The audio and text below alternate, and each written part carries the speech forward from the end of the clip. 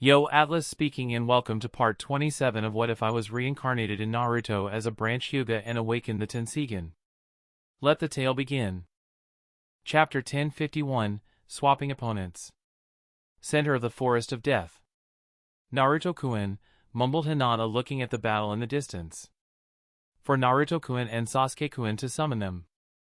I don't think they are fighting someone ordinary, said Yakumo, and asked, what do you think? Is it the Amigakure squad? Maybe, maybe not, it's hard to guess who exactly they are fighting from such a large distance, responded Cheyenne. All they are able to see are the figures of the giant toad and the giant snake. Other than that, they can't see much, and all that fog and mist surrounding the battlefield is not helping much either. Hinata turned to Cheyenne and said, Cheyenne-chan, we have to. Before Hinata could even complete her sentence, Cheyenne immediately shook her head, no we don't. Hinata tried to reason with Cheyenne, what? Why? They are our friends. Yakumo also looked at Cheyenne wondering why she immediately refused Hinata's idea of helping their friends. First of all, we are too far, we wouldn't be able to make it there in time to help Naruto-kun and the others, answered Cheyenne while thinking to herself, if I had succeeded in mastering the jutsu Curoto and I gave me back then, the situation would have been different, we could have made it to them in no time, but, shaking her head, she gave another reason. Second reason is that you need to have faith in them. Naruto is strong, much stronger and better than me. While giving such a reason, she thought internally, unlike me who is so afraid of that demon, he has been able to gain some control of the thing living inside him, there is just no way he would lose there, and added, moreover, it's not just Naruto-kun there. Sasuke-kun and Mika-chan are on this together. I am sure they would be able to make it out alive without any problem and meet us inside the tower once they collect the scroll they need. Hearing Cheyenne's response, Hinata clenched her hands. Yes, she needs to have faith in Naruto and the others. Surely, they would be fine. With that in mind, she nodded, why yes. Seeing Hinata nod, Yakumo turned her head to look at the red tower behind them and asked, so, are we going inside the tower, or what? Cheyenne and Hinata nodded, yes, and proceeded to walk toward the red tower in front of them. While approaching the tower, the three kunoichi couldn't help but glance at the battlefield from time to time. At such a time, suddenly a roar reached their ears and they turned back to look at the source, and that is when they noticed the appearance of another creature as big as Gaaraga and Gamabunta on the distant battlefield. Looking at the creature, all three kunoichi were stunned, and various questions immediately popped in their heads. What kind of creature is that? Who summoned that thing?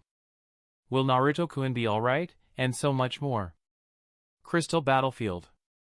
What kind of creature is that? Mumbled Giren with a stunned expression. The creature before her resembled something like a chimera with multiple mutations. It had a monkey's head with large fangs and a white mane, a tanuki's body, a tiger's legs, and the front half of the mouth of a snake for its tail along with glowing yellow eyes. And its size, it was as large as the giant snake and the giant toad not too far away from the crystal-filled battlefield. Standing atop the creature's head, Mika ordered it, Nu, help me defeat her. Roar! Following Mika's command, the creature roared and tried stomping Giren using his right foreleg. Crystal Body Substitution Jutsu. Seeing Nu's attack, Giren immediately weaved hand signs for a substitution jutsu and exchanged her position with a large crystal. Boom! That was close, mumbled Giren from her new position as she stared at the powdered crystal at her previous position. There she is. Attack her again, Nu, shouted Mika upon finding that the Otogakure kunoichi had managed to escape the previous attack. Damn! Giren gritted her teeth and quickly changed her position. Boom! Continue, shouted Mika and the creature followed her command, boom. And so, the attack continued with Mika and Nu continuously attacking Giren, and the Otogakure kunoichi trying to dodge those attacks. Boom! Boom! Boom! Boom! Boom! Boom! Boom! Gah! Although she managed to dodge most of the attacks, Giren was not so lucky the last time as her body flew away and rolled several times before coming to a stop. Damn it, that really hurts, she mumbled feeling pain from her ribs and blood leaking out from her mouth. Standing atop the collapsed Otogekure Kunoichi, Mika stared down at her in silence for a while before speaking to Nu. Let's go Nu, we have to help Sasuke-kun and Naruto-kun. The giant creature followed Mika's command and turned toward the giant toad and giant snake in the distance. Where do you think you are going? Said Giren as she once again got up. Nu stopped as Mika questioned, you still want to continue? And added, you should know that you won't be able to hold off both of us at the same time. At a glance Mika could tell that Giren's body was in a mess. However, Giren's eyes were clearly telling her that there was no way in hell she was going to allow Mika to go away just like that. You have used your trump card. I still have mine left, said Giren with a chuckle as black markings appeared on her face and arms, and she roared as a violent chakra burst out of her body. Don't underestimate me, girl. Instantly, her physical features such as the color of her skin and the length and color of her hair changed. 2 black horns made up of crystals appeared on her forehead along with a pair of wings on her back. It's just like them, thought Mika, connecting the technique Otogekure Kunoichi before her use to the previous Otogekure ninja their squad was fighting against. Next up is, unaware of Mika's thoughts, Giren weaved the hand signs, rat, snake, ram, dog, tiger, and clapped her hands together as 5 pink crystalline pillars appeared around them. Mika vigilantly looked at the 5 crystalline pillars surrounding the battlefield, but no attack came from them, making her doubtful about their purpose. What do they do? Soon her doubts were cleared as Otogekure Kunoichi's chakra fluctuations became several times stronger to the point her chakra became visible to the naked eye. With all that chakra coursing through her body, Giren spoke, and now, let the real battle begin. Somewhere in the distance. The moment Neji noticed the summoning of Gamabunta and Garaga, both Neji and Kiyomi fell into a dilemma. A part of them was telling both the Genins to check out Team 7's situation, while the other part was telling them to have faith in Naruto, Sasuke, and Mika and not interfere. As time passed, this dilemma became stronger and stronger to the point that neither of the two was able to properly focus on their own battle against Sunagekure and Kirigakure ninjas, and it just so happens that the ninjas that they were fighting weren't ordinary either. Initially, ninjas the 3 Genins from Kirigakure were proving to be difficult for both Suna and Konoha because of all the water and rain in the surroundings, but now that the rain has stopped, the situation has changed into the 3 Genins from Suna being the ones being unstoppable, and both Konoha and Kiri have to work together to hold them. As the battle progressed, another giant creature appeared in the distance, and neither Neji nor Kiyomi recognized this new creature. As a result, they became more worried for Naruto and Sasuke. Even Lee appeared a little concerned, and asked, do you want to go there? Both Neji and Kiyomi nodded lightly, at least make sure that their lives are not in danger. But how to do that? Asked Lee with panting breath. It's not as though they do not have the option of withdrawing from the fight and checking out the situation, but the problem is that if they were to turn their backs, both Suna and Kiri would target them at the same time. Besides, engaging in this fight is proving to be fruitless for them because other than wasting chakra, they haven't accomplished anything so far. So, withdrawing from this fruitless fight is the best choice, but the problem remains the same. Just when the 3 Konoha Genins were unsure what to do, suddenly a telepathic message appeared in their minds. Hearing the message, Neji was stunned, and questioned, are you sure? You might lose your scroll. It doesn't matter. I feel like this Chunin promotion exam is not for us, its scale is too big for us. Your squad and Sasuke's squad have better odds, so it's the most logical choice, and personally, I have started to feel this entire ordeal like a total drag, said the voice. After a moment of silence, Neji nodded, all right then. In that case, let's do it at the count of 3, Neji, Kiyomi, and Lee glanced at each other and nodded, understood. Well then, 3, 2, 1, go! The moment count was finished, Neji, Kiyomi, and Lee used body flicker jutsu to leap backward into the forest, and at the same time, 3 figures leaped out of the forest and took their position. What the? Sunagekure and Kirigakure ninjas were taken aback by the sudden change, but the 3 Genins that suddenly appeared did not give them any respite and immediately started attacking. At the same time, Neji, Lee, and Kiyomi looked gratefully at their friends, thanked Shikamaru, Ino, Choji, then dashed in the direction of the giant toad, giant snake, and giant chimera in the distance. Chapter 1052, Swapping Opponents 2. The forest of white bones continued to spread to the surroundings like a plague. It attracted the attention of almost everyone in the nearby area, and in the center of this bone forest, Gamabunta kept swinging his tanto to destroy the forest of bones while rapidly moving across the field at a speed not expected of his size. Clang! Clang! Clang! Gamabunta's slashes were sharp, swift, and contained a lot of raw power. The air pressure generated from the slashes was continuously cutting off the bone spears rising from the ground, and this goes to show how much effort he was putting in, but the problem is that despite Gamabunta's efforts, he was barely able to resist the bone spears that kept coming at him endlessly from all directions. No matter how many of them were cut off, there was simply no end to the rising bone spears. As a result, within a few seconds, there were several wounds on the giant toad's body and he was starting to lose blood, and the accumulation of these wounds along with the loss of blood slowly started to slow him down. Although Gamabunta is very powerful as a summon, defense is not his strongest suit. Naturally, Sasuke also understood this and knew that unless he neutralized Kimimaro, he could not win this fight, so he focused on finding Kimimaro hidden inside the forest of bones. With a naked eye, it's impossible to locate a user of Shikatsumi Haku while they are hidden within the forest of bone they have created. However, Sasuke believed that with the inside of his Sharingan and with its ability to see Chakra, he should be able to spot Kimimaro. But of course, the forest of bones is also the result of Kimimaro's Chakra, so spotting Kimimaro's specific position in that forest of bones is not easy either. All I have to do is see the discrepancies in the spread of Chakra. A few seconds passed and Sasuke suddenly noticed something. There he is, and shouted while weaving the hand signs, Gamabunta-sama. Go for it, boy, nodded Gamabunta as he leaped high into the sky while expanding his stomach and cheek pouched, and then released a jet of toad oil from his mouth in Sasuke's direction. The jet of toad oil was extremely fast and instantly covered the distance. Looking at the jet of toad oil under him, Sasuke also released the hot flames brewing in his throat, fire-style, fireball jutsu. The hot flames released by Sasuke boiled the toad oil at an extremely high temperature and produced the combined jutsu, fire-style, toad flame bomb, that instantly swallowed a section of the forest of bones and vaporized it. Did it work? Thought Sasuke looking at the section of bone forest vaporized by toad flame bomb.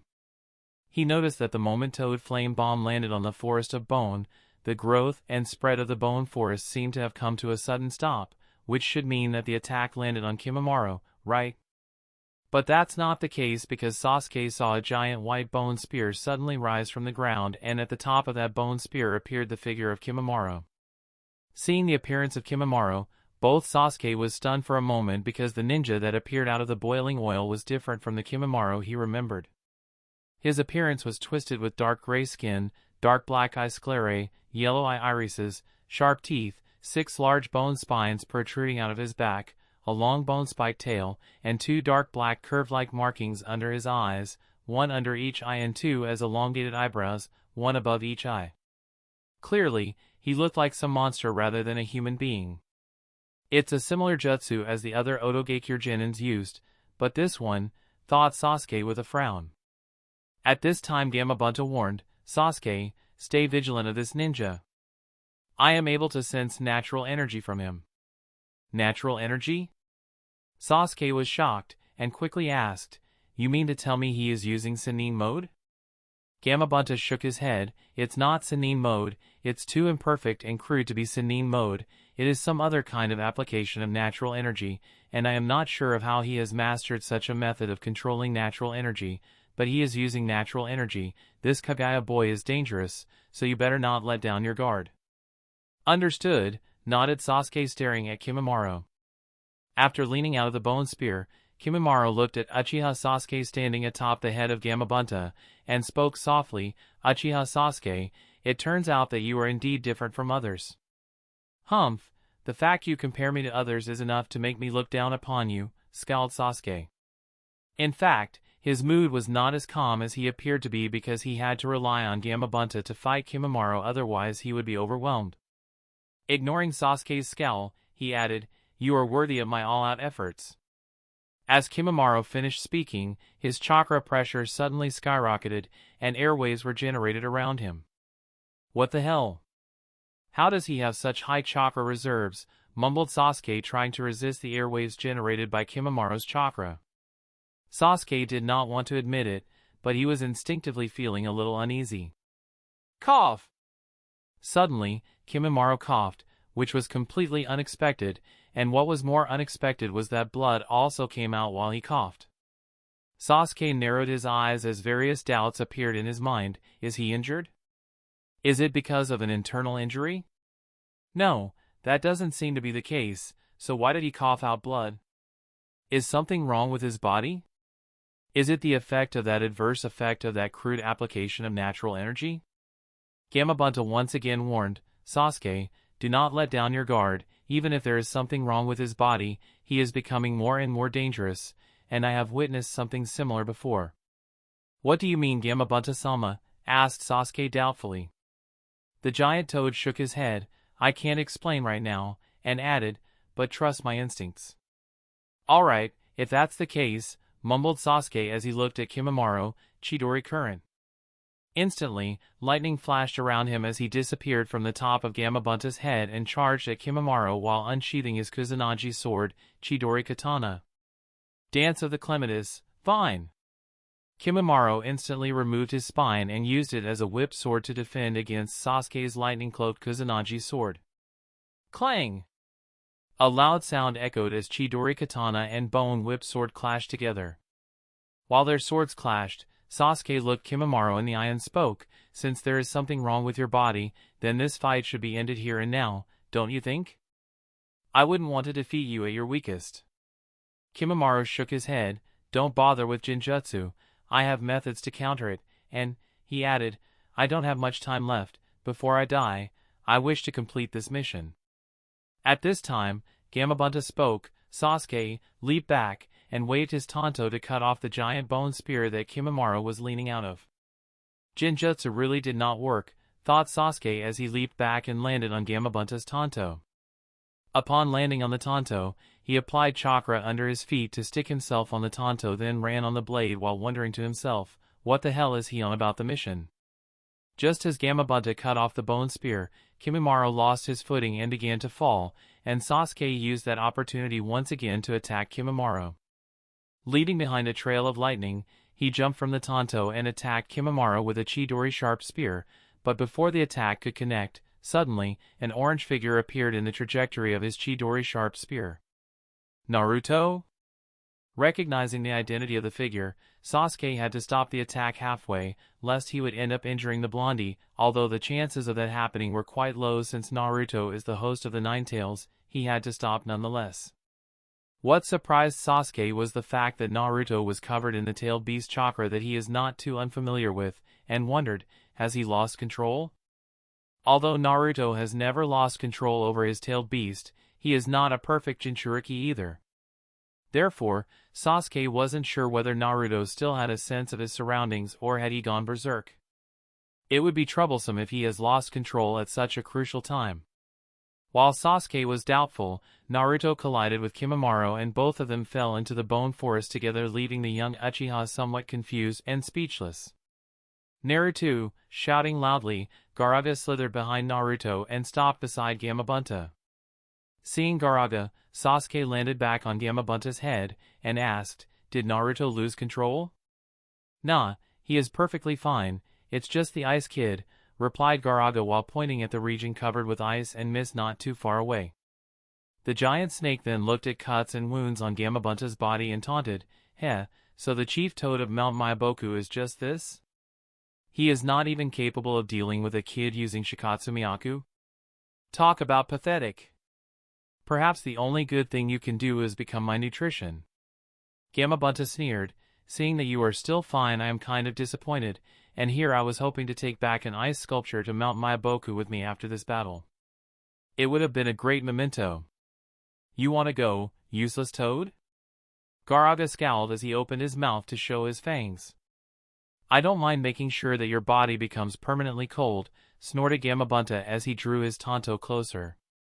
Not caring about the bickering between Gaaraga and Gamabunta, Sasuke sighed in relief, at least Naruto hasn't lost control.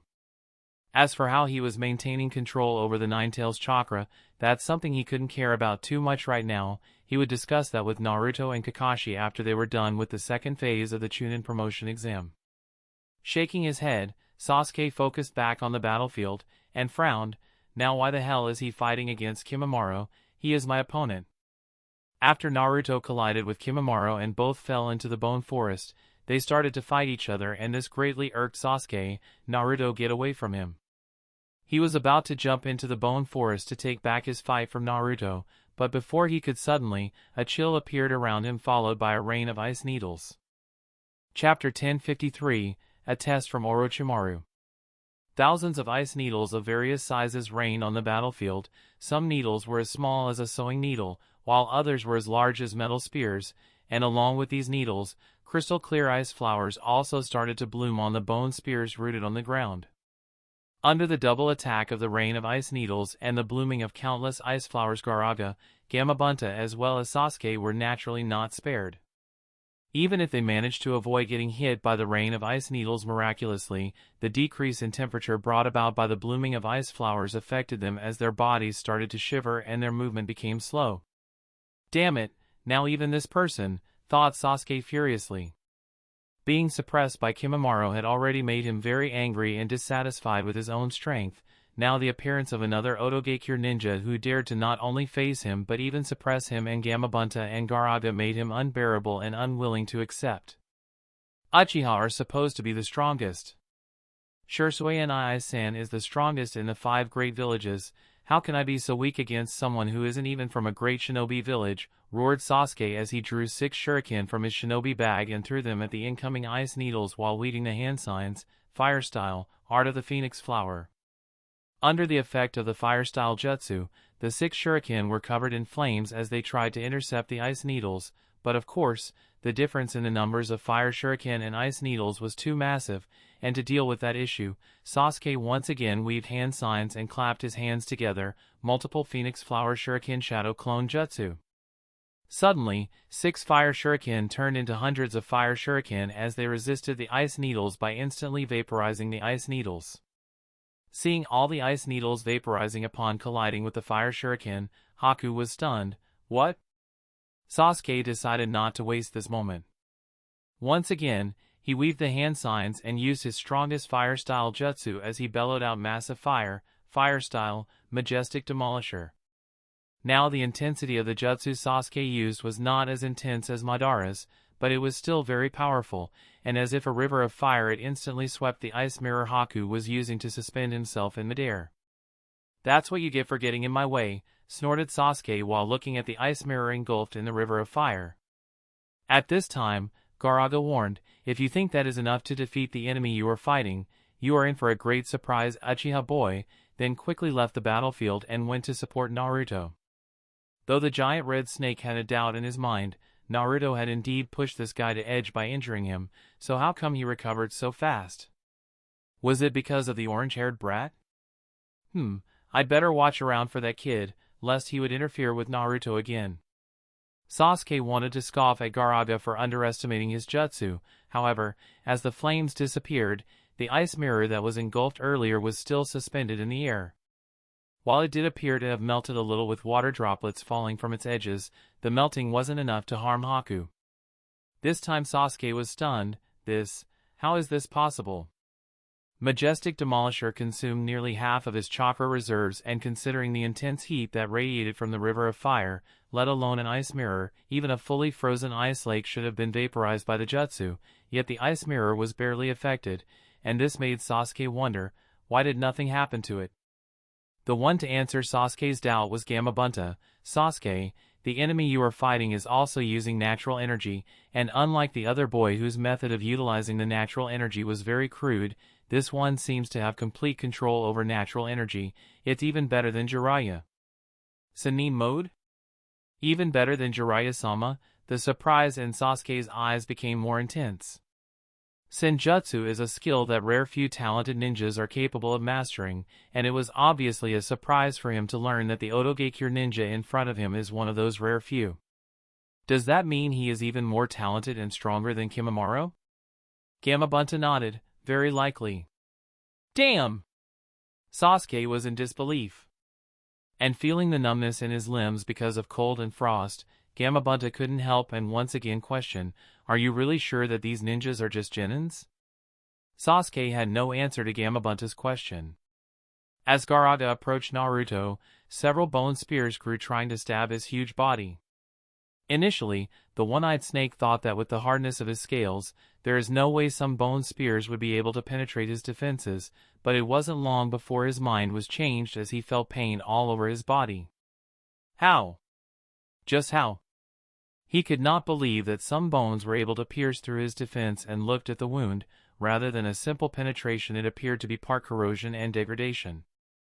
Rather than the bones piercing through his defense, they degraded his defenses and then penetrated his body. Damn it, is this Shikatsu Miyaku? No, that's not possible, it's different.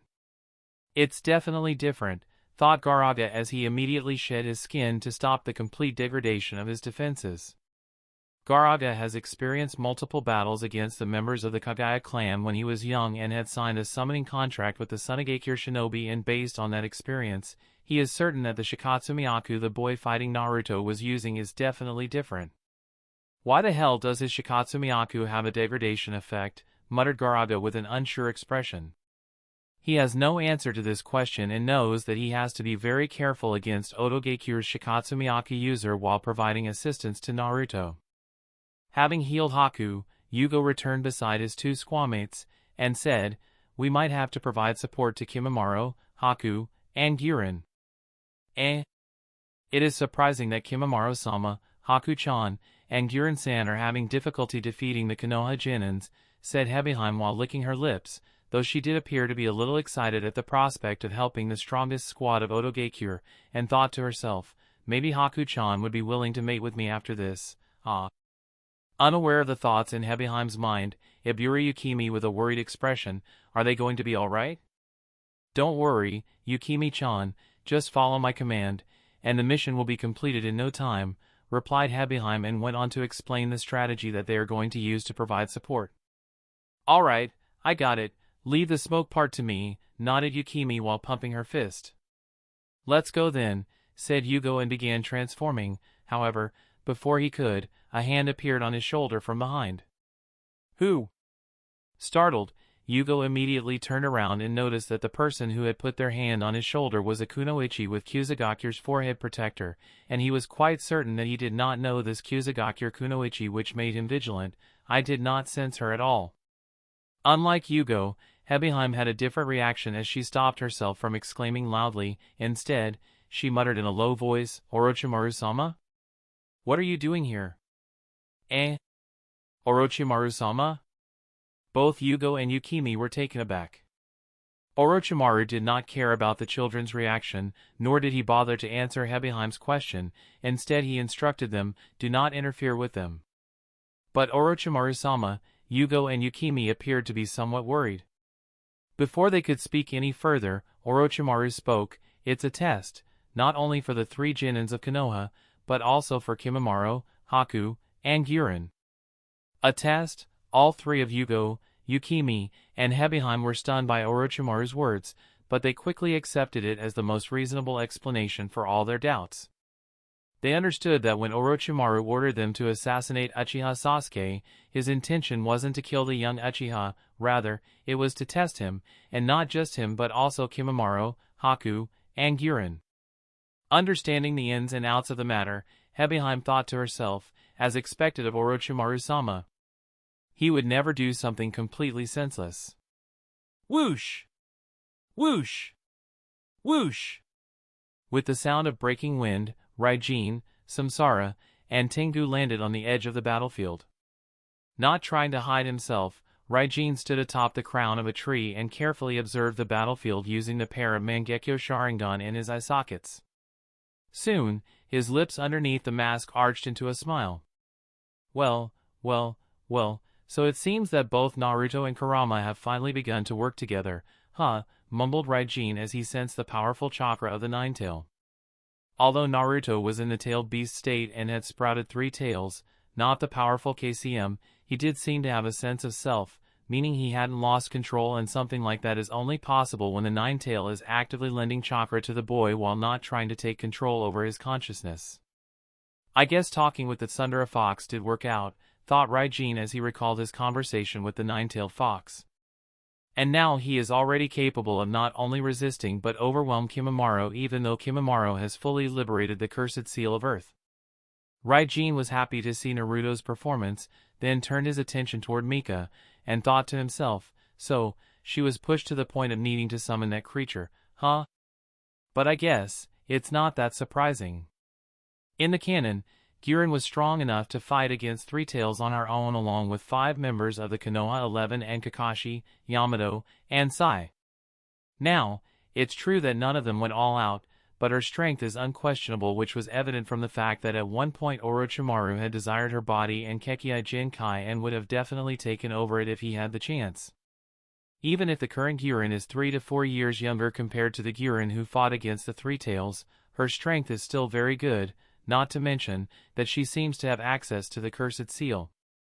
Orochimaru-sama implanted the cursed seal of heaven on her, thought Ryene.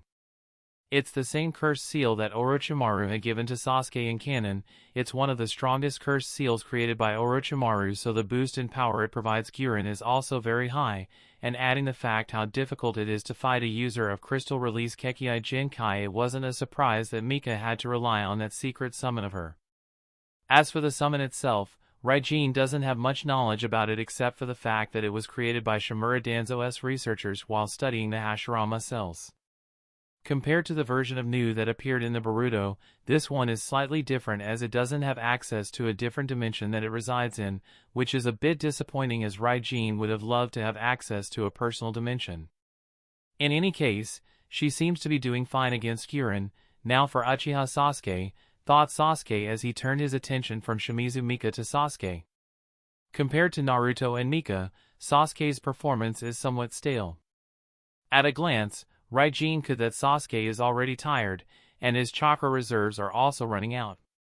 While he seems to be angry, it's not to the extent of creating emotional fluctuations and affecting his Sharingan. Holding his mask, Ryene muttered with a chuckle, the emotional stimulation is not enough, and this is a cue for me to interfere. Chapter 1054, Between Mission and Companion. Huh? How come Haku became this strong, mumbled Ryene. While Ryene was observing Sasuke, he naturally discovered Haku, who seemed to be suppressing both Sasuke and Gamabunta on his own. It's just that Haku seemed indecisive and didn't seem to actually want to harm the young Uchiha, otherwise, Sasuke's situation would have been very bad. Be that as it may, Ryene was still very surprised by the situation because, in his opinion, Haku shouldn't be this capable. In Raiden's opinion, the combination of Sasuke and Gamabunta should be more than enough to defeat Haku, let alone being suppressed by him.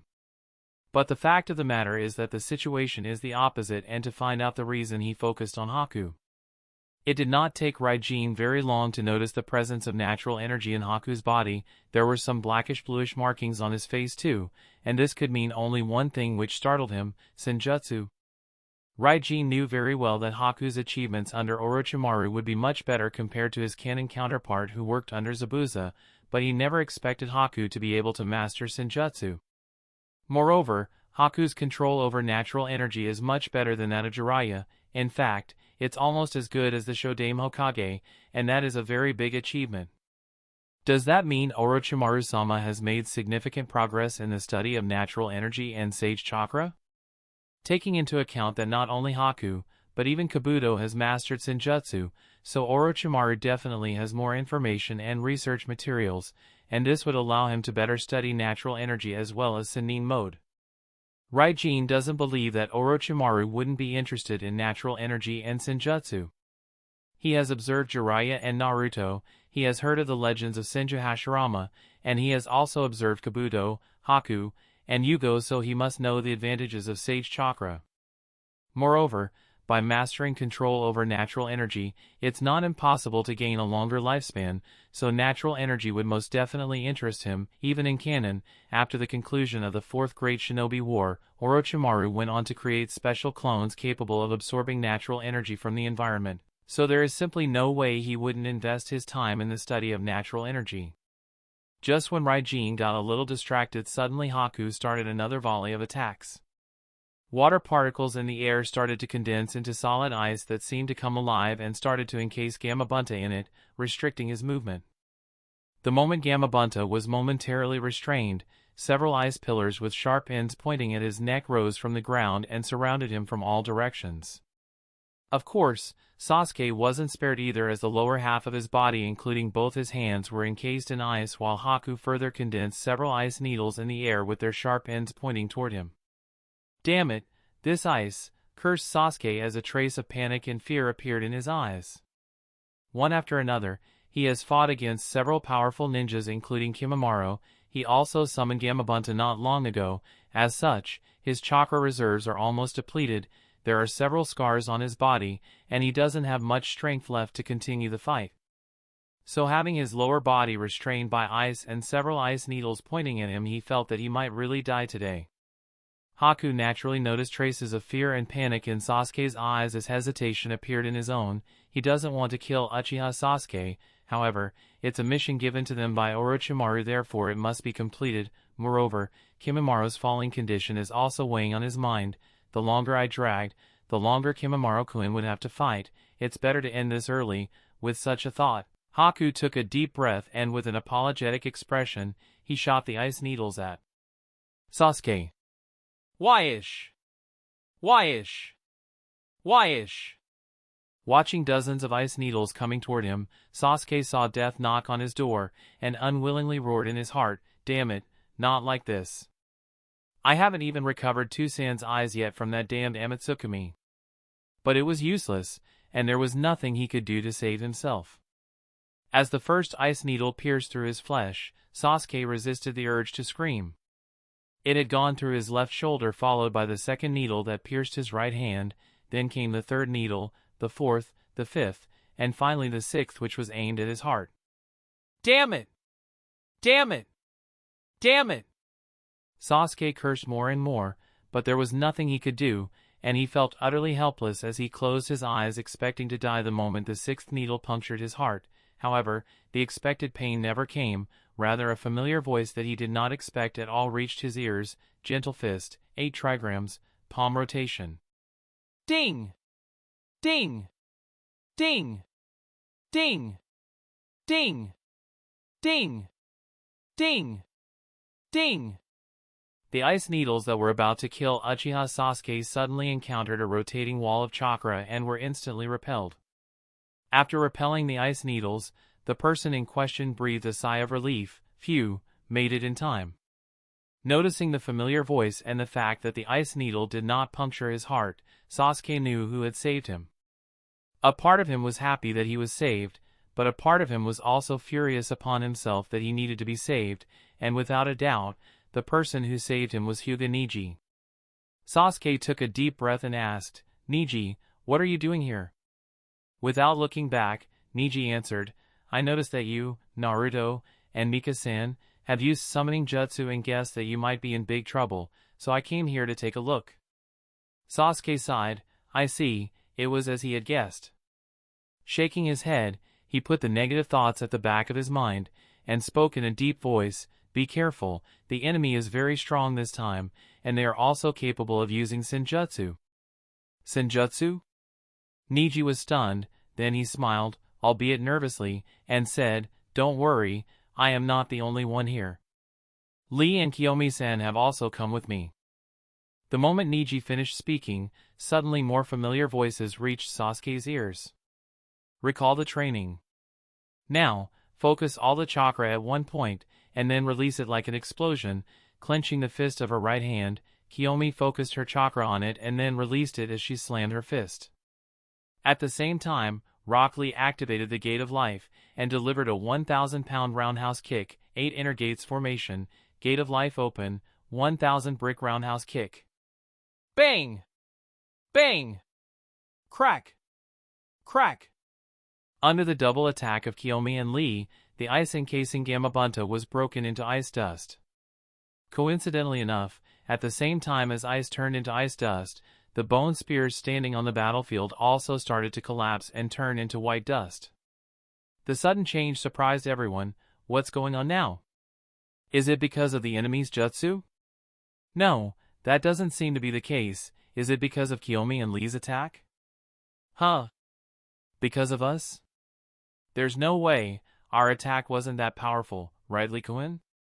Everything is possible with the power of youth. What are you talking about? It was definitely not the two of us. Ignoring the conversation between the four Konoha Genins, Haku immediately looked in the direction of Kimimaro and noticed that he was being one-sidedly suppressed by Naruto. There were several injuries on his body, and he had knelt on the ground, coughing out blood. Kimimaro-kun is already at his limit. We can't continue this thing anymore. With such a thought, Haku no longer paid attention to the situation around him. He quickly approached Kimimaro, and after condensing an extremely sturdy defensive wall of ice between them and Naruto, he helped Kimimaro get up while speaking in concern. Kimimaro-kun, we can no longer. Kimimaro's breathing was rugged. The injuries on his body weren't healing at the speed they normally do. The cursed seal of earth had regressed back and he was having trouble speaking. Leave. Cough, me alone. Cough cough, go and cough complete. Cough the mission, cough go quickly. Haku was silent. He glanced at Naruto and Gaaraga on the other side of the ice wall, then at Sasuke, Neji, Kiyomi, and Lee standing on top of Gamabunta's body, and finally at Giren, Mika, and Nu who were slowly approaching their side. He took a deep breath and with a determined expression, he suddenly knocked Kimimaro unconscious without giving him any opportunity to react. Then while carrying him on the ice mirror, he chose to retreat. Standing on top of the same ice mirror, he approached Giren, and said to her, "We are retreating." Haku's sudden arrival beside Giren and Mika halted their battle. Upon hearing Haku's words, Mika chose to take a step backward and did not attack the distracted Giren. In her opinion, it would be best if these Otogakure ninjas really retreat. Giren did not have to ask the reason for Haku's choice as she noticed the status of Kimimaro with a glance, and agreed, all right, and landed on the ice mirror beside Haku as the cursed seal on her body regressed. With Giren on board, Haku controlled the ice mirror and left the battlefield. On the way, they came across an ink bird on which 3 more Konoha Genins were present, but Haku and Giren did not pay them any attention and left. While they were leaving, Giren asked Haku, "What about the mission given by Orochimaru-sama?" "We failed. I will bear the full responsibility," replied Haku with a determined face. Between the mission and companion, he naturally chose companion. "Idiot, we are a team, aren't we?" "Naturally, I will share the responsibility with you," said Giren with a sigh. "Thank you," Haku thanked Giren. Giren shook her head and stayed silent. Internally, she couldn't help but think, "You truly are a kind boy." Chapter 1055, Doubts Pertaining to Ryene. Seeing the 3 Otogakure ninjas retreat, Kakashi breathed a sigh of relief. He was also very happy that Neji, Kiyomi, and Lee had come forward to help out Naruto, Sasuke, and Mika. Otherwise, he might have to make a move himself because he had no intention of letting Sasuke die there. "Thanks to Team Guy, I did not have to come forward, otherwise, it would be troublesome to explain," sighed Kakashi. At the same time, he was also pondering over the strength displayed by Kagaya Kimimaro, Yuki Haku, and Giren. He had not expected these Otogakure ninjas to be this strong. "Despite overestimating them, it turns out we were still underestimating them," mumbled Kakashi with a thoughtful expression. Before the second phase of the Chunin promotion exam began, a comprehensive analysis of the strength and abilities of all the participating ninjas was conducted by Konoha's Strategy and Intelligence Department. Otogakure ninjas were naturally no exception, and based on that analysis, Kagaya Kimimaro's strength should have been Jonin level at best. But based on the result of the battle between him versus Sasuke and Gamabunta, and him versus Naruto and Gaaraga, it's obvious that the analysis of Kimimaro's strength was not up to the mark. Although Kimimaro was unable to do much against Tailed Beast Mode Naruto, who had sprouted 3 tails, at that time, his physical condition seemed to have already deteriorated significantly from the prior battle against Sasuke, so that's not really a correct estimation of his strength. Kimimaro's true strength can be accurately estimated from his battle against Sasuke and Gamabunta. The fact he was able to suppress the young Uchiha and the chief toad of Mount Myaboku on his own is enough to tell that he is much stronger than average Jonin. Heck, most jonin are completely helpless against the likes of Gamabunta, who can even wrestle against tail beasts for a short while, and adding Sasuke, who has 3 Tomo Sharingan, various lightning and fire style jutsu, and a special combination jutsu with Gamabunta, let alone elite jonins. Even Kages might feel troubled facing this duo, yet Kimimaro single-handedly suppressed both. This is enough to prove that his strength has already reached the Kage tier, perhaps on the lower end of the spectrum, but definitely in that tier. But it wasn't just Kimimaro that surprised Kakashi. The other 2 Otogakure ninjas, the user of Crystal Release Kekkai Genkai and Ice Release Kekkai Genkai, surprised him more because their strength was in no way inferior to that of Kimimaro. In fact, because these 2 did not seem to have any problem with their body, unlike Kimimaro, they appeared to be stronger than the young ninja from the Kagaya clan. Although Kakashi isn't exactly certain why Haku and Giren kept holding back and did not go all out until the very end, it is undeniable that their strength also lies in the spectrum of the Kage tier. What's more astonishing is the age of Kimimaro, Haku, and Giren. Kakashi doesn't think either of them is older than 15 or 16. To possess such incredible strength at such a young age, their potential is undoubtedly very high. He wouldn't even be surprised if the 3 of them become famous and feared throughout the shinobi world, just like Konoha's Sannin. It is incredible to think that such exceptional ninjas originate from a newly established shinobi village. What makes Kakashi even more intrigued about them is that Kimimaro possesses the Shikatsu Myaku and Haku possesses Ice Release. Not many ninjas with these Kekkai Genkai remain in the shinobi world, and just like Kimimaro and Haku, Fujin and Suijin of Amatsukami also possess these 2 Kekkai Genkai. Is it just a coincidence, or there is something more to it? Regardless, we will have to take Otogakure more seriously coming forward, since that village is likely to emerge as a great power in the future. As Kakashi reached such a conclusion and was prepared to withdraw from the area now that his team was no longer in danger, suddenly, something unexpected happened. Seeing that the 3 Otogakure ninjas were retreating, all 9 Konoha Genins, including the trio of Sai, Sakura, and Shino on the back of the Ink Bird, breathed a sigh of relief. If it weren't for Kimimaro's falling health, the battle wouldn't have ended as abruptly as it did, and they would have to continue the fight against enemies they might not really have a chance of defeating with their current strength. Whoosh! Just when the 6 Genins and the 3 giant summons relaxed their vigilance, suddenly a figure appeared out of the woods and slammed at Sasuke on top of Gamabunta's body with a piercing sound. Wah! Sasuke was taken aback as he saw the figure coming closer and closer. He could see the person coming toward him, and his mind understood that someone was coming at him, but he could not react because the other party's speed was too fast for him to do anything. Even Kimimaro was not this fast. Just who is this woman? Such a thought suddenly appeared in his mind as he spotted the symbol on the forehead protector of the figure. Pause! Neji was no different from Sasuke. With his Byakugan, he could see the figure coming closer and closer, but it was too fast for him to be able to react to it.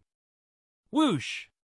Just when Sasuke and Neji were about to be attacked by the woman, suddenly, another figure appeared out of nowhere at a speed faster than the woman and intercepted her. Bang! With a muffled sound, both of them fell to the ground. Frightened Sasuke was stunned by the sudden change. He looked carefully and realized that the person who intercepted the Kyuzugakure Kunoichi was none other than the Amigakure Genins, Ryene. Why did he help me? Wondered Sasuke. The last person he had expected to intercept the Kyuzugakure Kunoichi was Ryene of Amigakure. On the ground.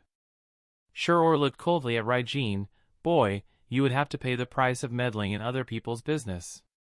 Humph, snorted Ryene, and spoke. You took the words right out of my mouth, old hag. Uchiha Sasuke is my target. I am the one who is going to play with him. Don't you dare touch him before I have had my fun playing with him. Bang! Suddenly, there was a burst of white smoke as Neji summoned Okinabuta, and standing on the giant boar's back, Rock Lee and Uchiha Kiyomi stared at Ryene and Shuror. At the same time, Naruto along with Gaaraga, and Mika along with Nu also arrived beside Sasuke. As a result, the situation became such that Ryene and Orochimaru were surrounded on all 4 sides by the 4 giant summons as Sasuke spoke coldly. I have had enough of you people. He seems to have genuinely gotten tired of these people targeting him one after another. It's like they think that he is an easy fish to capture, so they are coming after him. Huh. That's Ryene. Why did he come here after fighting Jeriah? Is it because of Naruto? Wondered Kakashi. Since he suspects Ryene to be connected to the Akatsuki organization, it makes perfect sense for him to approach Naruto. But at the same time, a doubt appeared in his mind. He did save Sasuke a moment ago from the Kusagakure Kunoichi's sneak attack. Why did he do that? Chapter 1056, Temporary Cooperation? On the battlefield. Noting Sasuke, Naruto, Mika, and the 3 genins of Team Guy standing on the heads of 4 equally large giant summons and looking down at him, Orochimaru grinned and licked his lips. He was neither nervous nor uneasy, rather, he was quite eager and greedy. Uchiha Sasuke had easily dealt with Sakon, Yukon, and the others, and he also managed to resist Kimimaro for a while despite having been through a battle only moments ago. While Sasuke's performance was not up to his standards, Orochimaru did not feel any problem with that as he was certain of correcting these issues while retraining Sasuke under his wing. Therefore, he is quite eager to take away the boy from Konoha. On that note, perhaps I can even implant Sasuke with the improved version of the Cursed Seal of Heaven. Desire for power that nobody in Konoha can grant him ought to bring the boy to me, thought Orochimaru while looking at the young Uchiha. While Ryene had somewhat different thoughts, he was also looking at the young Uchiha with a faint smile beneath his mask. Since neither Orochimaru nor Ryene were hiding their intention as they looked at the young Uchiha, Sasuke was further annoyed. He gritted his teeth and roared, "Damn you lot, over and over and over and over, you mock me as though I am some circus attraction. Do you think I am a fool? If you think so, then you are sorely mistaken. Wounded and weakened I might be, I am still a Uchiha, and as an Uchiha, I am going to teach you people not to look down upon us."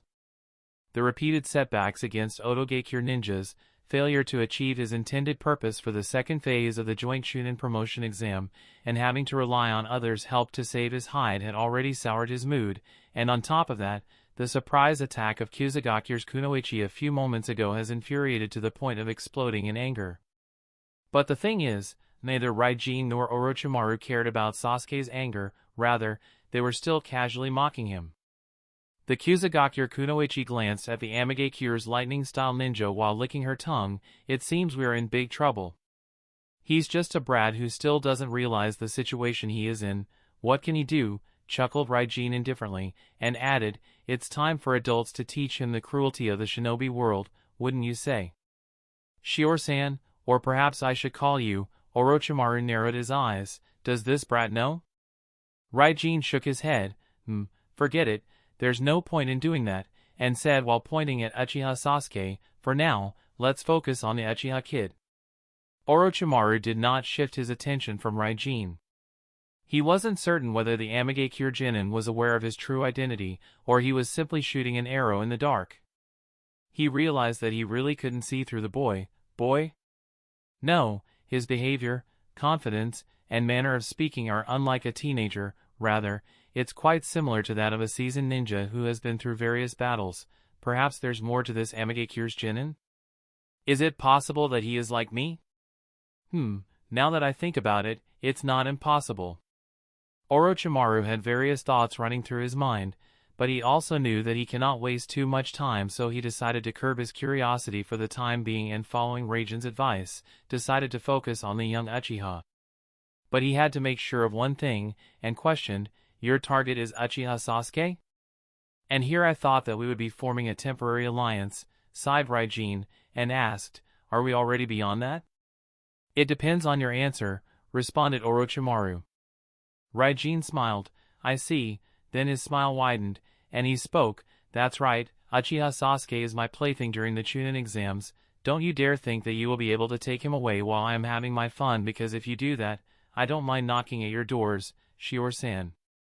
Though Ryujen's true intention is to stimulate Sasuke, in a sense, it wouldn't be wrong to say that Uchiha Sasuke is indeed a plaything for Ryene at the moment, because he would be tormenting the young Uchiha psychologically, emotionally, and physically, as that is necessary for the awakening of Sasuke's Mangekyo Sharingan. After answering Orochimaru's question, Ryene posed a question of his own, "And what about you? You are also targeting the boy, right? Though I wonder, why?" Ryene isn't exactly certain of Orochimaru's purpose behind targeting Sasuke. Initially, he thought that it ought to be Sasuke's body, but now he has begun to doubt that possibility and thinks that perhaps that's not the case. After all, Orochimaru already understands the consequences of extending his lifespan by seizing control of others' body, so Ryene doesn't think that he would be foolish enough to make the same mistake again, which means that there's something else that Orochimaru wants. But what exactly that something is, Ryene isn't certain, and looked at the Kyuzugaku Kunoichi for an answer. It's none of your concern, but I suppose there's no harm in forming this temporary alliance. Your purpose of having your fun while toying with the boy doesn't seem to go against mine, for the time being at least, answered Orochimaru. Is that so? Mumbled Ryene, somewhat surprised. That is certainly so, nodded Orochimaru as he stretched out his tongue with a smile. All right then, let's go, said Ryene with a smile. During the entire conversation, neither Orochimaru nor Ryene were quiet. In fact, they were speaking loud enough that their words reached Sasuke's ears as he tried to focus on their conversation. Seeing them casually talk with one another while completely ignoring him, and hearing the content of their conversation, Sasuke's anger rose up by a level. That's it, I am done with you guys, die. And threw several shuriken at the two while leading the hand signs, multiple shuriken shadow clone jutsu. I told you, the boy is inexperienced and doesn't understand the situation he is in. How very true. Both Orochimaru and Ryene chuckled in unison, and then both of them made their move at the same time. Orochimaru's body suddenly deformed and elongated like a snake, and with a swish sound, he pounced on Sasuke standing atop Gamabunta's head. Naturally, Ryene was not going to be outdone, and different from Orochimaru, he used the inside of Sharingan to carefully observe the trajectory of shurikens coming towards him, then used those shurikens as footholds to leap towards Sasuke. In fact, he did not need to use this kind of over-the-top method to approach Sasuke, but he did so either way in order to show the boy the difference between their abilities. Wah! Naturally, Sasuke and the other kids were taken aback. This is the first time they have seen someone using flying shuriken as a foothold, that to shuriken thrown by the enemy. Gaaraga, shouted Naruto. You don't need to tell me, Naruto, roared Gaaraga and spewed out petrification poison at the incoming ninjas. Strangely enough, the petrification poison completely ignored Orochimaru as it went by his side without touching him at all and attacked Ryene, leaving him with no other but to retreat back to his original position. Hee hee, Uchiha Sasuke is mine, grinned Orochimaru as he noticed Ryene retreating because of Gaaraga's petrification poison. He wasn't so surprised by this turn of events. In fact, he had slightly expected this result. After all, the body he is currently using is that of Kabuto. He has only stolen Shior's face to assume her identity for the duration of the Chunin promotion exam. Because Kabuto practices the Sannin mode of Ryuchi Cave, there is some kind of affinity between Gaaraga and Kabuto, both of whom have a connection to the Ryuchi Cave. For this reason, Gaaraga, cold as a snake he may be, did not attack him immediately. Rather, he targeted Ryene, who doesn't seem to have anything to do with Ryuchi Cave. Even if he agreed to cooperate for the time being, it doesn't mean he would actually cooperate. However, just as Orochimaru arched the corner of his lips in a mocking smirk as he saw himself getting closer to Uchiha Sasuke, suddenly, a huge suction force started to affect him and violently pulled him away from the young Uchiha. Orochimaru was startled and tried to regain control of the direction of his movement, but the suction force was too much, and he barely managed to turn his head to see the source of the suction force. It was the giant boar standing opposite the giant toad, and surprisingly the suction force acted only on him, not on Ryene. Orochimaru is sure whether the giant boar's attack was affected only because Ryene wasn't in range of the attack, or the giant boar simply ignored the Amigakure Genin just like Gaaraga ignored him, but he couldn't care about it too much as he was pulled away, and just when he thought that he was about to be swallowed by the giant boar, the suction force suddenly stopped as the boar had closed his mouth and he unexpectedly fell to the ground. Bang! Way! A gust of breeze blew by as the situation returned to what it was before Sasuke used his ninjutsu. The two people, who were about to attack Uchiha Sasuke, were forced back to their original position. Meanwhile, the four giant summons and their summoners on the back of those summons looked down upon the two ninjas from Kyuzugaku and Amigakure. The situation became a bit embarrassing for Ryene and Orochimaru, who were about to show Sasuke how naive he is to think that he stands a chance. Instead, the ones who were forced back were them. Chapter 1057, Samsara and Tengu's Interference. That bastard Gaaraga, he intentionally ignored Orochimaru-sama. That boar that the boy from the Hyuga clan summoned, there's something weird about it. Both Ryene and Orochimaru had different thoughts in their minds as they looked at each other. Ryene pondered for a while and quickly guessed the reason Gaaraga ignored Orochimaru in its previous attack. It ought to be because of Kabuto's body. Gaaraga should be able to feel Kabuto's connection to the Ryochi Cave.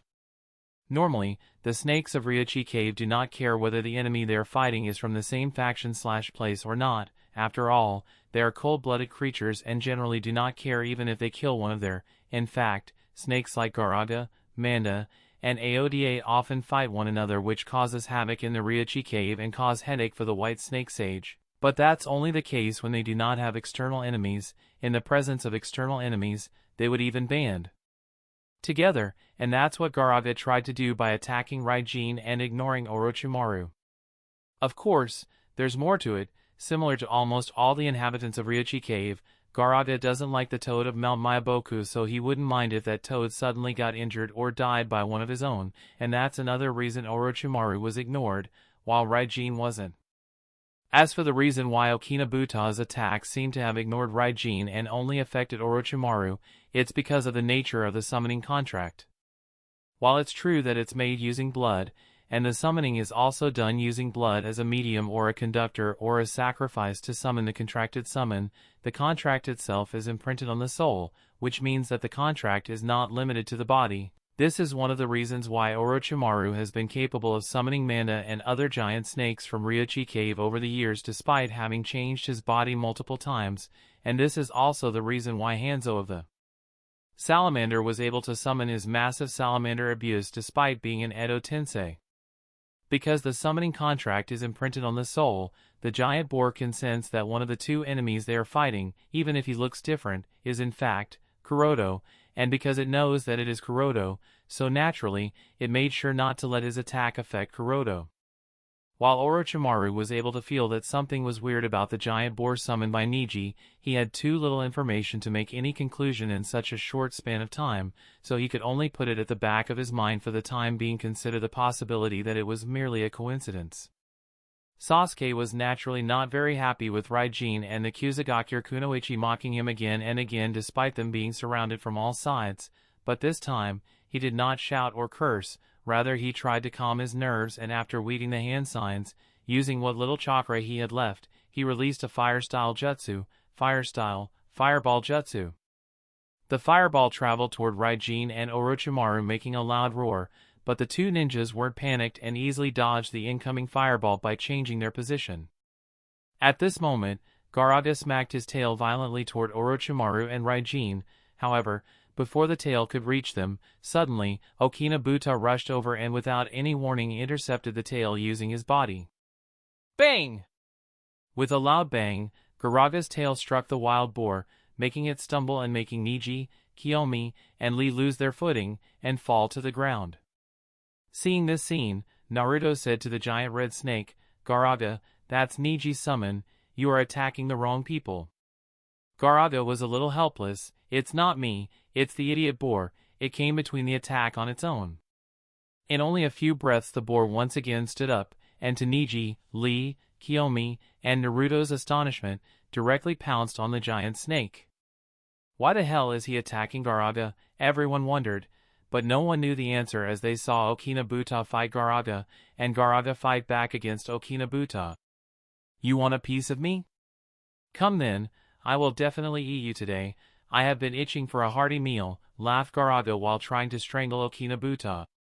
Getting up from the ground, and dusting off her clothes, Kiyomi wondered, could it be the result of Jinjutsu? Neji observed the chakra flow in Okinabuta's body using his Byakugan, and answered, his chakra flow seems to be proper. "Then why is he fighting Naruto's summon?" asked Lee. Neji sighed, shaking his head. "I don't know why Buta-san is behaving in this manner." He really did not know. Buta wasn't even answering his question, he was asking telepathically. Normally, he does, but at this moment, he wasn't. The sudden fight between Gaaraga and Okinabuta took Sasuke, Mika, Gamabunta, and Nu by surprise. Unable to react for a moment, and taking advantage of this opportunity, Orochimaru and Ryene once again rushed towards Sasuke on top of Gamabunta's head. The one to react fastest, other than Sasuke of course, was Mika, and she instructed Nu to support Sasuke. In response to the giant chimera trying to interfere, Ryene shouted loudly, "Samsara!" "Tengu!" "Understood," responded Samsara, who had remained hidden for the entire duration. She suddenly appeared in front of Nu, and while remaining afloat, she looked at the giant chimera with her Rinnegan and ordered it in a cold voice, "Stand down." Rumble. Much to Mika's surprise, Nu suddenly stopped and refused to take a step forward. "Nu, what happened?" asked Mika doubtfully. But much to her surprise, the giant chimera did not respond to her, it remained standing where it was. Considering the possibility of Jinjutsu, Mika tried to disrupt Nu's chakra flow using her chakra, but nothing happened. Seeing this, Mika clicked her tongue and asked Samsara, "What did you do to Nu?" "I did nothing, it's just afraid," answered Samsara lightly. "Afraid?" asked Mika with a frown. "Yes, for its own life, and for your life," nodded Samsara, and explained, "It knows instinctively that taking a step forward might result in its death, and your death as well." Mika's eyes widened. For such a thing, animals generally have great instincts to avoid danger. Nu naturally does too, and if it is instinctively afraid, it must mean that the difference in their strength is just too much. Neji, Naruto, and the others noticed that Mika was unable to provide to Sasuke because of the sudden appearance of Amagekyure's Giren, who blocked her and knew that they had to do it themselves. As a result, they tried to approach Sasuke. But just as the four children had taken a step forward, with a pair of fallen angel-like wings spread behind him, Tengu appeared in front of them, and spoke in a monotone voice, "Stay here." "He is also from that Raijin squad. Considering how difficult those two are, I doubt he would be easier," spoke Neji looking at Tengu. Nobody doubted Neji's words because they had the same thoughts. The fact he has some sort of wings and can fly is enough of a reason for them to agree with Neji. "We can't waste time here, Sasuke's life is in danger," said Naruto, glaring at Tengu. "What do we do?" asked Lee. Kiyomi took a deep breath. "Neji-kun, Naruto-kun, and Lee-kun, the three of you go forward and help Sasuke and I will try to stop him and make sure that he doesn't interfere." Neji stared at Kiyomi in surprise. "Are you sure?" Kiyomi smiled bitterly. "I don't have the strength required to help Sasuke and I either. You and Naruto-kun might have that strength, so I can only do this much." As she finished her words, suddenly, the two tomo in her Sharingan turned into three. Neji and the others naturally noticed this change, and agreed, "Be careful." Kiyomi nodded. "I will." With three tomos spinning in her Sharingan chakra gathering on her fists, she rushed toward Tengu and punched him. Boom! A loud explosion occurred as the ground crumbled and dust flowed up. "Did it work?" mumbled Naruto doubtfully. Neji said, "Now is not the time to question that. We have been given an opportunity, we best make use of it," and rushed toward Gamabunta. Lee and Naruto nodded, yes, and followed after him. Why-ish! Why-ish! Why-ish! But just as they took a few steps forward, suddenly, black wings appeared out of the dust and attacked them, prompting them to stop. Tuck! Tuck! Tuck! The black wings with sharp ends nailed on the ground before them.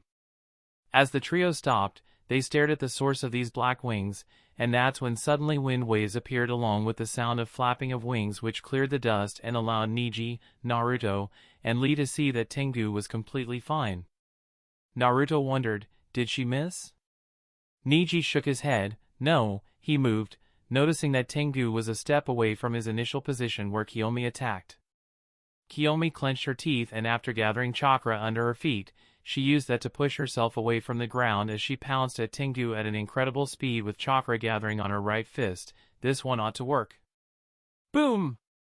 An explosion occurred as the ground was smashed to smithereens. However, Tengu was still completely fine. At the last moment, he had moved out of the range of Kiyomi's attack, making her frown. Once again, but she wasn't going to give up and again attack Tengu, but the same scene continued to repeat itself. No matter how much Kiyomi attacked, he was able to easily dodge all her attacks. No, not only was he able to dodge those attacks, he was also able to make sure that Neji, Naruto, and Lee remained where they were. Seeing that they were going nowhere, Neji said, "I am going to help her, you two take that chance." Lee shook his head. "No, Neji-san, you and Naruto take that chance, I will help her stop this guy." Then without waiting for Neji's reply, he activated the Gate of Pain and shot at Tengu at an incredible speed. While all of Lee's attacks were also easily dodged by Tengu, and even though both he and Kiyomi working together weren't able to touch him, they were able to provide that brief window Neji and Naruto needed to make a break and rushed past Tengu while resisting the rain of pointed feathers. Chapter 1058, Intercepting Naruto and Neji. "Humph, you are just a Kusagakure Kunoichi, don't think too highly of yourself," sneered Sasuke as he saw Shirwa rush toward him and unsheathed his Kusanagi sword. In Sasuke's eyes, she is just a genin of Kusagakure, an extremely weak shinobi village. There's nothing about Kusagakure or Shirwa worth taking seriously. Even if he was running low on chakra reserves and barely kept his Sharingan activated, Sasuke was still quite confident in defeating the unnamed Kusagakure Kunoichi. In his eyes, the problematic one wasn't the Kusagakure Kunoichi, rather, it was Ryene of Amigakure who was standing not far away and looking at him condescendingly. "It will be your turn after her," thought young Uchiha as he glanced at Ryene for a moment before focusing on Shirwa with his Sharingan. Naturally, the inside of his Sharingan allowed him to fully capture every move of Orochimaru, giving him inexplicable confidence. In the blink of an eye, Sasuke and Orochimaru collided. Orochimaru swung his hand with a grin, delivering a seemingly ordinary punch to Sasuke. "Stupid woman," snorted Sasuke as he moved his head out of the trajectory of Shior's punch and thrust his Kusanagi forward to puncture the Kusagakure Kunoichi's heart. Bang! But just as Sasuke was certain that he had dodged the Kusagakure Kunoichi's punch and was about to maim her with his katana, a deep muffle of fist colliding with cheek resounded on the battlefield and he stumbled a few steps backward, almost losing his balance as well as grip on his katana. Sasuke's mind went blank for a moment, and he fell to the ground with a dull expression as he felt severe pain in his cheek that was already swollen red and had resulted in internal bleeding in his mouth. But more than the burning pain and blood that he had to spit out, Sasuke was concerned about something else. He couldn't believe that he was still hit by the Kusagakure Kunoichi despite having positioned himself out of the trajectory of her attack in advance. To him, this did not make sense at all, and he mumbled to himself, what? How is this possible? I clearly read your movements and avoided the trajectory." In response to Sasuke's doubt, Shirwa licked her lips and said mockingly, "You think too highly of yourself, boy.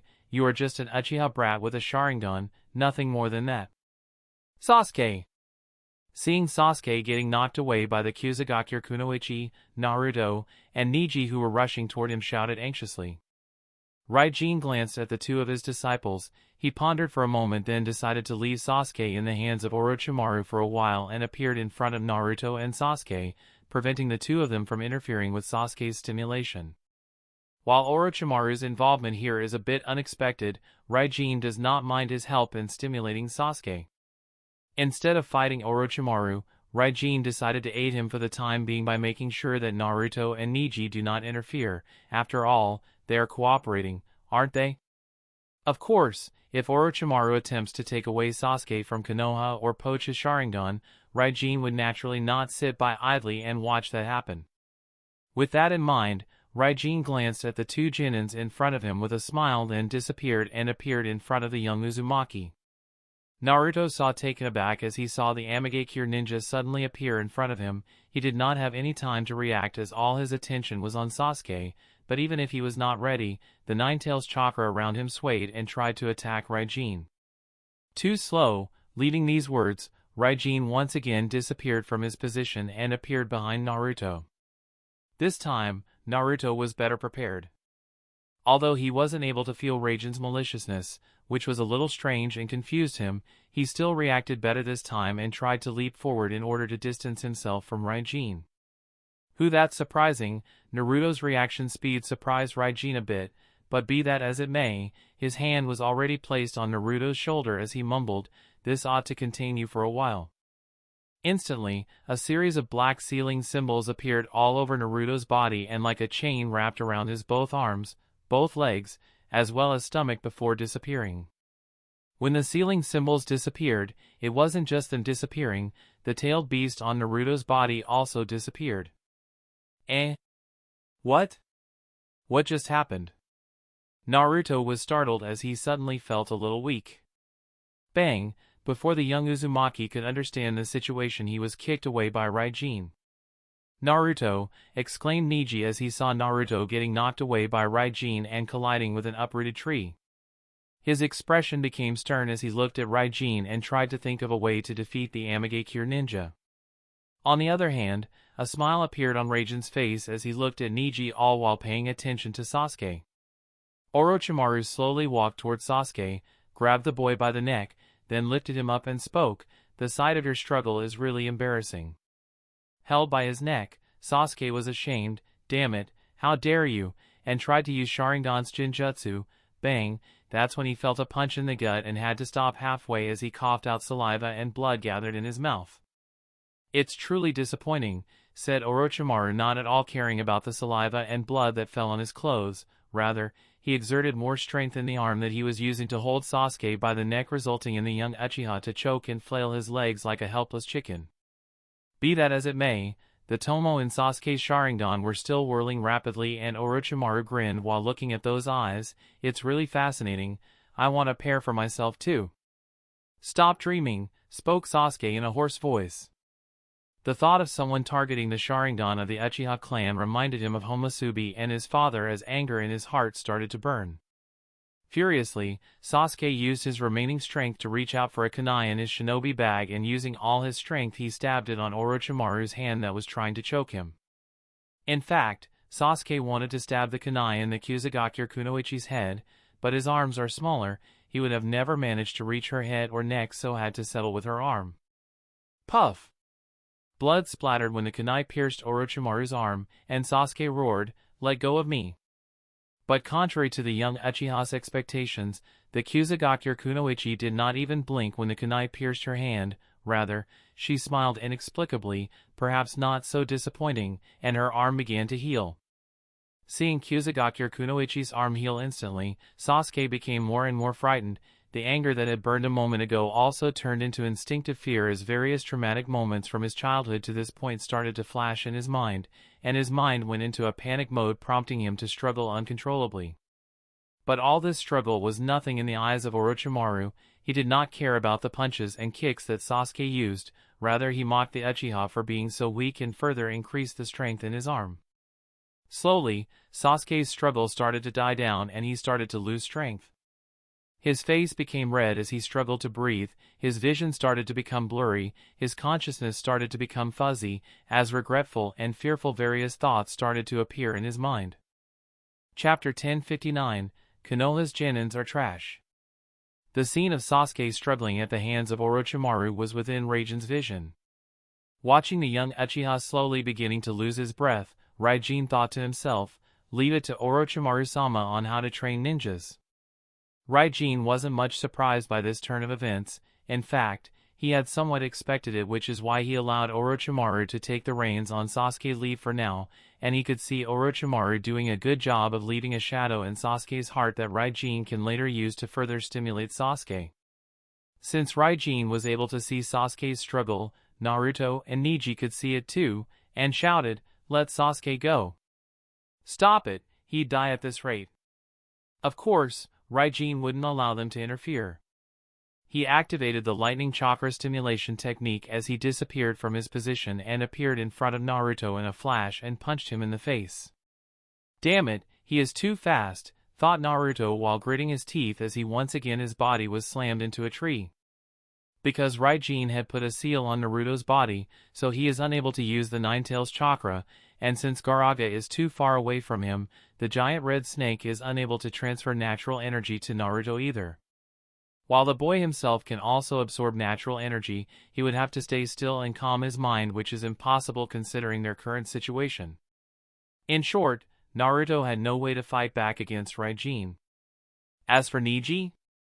Whoosh! Zzz. The sound of breaking through wind and lightning crackling reached Neji's ears as Ryene appeared by his side. Neji's pupils shrank as he exclaimed to himself, "Too fast, can't react." While Byakugan grants near 360-degree vision, it does not grant dynamic vision that of Sharingan. Therefore, it was difficult for Neji even to follow Raiden's movements or react to them. All he noticed was that a moment ago Ryene had knocked out Naruto.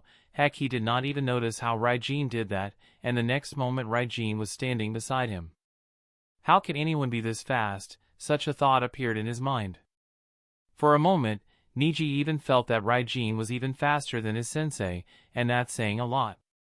Having dealt with Naruto and standing beside Neji, Ryene calmly put his hand on Neji's shoulder, and while staring into the young Hyuga's eyes, he chuckled, "So, you are Hyuga Neji from the Hyuga clan, huh? Honestly, you are disappointing.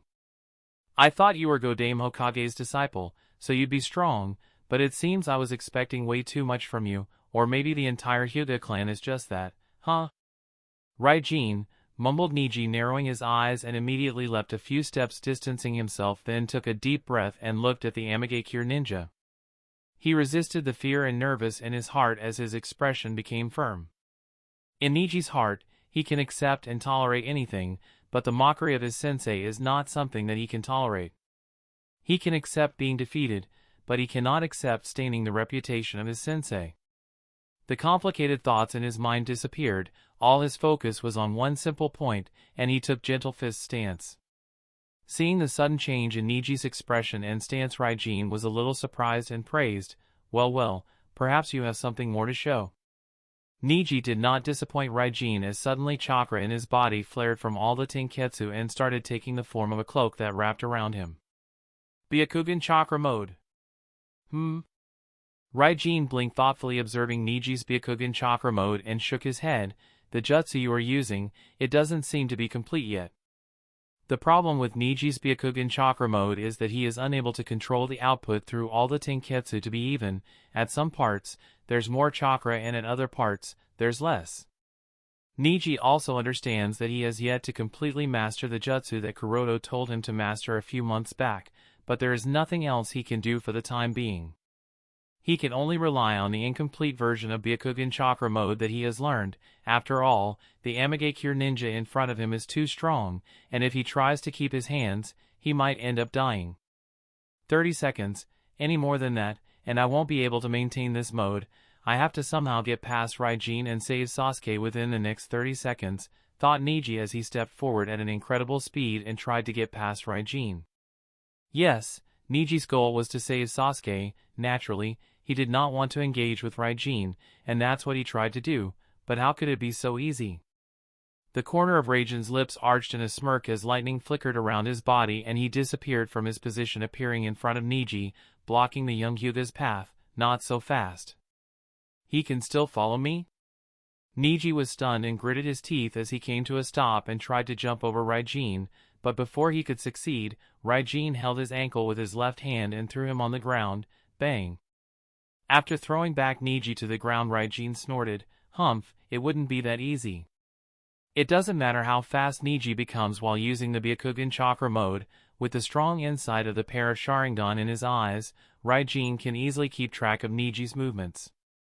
Before the dust cleared, Neji once again stood up and attempted to save Sasuke using a similar speed. Instead of direction passing by Ryene, he ran to the side, running in a circle, and tried to use another path to bypass the Amigakure ninja. Looking at Neji, once again, the corner of Ryene's lips curved into a smirk. This time, Ryene did not go after Neji, rather, he raised his lightning-covered left hand in the air, and released a jutsu, lightning-style, lightning snake. A serpent made up of lightning appeared out of the palm of his hand and instantly zapped Neji, who couldn't react to the speed of lightning serpent. His body exploded into white smoke and disappeared, poof. Using the cover of dust to create a shadow clone and use it to lead me away in order to create a chance for yourself, that's indeed a good tactic, but, unfortunately for you, it won't work out against me, chuckled Ryene, looking at Neji, who appeared before him as the dust cleared. It didn't work at all, thought Neji, a little panicked as he glanced at Sasuke, who was being choked by the Kusagakure Kunoichi in worry, then looked at Ryene, thinking to himself, what to do? How to bypass him? What? Can't think of anything? It seems I was right, Konoha's genins are indeed trash, chuckled Ryene, mocking Neji. Chapter 1060, Kakashi's Confusion. Looking at Naruto, who had clearly had his head stepped on but still gritted his teeth and tried to stand up, and Neji, who looked pained and clutched his stomach but had a determined look, Ryene smirked menacingly and mockingly. For ninjas who have never truly experienced war and killing, some setbacks are not necessarily a bad thing. Especially young people like Sasuke, Naruto, and Neji, who are extremely talented and possess strength beyond their peers, are always under the protection of their family, friends, and teachers. While they do have some understanding of the dangers of the shinobi world, it's not as clear and profound as Ryene wants. Because they have been saved time and time again, they also do not understand the simple concept that in this world, failure means death, there is no other alternative. Such children often end up making mistakes and lose their lives in the most pathetic and unexpected way possible. Tsunade Heime's young brother Senjin Iwaki is one such example. He was talented and grew up in the care and protection of Senjus and Sannin. When he went to the battlefield, he was too enthusiastic and not cautious enough. As a result, he ended up stepping on an explosion-tagged landmine trap prepared by the enemy and lost his life. Naruto, Neji, and Sasuke have of course fought against real enemies during missions that Curoto had arranged for them to complete before participating in the joint Chunin promotion exam. They still lack the mindset of a proper shinobi, at least, this is what Ryene feels. He thinks it is better to make them feel the bitterness of facing life and death at his hands rather than Nagato, Obito, or Tonari's hands, where they might really lose their friends and companions. Therefore, when Ryene took action just now, he did not hold back to avoid injuring them. He was as brutal as an enemy would be. Naruto tried to stand up again. Damn you, get off of me. Ryene smirked and pressed his foot on Naruto's body harder.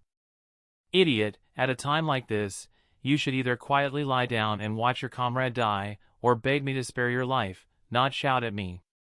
You do realize that I can kill you in an instant, right? You wouldn't even realize it, and you'd be dead. Don't talk nonsense. I would never beg you. I would never ever beg you for such a thing, and I am not going to let Sasuke die either. I am going to be the greatest Hokage. How can I surpass my sensei if I can't even save my friend? Shouted Naruto, not yielding to Ryene. Ryene chuckled. You are a funny one, eh boy? He bent down and playfully held Naruto's jaw with his left hand and said, Hokage? You are nothing but a brat. A brat like you wants to be Hokage? A brat like you thinks you can save that Uchiha boy? Forget about becoming Hokage. Just find a way to escape from me, and if you can't do that, then beg me. I am very generous.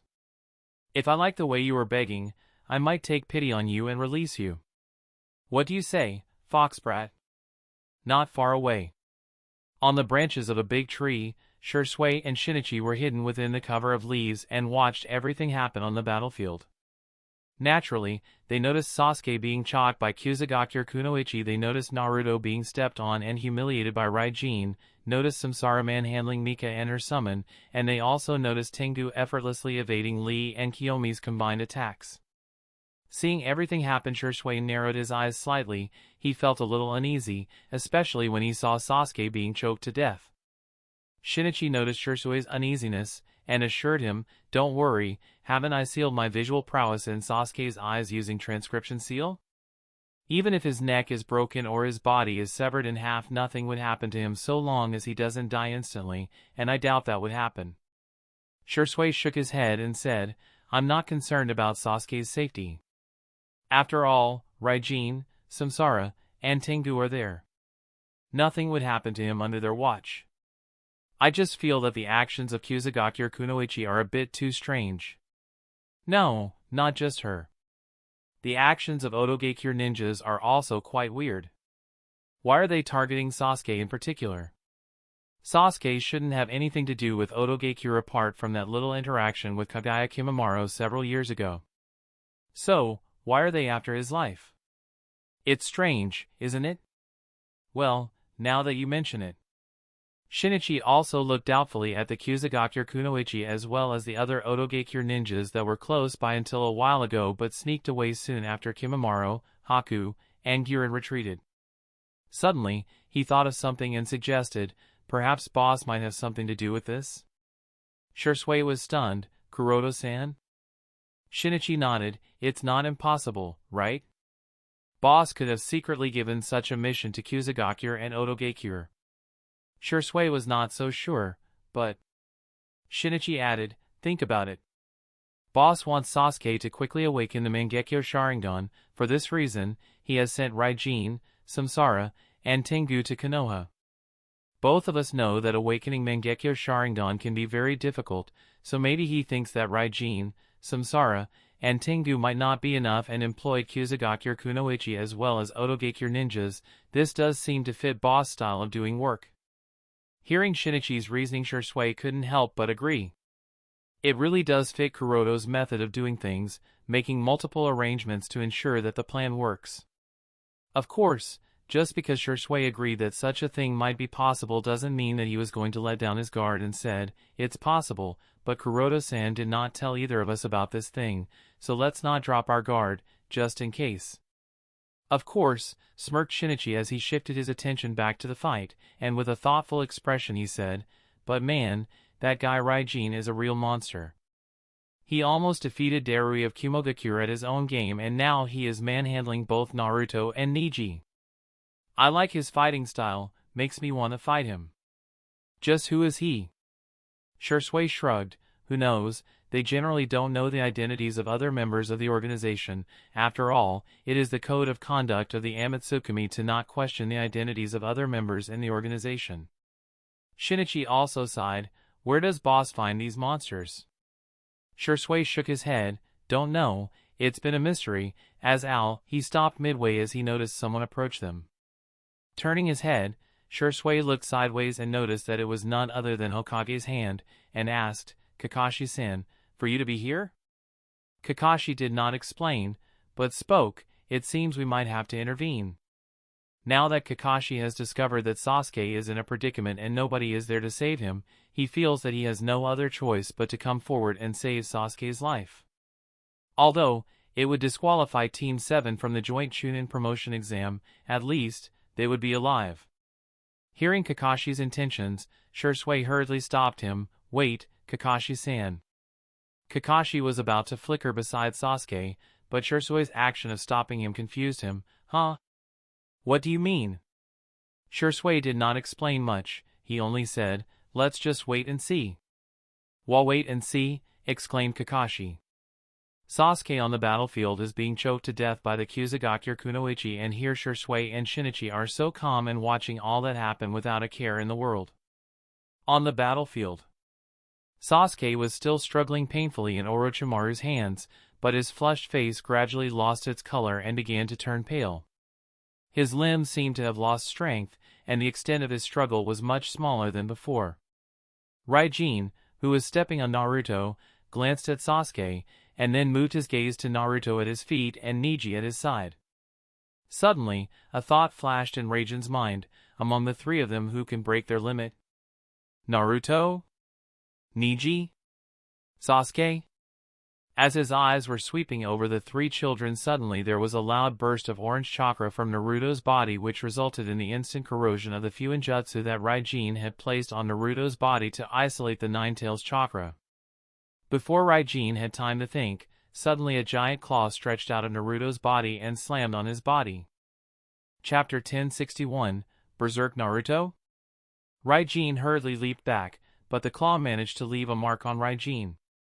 The mask he was wearing was slightly chipped around his eyes, the clothes he was wearing were also torn slightly and some scratches appeared on his chest. Because of the crack in his mask one of his eyes was exposed.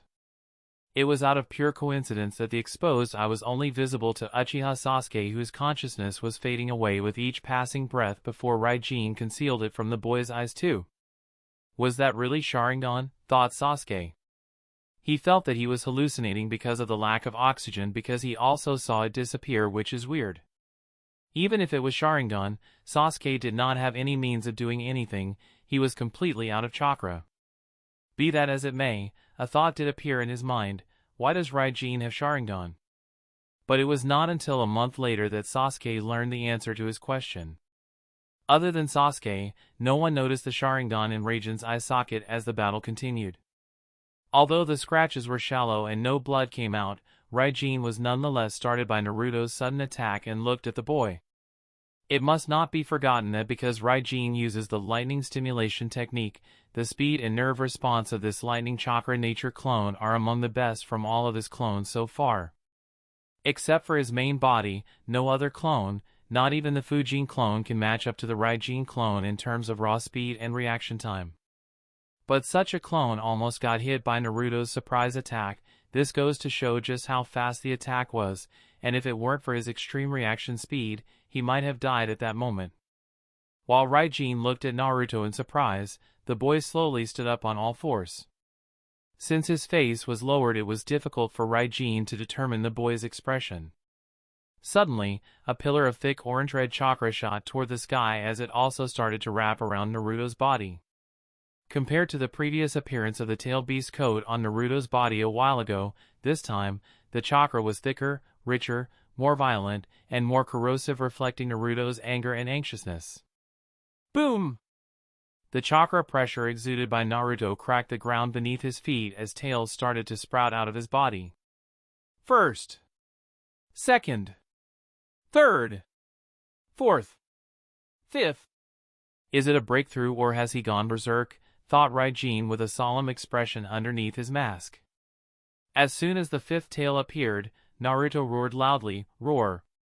Until a while ago, Naruto had managed to sprout up to 4 tails without completely losing consciousness, but this time he sprouted the fifth too. This can mean one of two things: either Naruto has made a breakthrough, or he has lost control. Naruto's sudden outburst naturally attracted the attention of everyone on the field. The person closest to Naruto was Neji, and feeling the violent chakra from up close, Neji shivered, the goosebumps on his body erected, and he shouted at the boy, "Naruto, wake up. You can't lose control at such a time." Sixth. Not only Neji's urge did not wake up Naruto, but it made the situation worse as the sixth tail sprouted out of Naruto, creating terrible pressure and winds all over the battlefield, pushing everything and everyone away from him. Naturally, Neji was not spared. He was pushed away and slammed on a tree. Bang! Feeling the terrifying chakra of Ninetail, Orochimaru glanced back at Naruto, smiling to himself. Interesting, Ninetail's Jinchuriki losing control at such a time? Perhaps this is not a bad thing. I can use this opportunity to take away Sasuke. Having seen the entire transformation with his very own eyes, Ryene cursed in anger. Damn it, how dare Kurama go against the promise he made? I need to teach him a lesson. While Ryene was planning to have a chat with the Ninetail, Six-Tail Naruto disappeared from his position. He left behind a cracked ground. Boom! All while firing chakra bombs and laser beams at Ryene, he moved at an explosive speed toward Ryene and fiercely swung his claw. Tendo Pain dared not be careless against the Six-Tail Naruto. How could Ryene let down his guard? He activated the lightning chakra stimulation technique, dodged the chakra bombs and laser beams, then tried to take control of Ninetail's consciousness using Mangekyo Sharingan. At this point, except for the pair of Mangekyo Sharingan in his eye sockets, Ryene doesn't have any other means of dealing with a Jinchuriki going berserk. Faced with the power of Mangekyo Sharingan, any tailed beast is completely helpless unless they have the support of their Jinchuriki.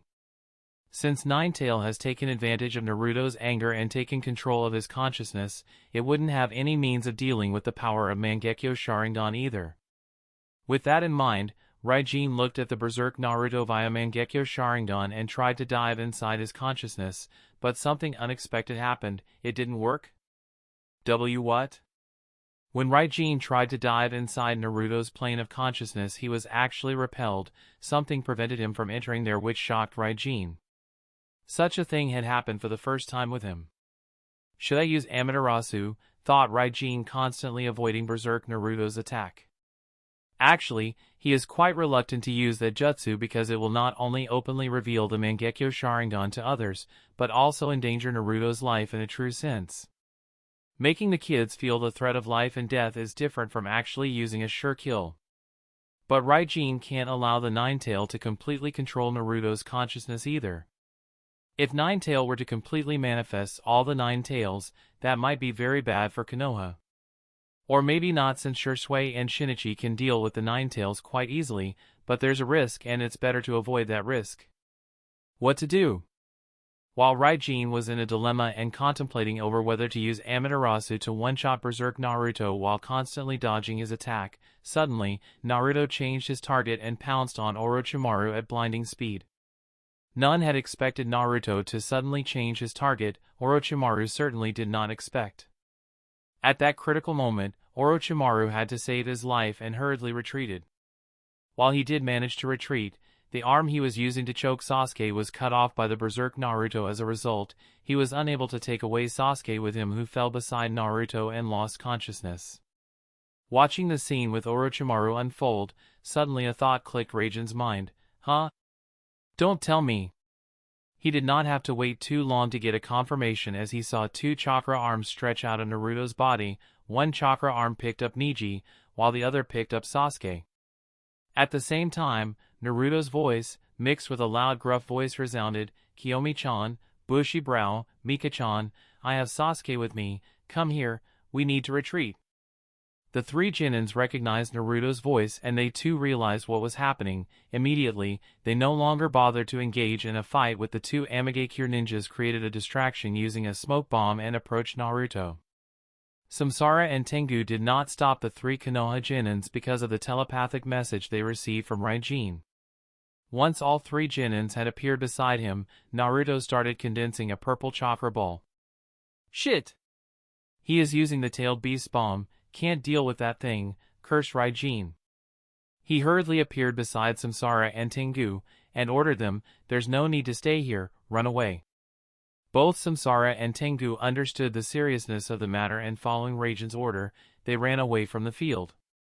Orochimaru did the same. There was no way he was going to stay behind to tank a tailed beast bomb, and he went in a different direction from Ryene. As Amigakure Genin's squad and Orochimaru were retreating, they also kept looking back to see where Naruto would fire the tailed beast bomb. However, several seconds passed and there was no explosion, which made them realize it was all just a ruse to scare them away. No wonder I wasn't able to invade Naruto's soul plane. He hadn't gone berserk, he was just pretending to have lost control in order to confuse us, thought Ryene, coming to a stop. He turned around to look at the location and noticed Gamabunta, Gaaraga, and Okinabuta disappear from the battlefield. At the same time, the 9 tails chakra also seemed to disappear. Samsara and Tengu seemed to understand what just happened, and asked, should we go back? Ryene shook his head, forget it. At the same time, he was thinking to himself, Naruto shouldn't have thought of this strategy on his own, Ninetail must have given him this idea. He didn't mind being deceived, at least, this shows that the cooperation between Naruto and Ninetail is improving, which is a good sign. On the other side, Orochimaru also realized the situation. Interesting. He did not bother to go back after Sasuke, his current objective is complete. Next, he will wait for the completion of the joint Chunin promotion exam. Shaking his head, he looked in the direction the Amigakure squad retreated with a thoughtful expression. Ryene, Samsara, and Tengu. It's interesting to see such capable Genins appearing out of Amigakure. I wonder who sent them. He had doubts about the identity of the 3 of them. He did not think that either of 3 of them was simple. In fact, he even had a bold idea in his mind, but he couldn't be so sure about it, so he did not give it too much thought. Chapter 1062, The Central Tower. What should we do next? Asked Samsara. Deactivating the pair of Sharingan in his eye sockets, Ryene pondered for a moment, then said, let's go to the central tower, and jumped forward as he headed toward the tower at the center of the Forest of Death. Samsara and Tengu naturally did not have any opinions in this regard and followed him to the tower. Since their squad had already collected a pair of Heaven and Earth scrolls after their battle against the Kimimaro squad, they did not have to spend any time searching for the missing scroll. They had completed the condition for passing the second phase of the exam, and what's left is to reach the central tower. Once the Amigakure squad and Kuzugakure's kunoichi left, Kakashi, Sasuke, and Shinichi appeared on the deserted battlefield. Looking around, the three of them were silent. As far as the eye can see, there are crisscrossing ravines of varying depths, along with large and small potholes. In particular, where the giant snake Garaga fiercely battled the giant boar Okinabuta, there are numerous massive depressions. The air is filled with the smell of burning, and trees that have been charred to black charcoal, emitting green smoke, can be seen everywhere.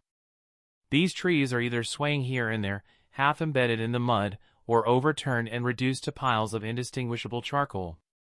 What's strange is that besides the trees with flickering sparks and bursts of green smoke, there are also large areas of condensed crystals and small water puddles with floating ice chunks. Having watched the entire battle with his eyes, Shinichi mumbled, "These children have grown up." Kakashi sighed, "I have a feeling that this Chunin promotion exam is not suitable for most of the Genins that graduated this year. The likes of Naruto, Sasuke, Neji, Mika, Kiyomi, and Lee, some of the strongest Genin of this year, were pushed into such a desperate situation. Not to mention, other Genin who are nowhere near as strong might actually die, and this made Kakashi worried. But it was too late since they were all already participating in the exam, so nothing could be done at this point." Sasuke seemed to want to say something in response to Kakashi's sigh but shook his head and remained silent. Instead, he turned to Shinichi and instructed, "Let's go. We can't leave Naruto unwatched for too long." Shinichi nodded, "HN." With that, Sasuke and Shinichi nodded to Kakashi and left the battlefield to follow Naruto and the others. Meanwhile, Kakashi knew he couldn't waste time, so he too disappeared in a silver flash to join the other Jonin keeping watch over Fu of Takigakure. On the way to the central guard tower, their path was clear. Almost all the teams they encountered fled. One team even set up a trap but ran away in panic when they saw it was them, not even bothering to activate it. Taking advantage of this respite, Ryene thought about Sasuke's awakening of the Mangekyo Sharingan. When Orochimaru tormented Sasuke earlier, the Sharingan in Sasuke's eyes showed signs of changing and evolving due to emotional agitation. Ryene is certain of this since he was closely observing Sasuke's condition the entire time. However, the fact that the Sharingan failed to fully evolve indicates that what Sasuke experienced during the second phase of the joint Chunin promotion exam is not sufficient. Naturally, this outcome is within Ryene's expectations. The threat of death and the desire to live is the greatest emotional stimulus for ordinary people, but for an Uchiha, it is not the most effective trigger for awakening the Mangekyo Sharingan. From Uchiha Madara to Obito, Sasuke, Shinichi, Itachi, Ryota, Hideki, and others, none awakened the Mangekyo Sharingan due to a threat of death. Today's events once again validated Ryene's analysis of the Uchiha clan. The most effective stimulating emotion for each Uchiha varies, but the simple threat of death is not the best trigger for any of them. Their brain circuits differ somewhat from those of ordinary people. In this regard, Ryene has no concerns, as his plan for Sasuke seems to be going well. When Naruto suddenly attacked Ryene using the power of the Nine Tails, a part of Ryene's mask was chipped, revealing the eyes hidden beneath it. Sasuke happened to notice one of these eyes. Though Sasuke's mind was not clear at that moment, as he was being choked and losing consciousness, Ryene believed he would not forget what he saw. In fact, before the joint Chunin promotion exam began, Ryene had already hinted to Sasuke that he possessed a pair of Sharingan. Now that the hint has been confirmed, Sasuke will undoubtedly be concerned about this pair of Sharingan. He would speculate wildly, considering all possibilities and seeking answers. That's when Ryene will seal the deal by revealing the truth. If Sasuke learns that his father's eyes, which he desperately wishes to recover from the hands of Amatsukami, are right in front of him but he is powerless to do anything about it, he will feel despair. Of course, before that, Sasuke would need to discover that Ryene is actually a member of Amatsukami and that he and his family have been manipulated for the amusement of others. Once he learns this, all his accumulated emotions, stress, frustration, and helplessness would explode, triggering the awakening of his Mangekyo Sharingan. The plan is foolproof, and all the groundwork has been laid perfectly. All that's left is the finale, which will hopefully proceed as Ryene intends. Sigh, The things I do for these children." Having such thoughts, Ryene and his squad arrived at the central tower. After going through the basic formalities, Ryene, Samsara, and Tengu arrived at the resting area and discovered that one more team had already completed the second phase of the joint Chunin promotion exam, and they seemed to be waiting at the resting room for quite a while now. Unexpectedly, it's Cheyenne, Hinata, and Yakumo, thought Ryene as he took a seat with Samsara and Tengu, not bothering to pay more attention to the three kunoichi than necessary. Of course, just because Ryene did not bother does not mean that Cheyenne, Hinata, and Yakumo were not concerned. From time to time, they glanced in his direction with vigilant expressions. The feud Ryene had with Sasuke, Naruto, and Mika before the start of the joint Chunin promotion exam was still very fresh in their memory, making them unwilling to let down their guard for fear he might suddenly attack. Ryene felt a bit helpless in this regard. Obviously, his performance so far has attracted the attention of many people, making him the embodiment of the villainous boss among the candidates. Ultimately, he decided to ignore their vigilance and quietly waited for more teams to qualify and arrive at the central tower. Unlike Ryene, Samsara and Tengu appeared interested in Cheyenne, Hinata, and Yakumo. After all, the three kunoichis were from Konohagakure, and one of them happened to be from Curoto's clan. Naturally, this piqued their interest. However, given their current identities, they had to curb their curiosity and interest, silently sitting beside Ryene, lest they might reveal something that they should not, and it would bring trouble to Curoto. Chapter 1063, The Conclusion of Second Phase. As time went by, some more candidates arrived at the Central Sentry Tower, having successfully acquired both the scrolls. The ones to arrive first after Amagakure's Ryene squad were Sunagakure's squad, consisting of Temari, Itsuki, and Shira. Unsurprisingly, the trio of Temari, Itsuki, and Shira had defeated the trio of Shikamaru, Ino, and Choji and acquired the scroll that they needed to pass the second phase of the joint Chunin promotion exam. Once the three of them had gathered both the scrolls, they did not dilly-dally or take unnecessary risks by continuing to attack other teams in the Forest of Death, but directly came to the Central to complete the second phase and qualify for the third phase of the exam. Arriving at the waiting room, the three Sunagakure noted the identity of other two teams that had qualified.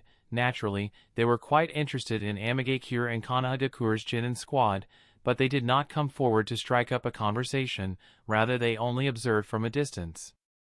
The squad to arrive after the Sunagakure squad was unexpectedly Konoha's Team 8, comprising Aburame Shino, Haruna Sakura, and Sai. Their arrival was followed by Kirigakure's Team Mei. Then Kumogakure's squad comprised Arui, Shi, and Atsui. Entering the waiting area, Shi and Atsui were vigilant against Ryene, Samsara, and Tengu. They did not dare let down their guard for a single moment. The previous fight against the Amagakure squad had left a deep scar in their mind, and it took a lot of effort on Shi's part to heal Darui's injuries. Moreover, when the memory of Ryene not having sustained any injury from his fight against Darui came to their mind, they were horrified. Noticing their horror, Ryene only shrugged, not caring what the ninjas of Kumogakure thought. After that, Otogakure's Jinin squad, comprised of Iburi Yukimi, Yugo, and Hebeheim, arrived, and then Naruto, Sasuke, Mika, as well as Neji, Lee, and Kiyomi also rushed to the central tower. Team 7 had already collected 2 scrolls from their fight against the 2 Otogakure squads they faced before fighting Kimimaro, Haku, and Giren. In order to thank Team 5 for their help against the Kusagakure Kunoichi and the Amagakure squad, Team 7 gave one of those scrolls to Team 5, and together, both squads passed the second phase of the joint Chunin promotion exam. As Team 7 and Team 5 together arrived at the waiting area, they too noticed Amagakure's squad, but unlike others who dared not approach them, under the gaze of everyone in the waiting room, Naruto strode over and pointing at Ryene, he spoke, "Ryene, I lost before, but next time, I will definitely win." Ryene smirked, "You think?" "Damn right, I'll win, believe it," declared Naruto, not at all afraid of Ryene. "In that case, I look forward to crushing you once again," chuckled Ryene. Naruto seemed to want to speak more but was quickly pulled back by Mika, who observed the other squads in the waiting room. Immediately, she noticed Team 8 and Team 6 waving toward them. Noticing Team 8 and Team 6, several members of Team 5 and Team 7 went to talk with them. Meanwhile, Sasuke sat alone with a cold expression on his face that signaled others not to approach him. It's just that the redness and swelling on his face hadn't completely disappeared, and his eyes were a little dazed, so that combined with his gloomy and cold temperament, he appeared rather funny to a few individuals, especially Cheyenne, Karatachi Tamako, Hebiheim, and Temari, but Sasuke was too preoccupied with something to pay them any mind. He was also scanning the surroundings with an unfocused expression, as if looking for a few individuals. Boom! Boom! Boom! Boom! Boom! Suddenly, the central tower shook as the sound of explosions came from a distance. Even if 9 squads had already qualified, the second phase of the exam was still going on, and it was obvious that this shaking and rumbling was the result of an ongoing battle. Feeling all the shaking, Cheyenne, who was dozing off, woke up pursing her lips, and questioned Hinata, who's responsible for this. Before Hinata could check out who was responsible, Hebiheim of Otogakure answered her, must be Deidara from Iwagakure. The others pondered for a moment and nodded, yes, it must be him. Damn it, that idiot, I can't even sleep because of him, muttered Cheyenne in a dissatisfied tone, and asked, what's he doing there anyway? With his capability, he should have collected both the scrolls long ago. Maybe he is admiring art, said Ryene with a chuckle. Hearing Raiden's words, everyone in the waiting room looked at him weirdly, wondering why Deidara of Iwagakure would waste his time admiring art, but Ryene had no intention of explaining. At this time, Karatachi Tamako spoke to the others in the waiting room. The proctor said that a maximum of 22 squads will qualify for the next round, but looking at it, only 9 have managed to qualify so far. I wonder how long it will take all of them to qualify. Temari snorted, 22? That's only the ideal case. So many of them are already dead, there is no way any more than 12 or 13 are going to qualify. 9 are already here, at most 3 or 4 more will manage. Several others in the waiting room seemed to agree with Temari. She of Kimimaro glanced at Ryene and Cheyenne as he said, Deidara of Iwagakure hasn't arrived yet. With his strength, it shouldn't be difficult to collect both scrolls, so Iwagakure's squad is definitely going to qualify. Hebiheim also added with a proud smirk, obviously, our Haku-sama, Giren-chan, and Kimimaro-sama will also qualify. I doubt anyone can stop them. The Genins of Konoha, especially Team 7, agreed with Hebiheim's claim as Naruto said, yeah, Kimimaro, Haku-chan, and Giren are really strong, their squad will definitely qualify. Sasuke on the other had a gloomy expression as he clenched his fist. Sakura raised her fingers and began to count, so that means 1 squad is Iwagakure's, while the other is from Otogakure. What about the other 2 teams that may possibly qualify? Temari and Sasuke blurted out at the same time, obviously it will be Kankuro's squad. It can only be the Kusagakure's squad. The others in the waiting room looked at Temari and Sasuke and tried recalling the details of these 2 squads. Time passed slowly, and before they knew it, the second phase of the joint Chunin promotion exam had ended. Huh? What do you mean the second phase is over? Where are the rest of the squads? Asked Naruto. The others in the waiting room had the same doubts as Naruto and looked at Itachi for answers. Itachi did not explain much. You'll get your answers. For now, follow me. The others agreed as they followed Itachi and soon arrived at an arena. Arriving at the arena, the candidates discovered that the representatives of the major 5 shinobi villages as well as elders from other small villages were also present. Additionally, there were also Iwagakure's squad comprising of Deidara, Kuratsuchi, and Suzumabachi waiting at the arena. Once everyone discovered Iwagakure's squad, they also learned that Iwagakure's squad had eliminated all the other squads participating in the second phase of the joint Chunin promotion exam and became the last squad to qualify. As a result, only 10 squads managed to qualify for the second phase of the exam. Learning this piece of information, Sasuke was in disbelief, which was followed by a feeling of unwillingness in his heart. Kimimaro and that damn Kusagakure Kunoichi, how could they get eliminated? Damn it, both of them should have been defeated by me. His hands were clenched and for a moment he couldn't even breathe at the thought of not being able to take revenge for humiliating him. Whoosh! Suddenly, Kakashi appeared beside Team 7 and put his hand on Sasuke's shoulder, calming the young Uchiha. Calm down, Sasuke. Sasuke slowly raised his head. Kakashi-sensei. Kakashi seemed to see through Sasuke's thoughts, and said, there is no need to be concerned over things that you can't control, you should focus on the things ahead of you. Sasuke asked with an unwilling expression, Kimimaro and that Kyuzugakure Kunoichi, how could they get eliminated? Kakashi sighed as he explained, neither of them was eliminated. Shiror of Kyuzugakure did not seem to care about the Chunin exam at all and left Kanagakure. Also, we have received some intelligence that seems to tell that the Shiror participating in the exam was not a Kyuzugakure Kunoichi, rather, it was someone else using her identity. The original Shiror was found dead by the people of Kyuzugakure. This information is still a secret that not even people of other shinobi villages know. Make sure to keep that in mind. We are still investigating the person who took over her identity. It seems to have something to do with the traitorous ninja of Konoha. What? Something like that. Sasuke was stunned. Kakashi continued, as for Kimimaro, his squad voluntarily abstained. Voluntarily abstained, mumbled Sasuke in disbelief, and asked, but why would he? Kakashi shook his head, I am not completely certain, but it seems to have something to do with his body. Sasuke became quiet. Nobody knew what he was thinking. Chapter 1064, Preliminary Rounds. On the high platform. While the candidates below were talking to each other, the representatives of the major ninja villages were also engaged in discussions. The intensity of today's second exam far exceeded their expectations, which both surprised and pleased them. The emergence of rising stars signifies that the 5 great ninja villages have promising successors and strong pillars. It also means that the strength of these villages will increase, which is undoubtedly beneficial at a time when the threat from the Akatsuki organization is growing. Of course, the estrangement between the villages still exists. Despite the agreement to cooperate against the Akatsuki, infighting or at least competition between the various villages has not ceased.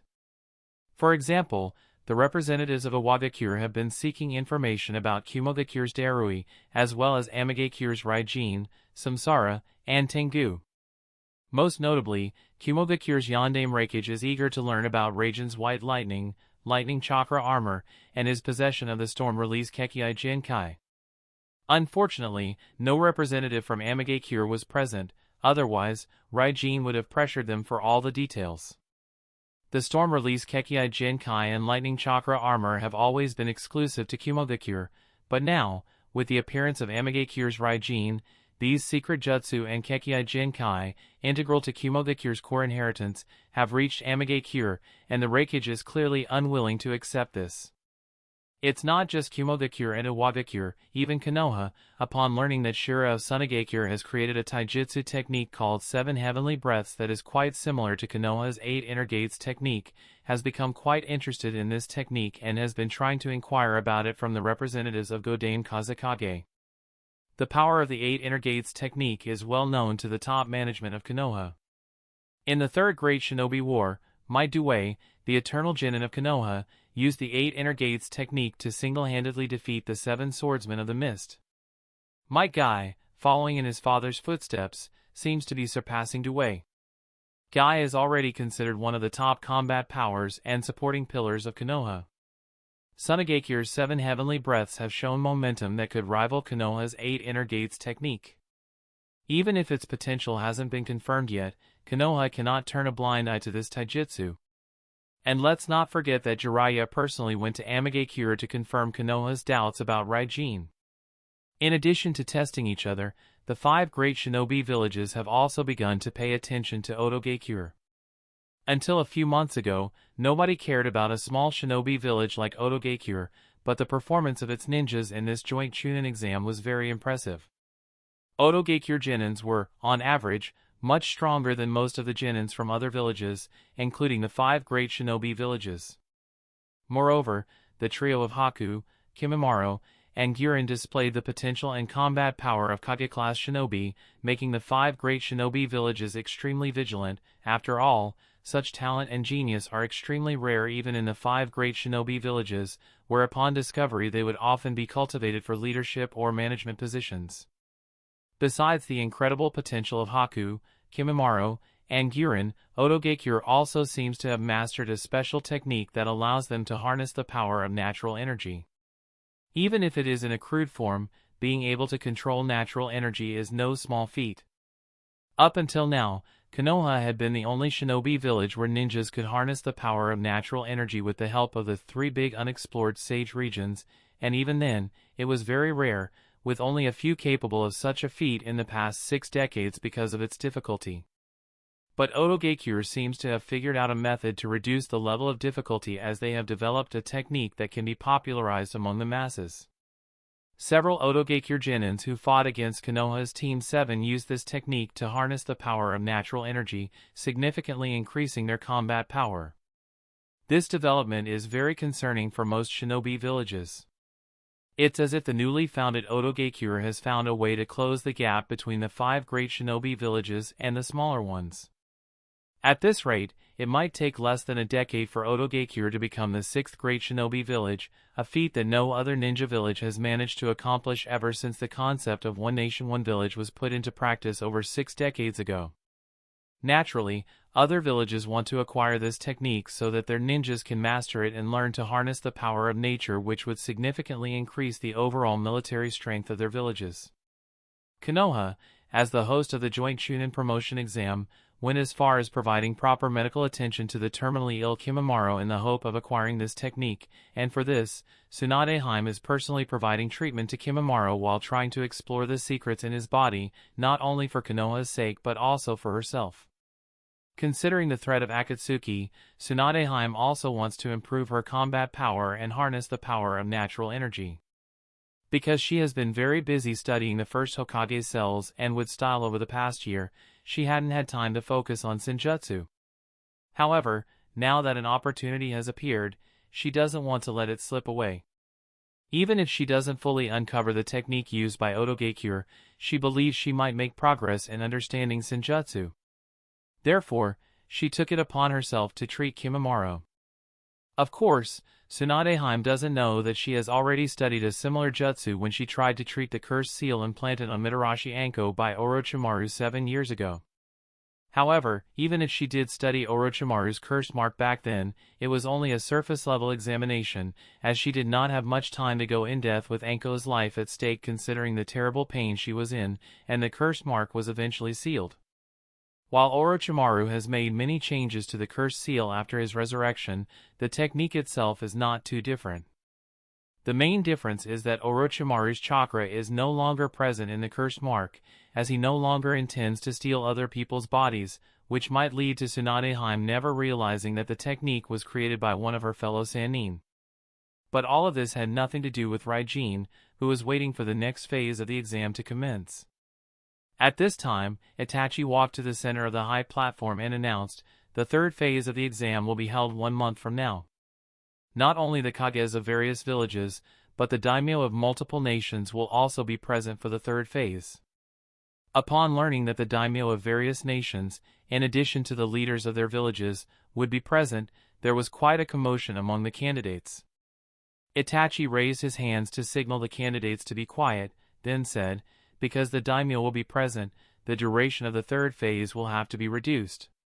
10 teams have qualified for the 2nd phase of the exam, which means we have 30 candidates. We hope to reduce this number to 16. Only 16 candidates will be competing in the 3rd phase." Once again, there was a lot of murmuring among the candidates. Itachi continued, "To reduce this number to 16, it has been unanimously decided to hold a preliminary round. Only 16 candidates will move to the next phase." Upon learning that there was still a preliminary round, many candidates became nervous, especially those like Sasuke who had spent a lot of energy and were still injured. Their expressions became gloomy and anxious. Itachi noticed their nervous expressions and smiled, adding, "The preliminary round will be a simple one-on-one fight among the candidates. The winner moves to the 3rd phase, while the loser will be disqualified. There is one strict rule for this round: candidates are prohibited from killing each other. Those who kill their opponent will be disqualified and will never be allowed to attend any Chunin exam ever again, meaning they will remain Genin for their entire life. Huh? Genin for the rest of life? Someone exclaimed anxiously. After all, nobody wants to remain Genin for their entire life. They would be mocked as the eternal Genin. Since the candidates who have qualified for the third phase are all highly valued ninjas, no one wants the talent of their village to die in a Chunin promotion exam. At the same time, they also don't want the talent from other villages to grow, so such a precaution was necessary. And so, the preliminaries started. The matchup bracket was decided randomly, and the first match was unexpectedly Ryene of Amagakure versus Shienheim of Konohagakure. Seeing the two names, Deidara smiled. It's going to be a good show. Darui also looked at the two candidates.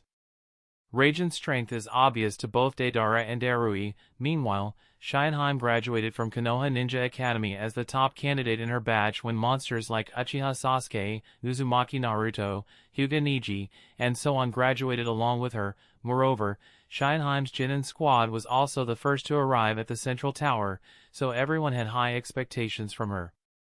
Seeing that it was her versus the douchebag of Amagakure, Cheyenne pouted. Naturally, she was also somewhat nervous but ultimately did not care and decided to come down, but before she made her way to the arena, Shursui whispered something to her which made the young Kunoichi frown for a moment, but she nodded as if saying, "I got it, Shursui-sensei," then arrived at the arena. Ryene did the same as he appeared at the arena, standing opposite to Shienheim. After confirming that both candidates were ready, Uchiha Shinichi signaled the start of the match. Begin. Just when everyone was looking forward to the big battle, Cheyenne turned to Shinichi and said, "Referee-san, I abstain." Huh? Everyone except Ryene, Shursui, and Shienheim was taken aback. Shienheim did not explain much, she just turned around and left the arena. Recovering from shock, Shinichi announced the result. In the first match, Ryene of Amagakure wins. Following the conclusion of the first match, other matches in the preliminaries started. The second battle was between Uchiha Sasuke of Konohagakure versus Chojuro of Kirigakure. The battle was tough for both Genins, but with some difficulty, Sasuke managed to defeat Chojuro and proceeded to the next round. The third match was between Karatachi Tamako of Kirigakure versus Shi of Kumogakure. The fight lasted a while and resulted in the win of Kirigakure's Kunoichi. The candidates for the fourth match were Uzumaki Naruto of Konohagakure and Hebiheim of Otogakure. As soon as the fight started, Hebiheim was overwhelmed by countless Naruto carrying Rasengan and ended up losing. The fifth match was between Hyuga Neji of Konohagakure and Suzumabachi of Iwagakure and without any surprise ended with Neji's win. The sixth match was between two Konohagakure Kunoichi, namely Uchiha Kiyomi of Team 5 and Haruno Sakura of Team 8, resulting in an easy win for Uchiha Kiyomi. The seventh match was between Samsara of Amagakure and Yugo of Otogakure. For the fight between Samsara and Yugo, quite a few people looked forward to it. They wanted to see the capabilities of both Genins, but the match was over before it even started, resulting in Samsara's win with Yugo losing consciousness. Everyone had a simple explanation in their mind: Jinjutsu. The participants in the eighth match were Hozuki Suigetsu of Kirigakure and Rock Lee of Konohagakure. This matchup was simply unfair for Rock Lee as physical attacks had no effect on Suigetsu because of his hydration jutsu.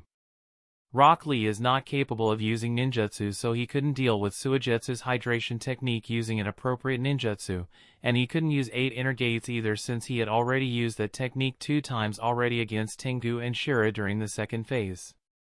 Might Guy did not allow him to use it a third time as it would seriously damage his body and might even cripple him, so he could only try using basic taijutsu and ended up losing the fight. The ninth matchup was between Itsuki of Sunagakure and Iburi Yukimi of Otogakure and resulted in Itsuki's win as he trapped the Otogakure Kunoichi within a sphere of iron sand before she could react and started reducing its size until Yukimi surrendered. The 10th match was between Darui of Kumogakure and Kurama Yakumo of Konohagakure. Unsurprisingly, the match ended with Darui's win. The 11th match was between Atsui of Kumogakure and Aburaim Shino of Konohagakure. Initially, the match was interesting as Shino tried to win the fight with his wit and insects, but after Atsui started using his fire chakra mode, the fight was already decided. Insects are afraid of fire. With Atsui's entire body cloaked in it, Shino's insects couldn't approach him, so the young Aburame shrugged and surrendered. There was no point in fighting a battle that you cannot win.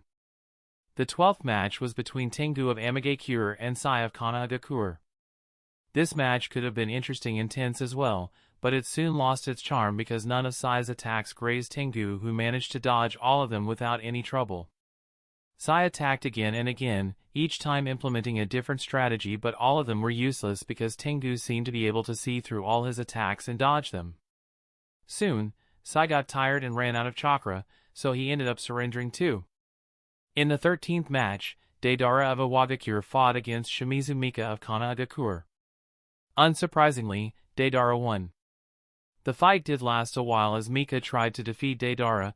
It even went aerial as Mika transformed the appendages on her body for a flight, but Deidara was just too strong and overwhelmed her with his explosives.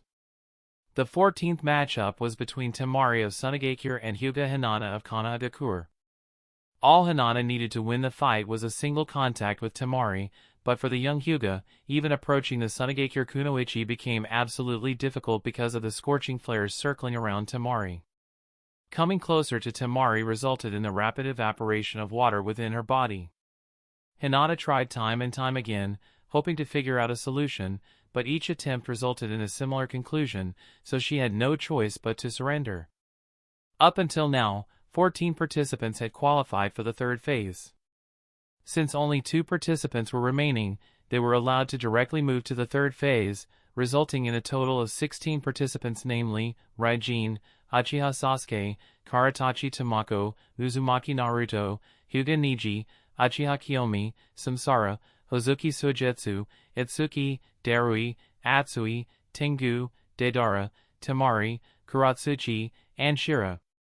Thus, the preliminaries came to an end and the participants will have a month to prepare themselves for the final phase of the Joint Chunin Promotion Exam. Chapter 1065, Sacrifice of Celery? Looking at the 16 candidates who advanced to the third and final phase of the Joint Chunin Promotion Exam, the representatives of all the villages were more or less satisfied. Well, except for maybe some shinobi villages like Kusagakure and Takigakure. How could they be happy? Their ninjas did not perform well, and not even a single genin managed to qualify for the third phase. Of course, the people of the 5 great shinobi villages did not care, they were more or less satisfied. For them, these genins are the representatives of the next generation, they are the pillars that will support their village in the coming era. Some of them might go on to become elders, while others may become kages and leaders of their respective shinobi village. In short, they are the future, that's what everyone seems to believe. Smiling ear to ear, Elder Hiruzen lightly spoke to Godame Hokage, Curoto, these children must be very tired, it's time for them to rest, recuperate, and prepare for the third phase, let them go. Curoto nodded, yes, I understand, and signaled Itachi to complete the dispersal of all the candidates along with all the jonin instructors, and so on. While that was being handled, Ebisu appeared at the central tower with a report file in his hand that he needed to hand over to the Hokage, but since Curoto seemed to be discussing something with the captain of Konoha Military Police Force, he handed it over to Elder Hiruzen, saying, Hiruzen-sama, this is the report of the damage and losses of the 44th Training Ground. Please have a look at it. Hearing Ebisu's words, almost everyone still present in the hall turned their attention toward Hiruzen and him. Upon receiving the report, Hiruzen briefly glanced over it as his expression froze. This? How could the damage and losses be such high? Ebisu glanced at the representatives of various shinobi villages from the corner of his eyes with a dissatisfied expression.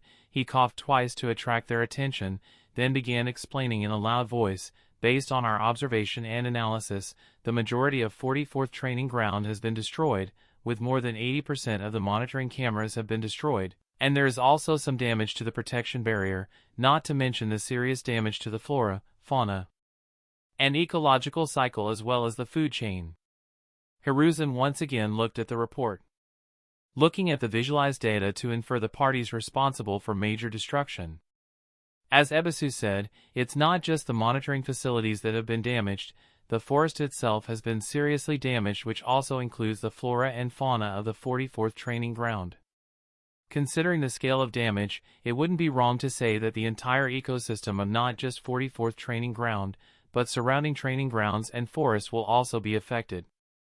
The big problem here is not the loss of material and equipment; those things can be recovered with ease. All it would require is money and manpower, but that wouldn't be the case for the ecosystem. No, the recovery of the ecosystem of the 44th training ground is not a problem that can be solved with money alone.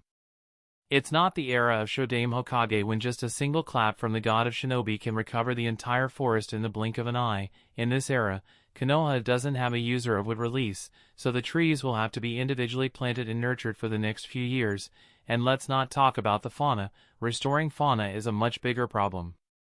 Figuring out the scale of damage and losses, Elder Hiruzen once again glanced at Ebisu, as if giving him a signal.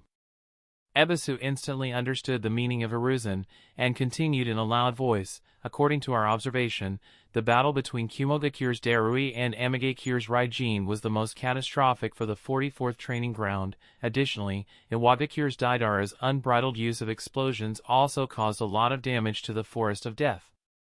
Ignoring the involvement of Amagekure, since no representative of that village was present, Elder Hiruzen glanced at the representatives of the other 4 great shinobi villages, especially at Yondaime Reikage and Kitsuchi of Iwagakure, saying, "Everyone, this time, the Chunin promotion exam was jointly organized by the 5 great shinobi villages. Naturally, the damage and losses to Konoha should be jointly borne by everyone, not to mention the cause of such high damage is already quite obvious, so for the recovery in..." Before Elder Hiruzen could finish his words, Kitsuchi of Iwagakure smiled helplessly and interrupted, apologizing, "Hiruzen-sama, we can only offer our apology. Except for that, there's nothing else we can do. Iwagakure is still recovering from Akatsuki's previous attack, so we lack the resources to help out Kanagakure for the time being." After leading such words, he did not wait for any reply and immediately left the central tower to check up on Kuratsuchi, Deidara, Suzumabachi, as well as other Iwagakure ninjas. Even with Elder Hiruzen's calmness and shrewdness, he didn't expect the representative of Iwagakure to play such a card and directly leave the central tower. Helpless, Hiruzen turned his attention toward Yondaime Reikage, and said, "The battle between Darui of Kumogakure and Ryene of Amagekure was the cause of most of the damage. The main responsibility lies with these 2 villages. For Amagekyure's part, Konoha will have a talk with the government of the Land of Rain, but for Kumogakure's part..." Once again, before Hiruzen could complete his words, he was interrupted. Reikage snorted and spread his hands. "Kumogakure has borne severe losses in the past few years. The loss of both Jinchuriki as well as several jonins at the hands of Akatsuki, not to mention the previous rampage of Shimura Danzo, the traitorous acting Hokage of Kanagakure in Kumogakure. The loss of material and personal was heavy.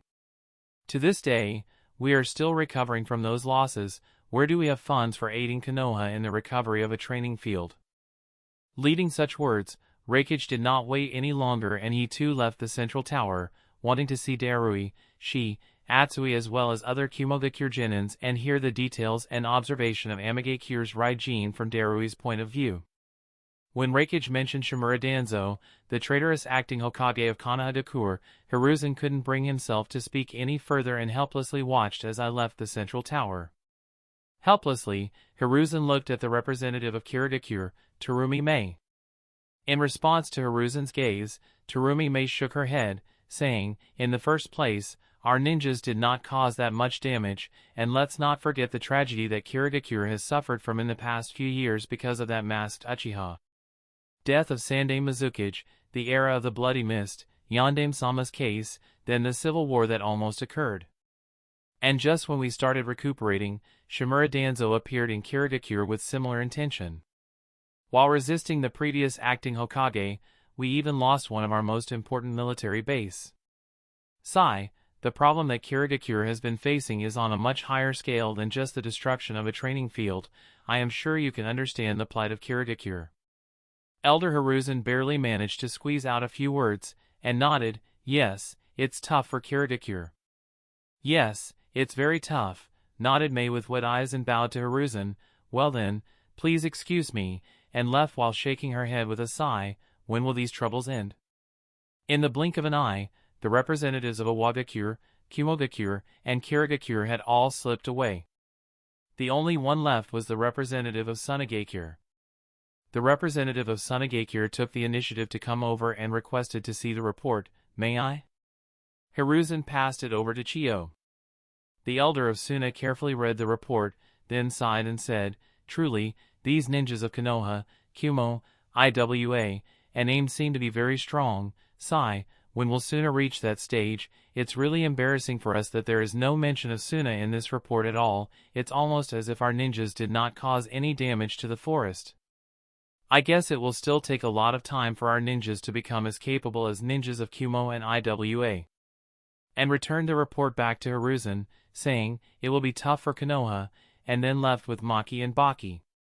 Following the departure of the representatives of the great shinobi villages, the representatives of smaller villages also quickly left in fear that Konoha would ask them for compensation. As a result, only personnel of Konoha were left looking at each other. Finally, Elder Koharu snorted, "This shameless bunch of hypocrites." Elder Hiruzen was helpless. "It appears that the restoration of the 44th training ground is all on us. It will be tough. We don't have that kind of fund on us at the moment," said Elder Koharu. While it is true that the lack of funds has never been a major problem for Konoha since the Land of Fire is rich and fertile land and because of Konoha's own reputation, but over the past decade, Konoha has also been suffering through one disaster after another. Sighing helplessly, Elder Hiruzen glanced at the Godame Hokage and said, "Curoto-kun, the Forest of Death is an important resource for the village. Its restoration is very important." "Indeed," nodded Curoto, agreeing with Hiruzen's words. "Outsiders may not understand the importance of 44th training ground, but as long as you are a resident of Konoha, you'd understand its importance for the village," so he too agrees with Hiruzen's thoughts of its restoration. Hiruzen continued, "I will leave the barrier up to you." Then paused for a moment, and added, "But the restoration of flora and fauna is also very important, but we lack funds for its immediate restoration. I am afraid we will have to make some sacrifices." "Sacrifices?" asked Curoto doubtfully.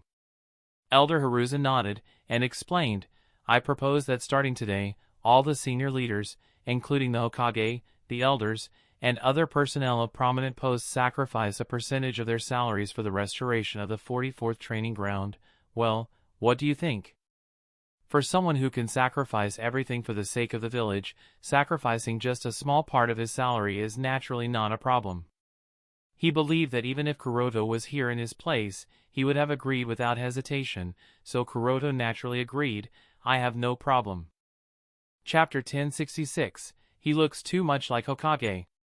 Seeing Curoto agree to the proposal of giving up a percentage of his salary so easily, and without the need for any persuasion, Elder Hiruzen narrowed his eyes. The words he had prepared to continue to persuade were held back, and a trace of doubt appeared in his eyes. But Elder Hiruzen quickly concealed the doubts in his eyes and continued, "I am afraid that just this little fund might not be enough for the restoration of the 44th training field. Curoto, you shouldn't have spent that mission fee you received from us back then, right?" This time, Curoto did not answer immediately, rather, he began to ponder over it. Elder Hiruzen might have tried his best to conceal the doubts in his eyes, but Curoto was able to see through it at a glance and realized that the former Hokage was suspicious of him for some reason. But the problem was that even though Curoto figured out that Elder Hiruzen was suspicious of him, he couldn't figure out why, and this puzzled him. Where did I reveal the flaw, he wondered. In order to fill in for Curoto, he had been very careful to ensure that no flaw was revealed.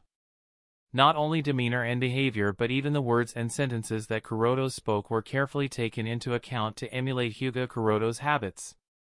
He was certain that he did not reveal any flaw in the choice of words or sentences he used nor in his demeanor and behavior. He also recalled the conversation and found that everything was quite satisfactory. There was no topic discussed involving the village's secrets which he might not know, nor was there any topic related to Kuroto's personal life which may involve emotions difficult for him to understand. So, there were no emotional or reasoning problems either. It shouldn't be possible to blow the disguise in such a simple conversation.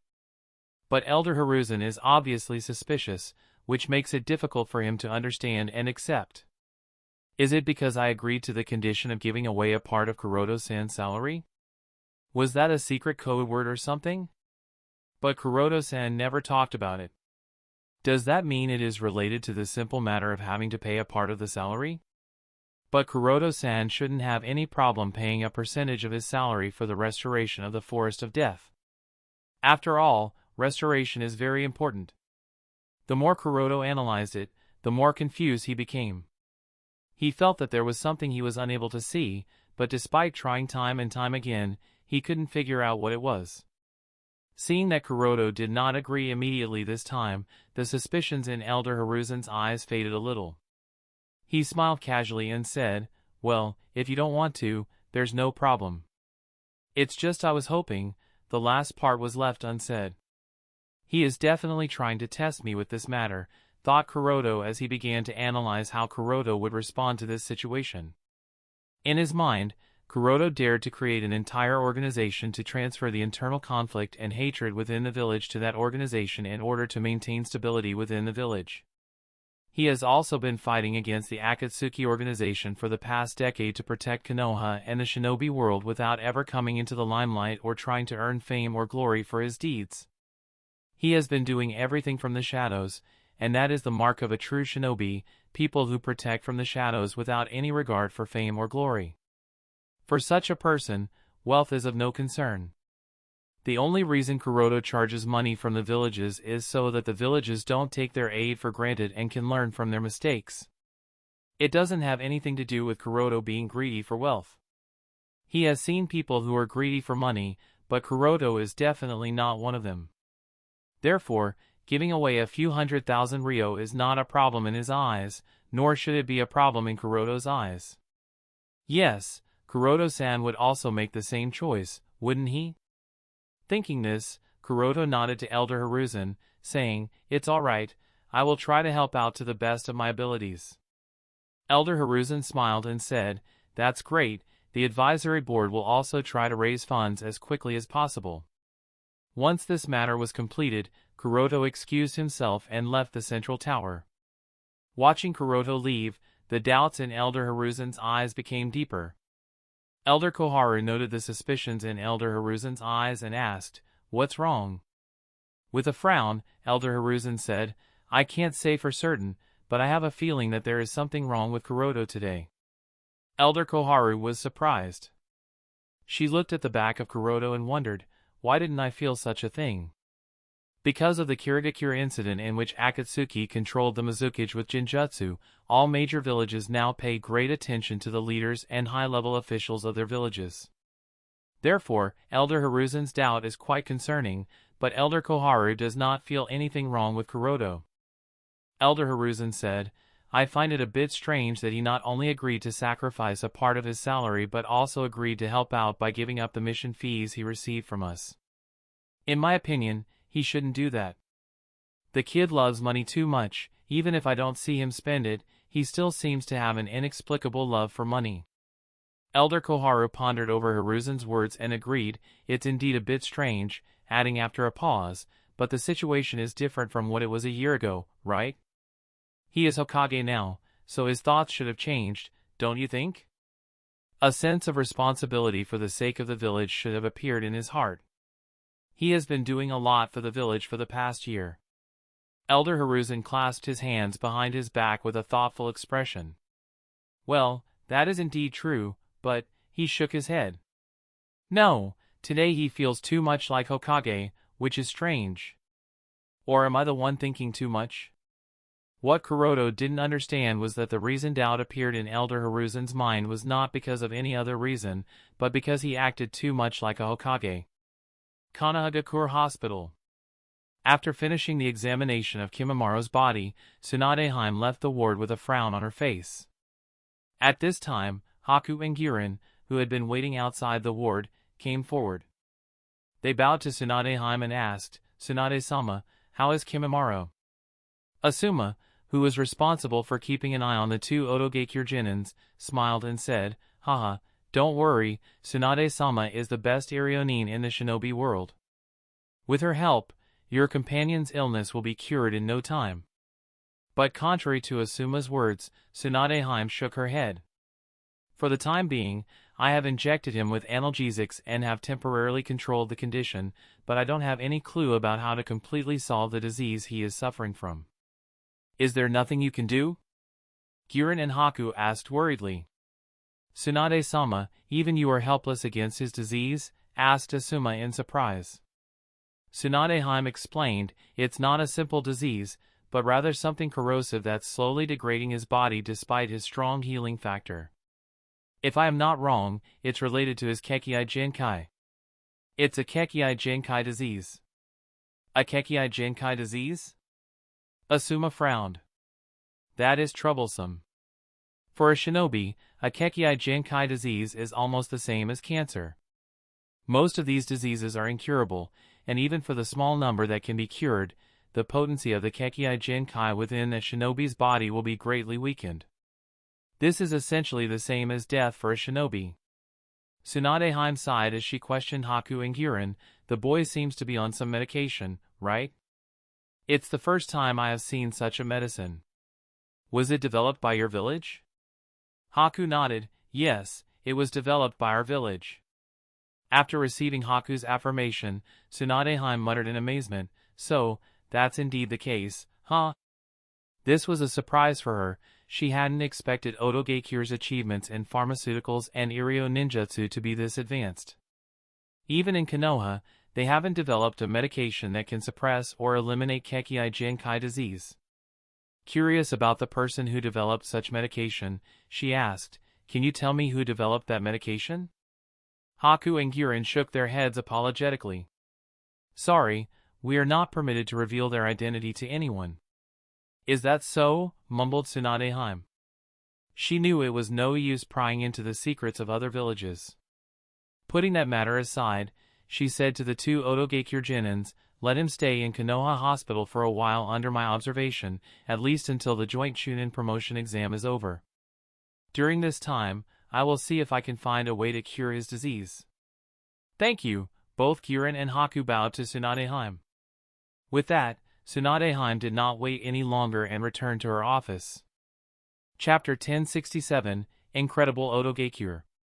Arriving at her office, Tsunade found Elder Hiruzen waiting for her and asked her about the specific situation with Kimimaro. As Tsunade briefly explained the situation, Elder Hiruzen sighed and asked, you really can't cure the boy's illness? Tsunade explained with a solemn expression, as soon as healing chakra enters Kimimaro's, it gets inexplicably decomposed.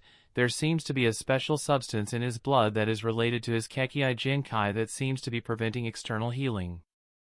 A special substance in the boy's blood? What is it? Asked Elder Hiruzen. I am not certain at the moment.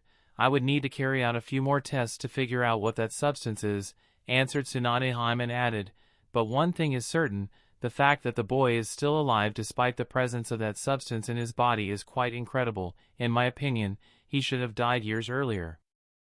As an Iryonin, Tsunade has performed autopsies on countless corpses, many of whom had Kekii Genkai, but because of various reasons, she never had the opportunity to carry out an in-depth study of the bodies of Kagaya clansmen. As such, she doesn't have much knowledge of the Shikatsumiyaku or the Kagaya clan. She has always scorned the exaggerated rumors she has heard about the Kagaya clan that say that the physique of Kagaya clansmen is as absurdly powerful as the people of the Senju clan and the Uzumaki clan. The reason the Senju clan and the Uzumaki clan have such an exaggerated physique and chakra reserves is that they are descendants of Ashura, but that's not the case for the Kagaya clan. They are not descendants of Ashura. Therefore, she didn't think that they could possess such a physique. However, upon examining Kimimaro's body, she suddenly realized that her previous evaluation of the Kagaya clan was wrong. Despite not being descendants of Ashura, they seem to possess powerful chakra and strong physiques. If not for his strong body, he wouldn't have managed to survive until now, considering the substance in his blood that is degrading it. Faced with the facts before her, Tsunade even considered the possibility that the Kagaya clan shares the same ancestors with the Senju clan and the Uzumaki clan. It's just that there are no records available to prove this conjecture. Realizing that even Tsunade was helpless in regard to Kimimaro's condition, Elder Hiruzen sighed, I never expected that Otogekyure would give us so many surprises. Tsunade raised an eyebrow, asking, are there any other surprises? Elder Hiruzen folded his arms behind his back and nodded with a serious expression. That child of the Yuki clan, Haku from Otogekyure, he has mastered Senjutsu. Tsunade was stunned. What? She is no stranger to Senjutsu and is aware of the difficulty of mastering Senjutsu. Let's not talk about other shinobi villages, since there has never been a Senjutsu user from other shinobi villages. In the history of Konoha, so far only 5 or 6 people have managed to master Senjutsu. Compared to hundreds of thousands of shinobi, 5 or 6 is a very small number. Therefore, the fact that Haku has mastered Senjutsu is incredible in her eyes, and questioned Hiruzen, are you certain he has mastered Senjutsu? Elder Hiruzen nodded. Both Uchiha Shisui and Naruto have confirmed this. Tsunade was in disbelief, and wondered, then from where did he learn Senjutsu? It couldn't have been Shikatsu Forest. Katsuya-sama would have informed me if she was teaching Senjutsu to a child. Is it possible that it's either Mount Myaboku or Ryochi Cave? Elder Hiruzen shook his head. It doesn't seem to be either, because his Senjutsu mode is different from Naruto's and Jiraiya's. It couldn't have been from the Nekashu domain either, since Uchiha Shisui would have known, but he did not know either, so that means either there are more places to learn Senjutsu, or he learned it on his own just like Curoto. But Curoto had Ryumayaku's help. That boy from Otogekyure must also have some external aid, otherwise, it's not possible to master Senjutsu, said Tsunade. Elder Hiruzen nodded, saying, Otogekyure seems to have developed a method to harness the natural energy. That strange transformation performed by Otogekyure ninjas is an application of natural energy, and that's probably the source of Yuki Haku's Senjutsu. Hearing Elder Hiruzen's words, Tsunade was stunned. How is this possible? To be able to develop a method of harnessing natural energy? Elder Hiruzen sighed. Otogekyure is not an ordinary shinobi village. Tsunade couldn't help but agree. The other end of the Konoha hospital. Alright, this should be enough. You are good to go now, Uchiha Sasuke-san, said Yui with a gentle smile as she closed the examination report. Thank you, Yui-sama. After bowing to Yui, Sasuke walked out of the consultation room. At this time, redness and swelling on his face had completely subsided, leaving only inconspicuous bruises. As Sasuke walked out of the consultation room, Naruto said, now that Sasuke is also alright, let's go eat some ramen. Mika checked her wallet and took out a few coupons. Look at these. Naruto immediately became excited upon seeing the free ramen coupon that Mika had, and said to the young Uchiha, come on Sasuke. Sasuke was about to nod, but he happened to spot Haku on the opposite passage and his face darkened. It's that Otogekyure shinobi. He turned to Naruto and Mika, and said, you guys go, I have something else to do. Then without waiting for Naruto and Mika's reply, he disappeared and followed Haku. Intensive care ward? Is Kimimaro admitted here? For him to be admitted here, is it because he suffered terrible injuries, or is it because something is wrong with his body? As Gamabunta-sama said, doubt appeared in Sasuke's mind, and he decided to investigate the reason. Putting his hands in his pocket, Sasuke walked over to Haku and Giren standing outside the wardroom, and asked, Kimimaro is inside? Huh? Oh, it's you, Uchiha Sasuke. Giren looked over and noticed Sasuke. It was a little awkward for her to face Sasuke. After all, until a few hours ago, they were trying their best to kill the boy. But now that Kimimaro is being taken care of by Konoha, she is not sure how she is supposed to interact with their target, but she did nod lightly. Yes, Kimimaro is inside. Sasuke questioned coldly, what's wrong with him? Giren sighed. Kimimaro has been suffering from a disease, a Kekii Genkai disease. It started affecting him about 4 years ago, and since then. Sasuke was stunned. For years? Giren nodded. Yes, for the past 4 years, he has been struggling, let alone fighting. Even living has been very difficult for him. He has been on constant medication, but there is no improvement. He is dying. Everyone seems to say that he doesn't have much time left. Sasuke exclaimed angrily, don't joke around. How could he be dying? Does he think that he can die just like this? I still haven't returned that humiliation to him. He did not want to accept that Kimimaro was dying from a disease. He wanted to be the one to kill Kimimaro and return the humiliation he suffered from Kimimaro back then. Sasuke's outburst shocked Haku and Giren. Haku immediately apologized. Please forgive Kimimaro-kun. In place of Kimimaro-kun, I will take responsibility. You. Sasuke looked at Haku coldly and he was about to say more but stopped as he heard a voice from the other end of the corridor. Sasuke. Sasuke turned around and mumbled lightly, "Ni-san." It was none other than Itachi. He approached Sasuke and said, "Come on, let's go home." Seeing Itachi, Sasuke took a deep breath, then nodded. He looked at Haku and Giren one last time, then left the Konoha hospital. Chapter 1068, Purple Lightning. On the way home, Sasuke hesitated several times. Seeing that he was approaching the Uchiha district, he said, "Ni-san, I'm sorry." Itachi said without emotion, "There is no need to apologize to me. You can represent the village and advance to the next phase. It's already very good." But Sasuke lowered his head with a sullen expression. Not to mention he failed to confront Deidara, his original target, and he was pushed into a desperate fight against Kimimaro and Haku and couldn't do much without others' help. He was also helpless facing Amagekyu's Ryene and was humiliated by an unknown ninja pretending to be Kuzugaku's Kunoichi, making it difficult for him to accept the situation. Especially against that ninja pretending to be Kuzugaku's Kunoichi.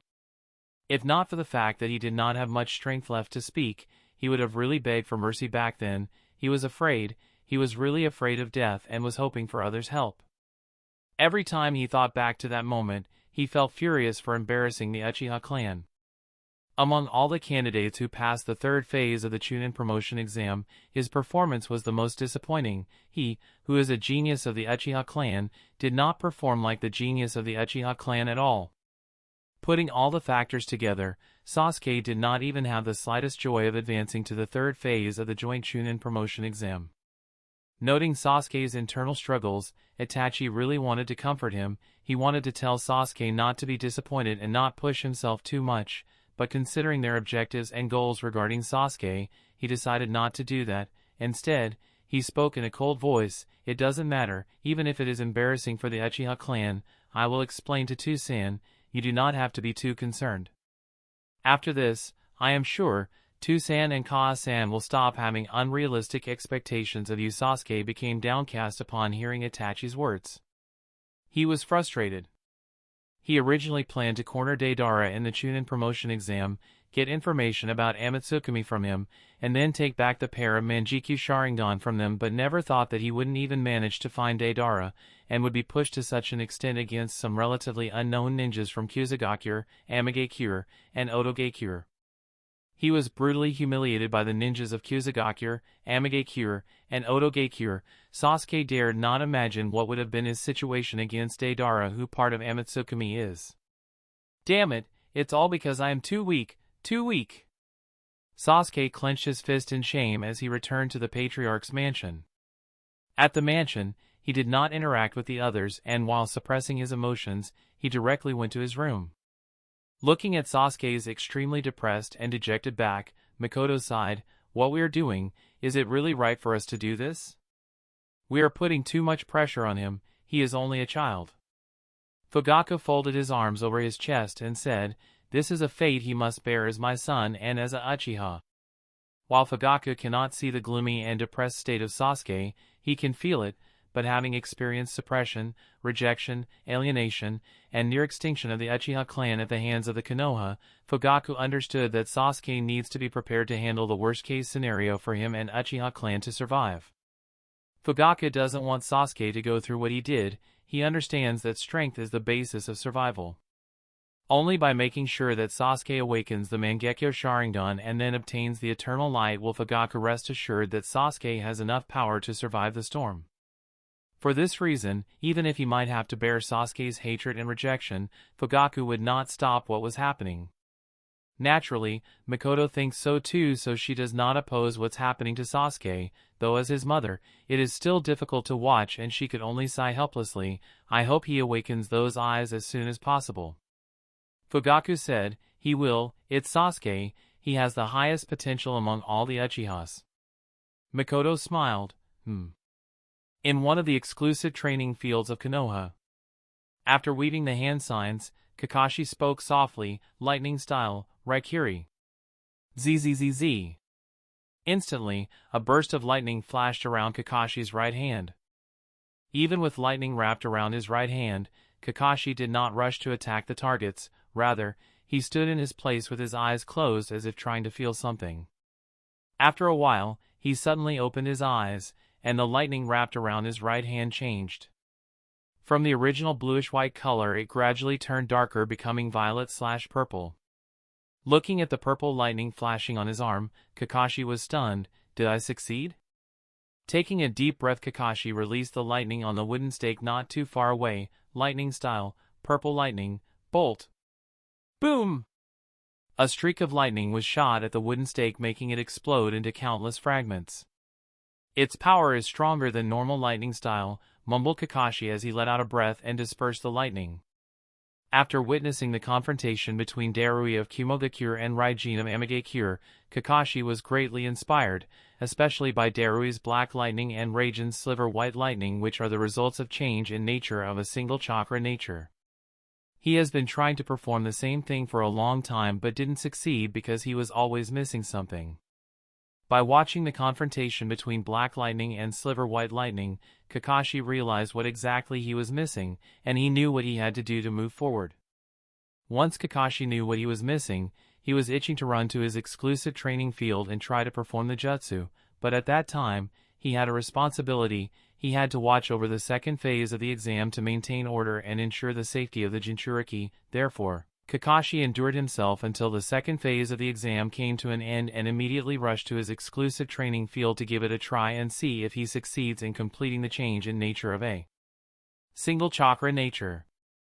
I did not expect to succeed this easily, mumbled Kakashi in surprise. He was once renowned as the copy ninja Ataki Kakashi.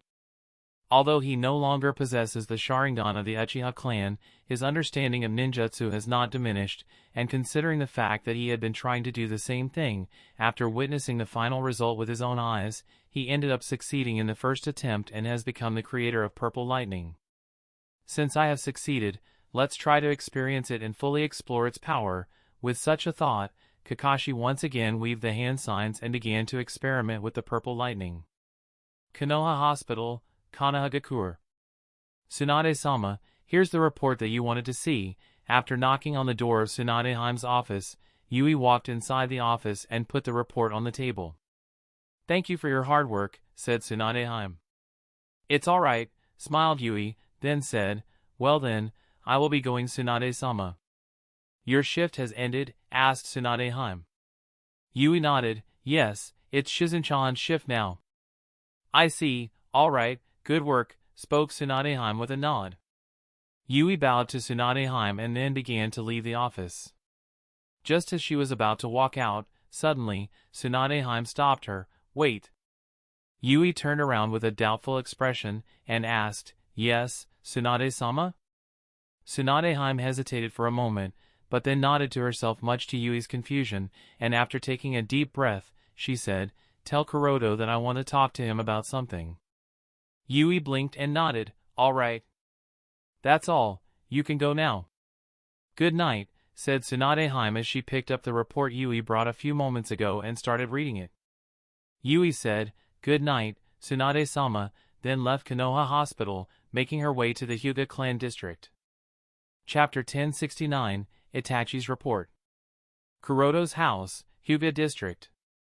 Holding the teacup, Curoto took a leisurely sip of tea while listening to Itachi's report.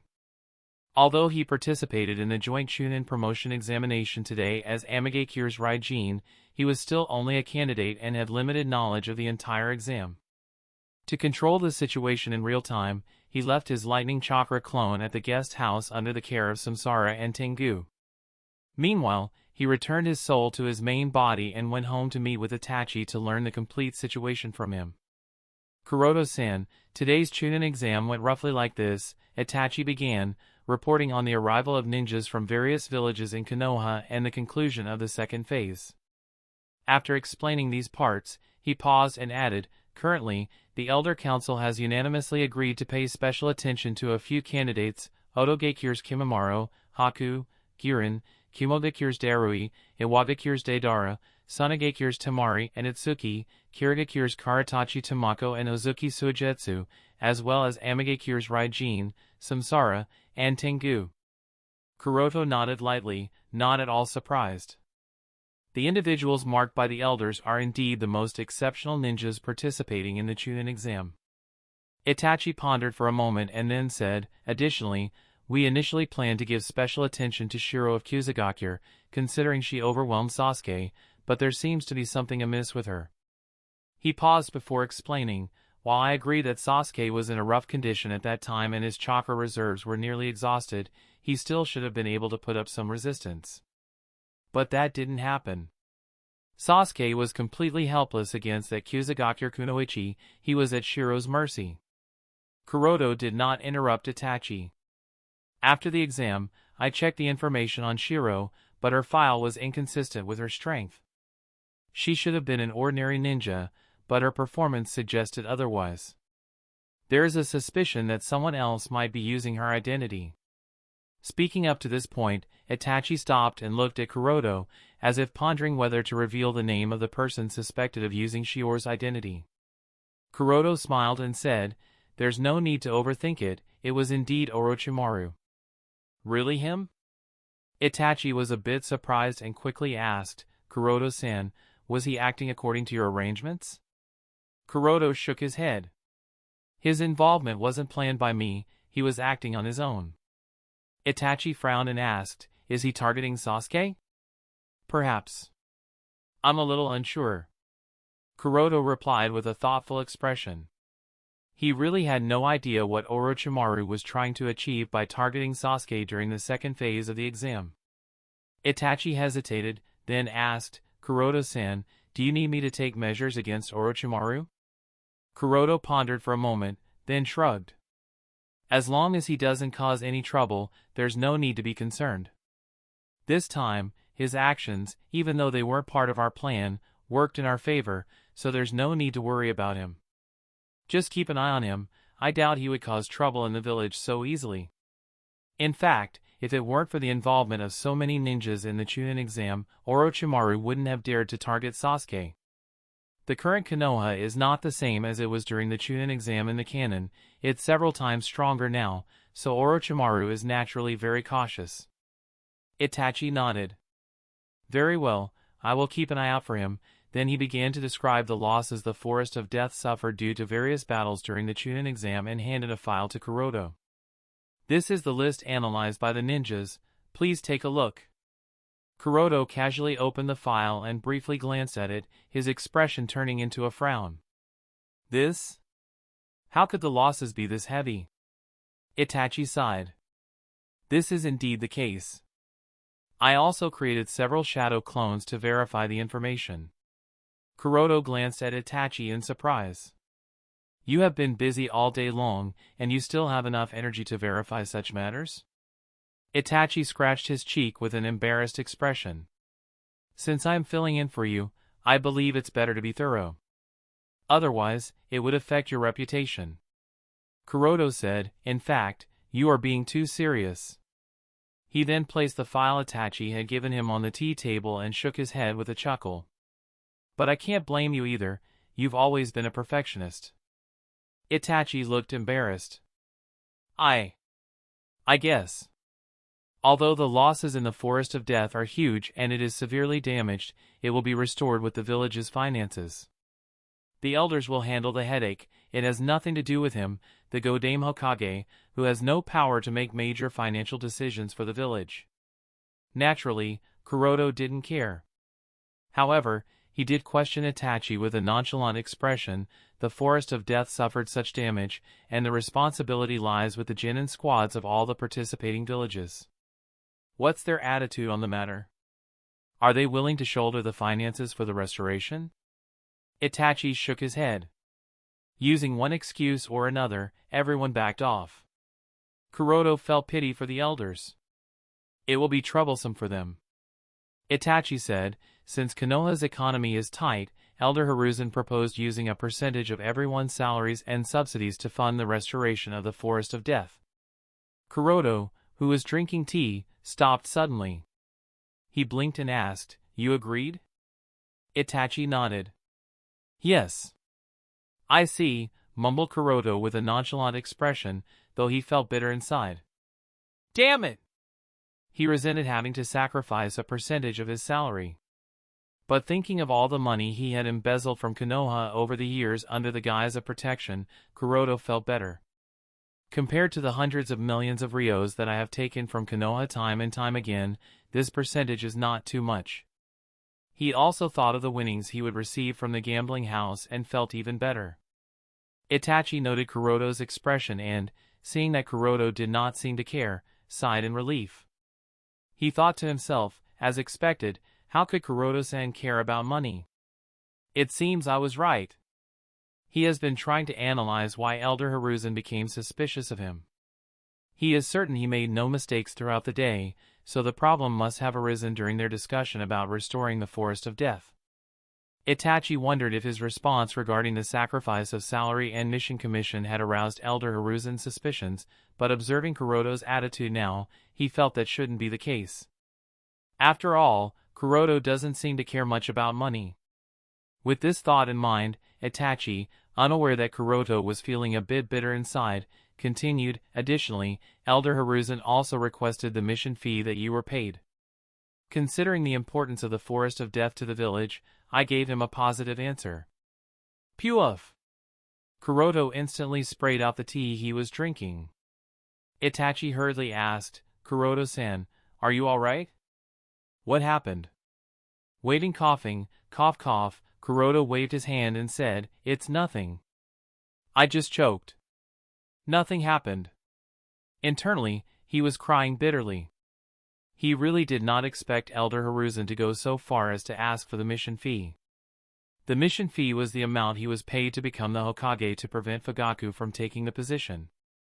Thinking of all the money he might have to return, Curoto suddenly lost his composure and picked up the file he had carefully put on the table. Itachi asked doubtfully, "Curoto-san, are you worried about money?" "What are you talking about, Itachi? Do you think I care about money?" Curoto asked. Itachi was a little unsure at this moment, but he still said, "No, I don't think so." Curoto nodded, "Yes, how could I care about money?" while thinking internally, "Damn it, I will have to think of something quickly, otherwise, this will be big trouble." Chapter 1070, A Deal with Tsunade. Tsunade's office, Kanahagakure Hospital. Knock! Knock! After knocking on the door of Tsunade's office, Curoto called out, "Tsunade-sama." Tsunade raised her head to see who was visiting her this late at night, but seeing that it was Curoto, she said to him, "Oh, it's you, come in, Curoto, also, close the door." "All right," nodded Curoto as he closed the door of Tsunade's office, then casually walked inside. After sitting on one of the empty chairs, he asked, "I heard from Yui that you wanted to talk to me about something. I wonder what that's about." It's rare for Tsunade to want to talk to him about something, so Curoto was kind of curious, though he was also a little guarded about a certain possibility. If she is in need of funds for gambling, then I can only apologize. Curoto also considered another possibility. Maybe this is about Kimimaro, considering that he is from the Kagaya clan, and as a Senju perhaps Tsunade-sama knows of the distant relationship between the Hyuga clan and the Kagaya clan, so she wants to talk about it or something. Instead of giving an immediate response to Kuroto's question, Tsunade hesitated, as if unsure whether to speak that matter. Tsunade's hesitation made Curoto frown. "For you to hesitate like that? Is it something difficult for you to speak, Tsunade-sama?" Tsunade sighed, "Yes." Then she shook her head, saying, "Forget it, I will just talk about it, it's not that big of a deal anyway." "Well then, what is it about?" "Why did you want to see me?" asked Curoto. "I want you to get in touch with Orochimaru for me," answered Tsunade. Curoto was stunned. Get in touch with Orochimaru-sama? When he came to meet Tsunade, he had expected a multitude of points that she might talk about, but getting in touch with Orochimaru was not one of those. Sunade nodded, yes, and added, I need his help with something.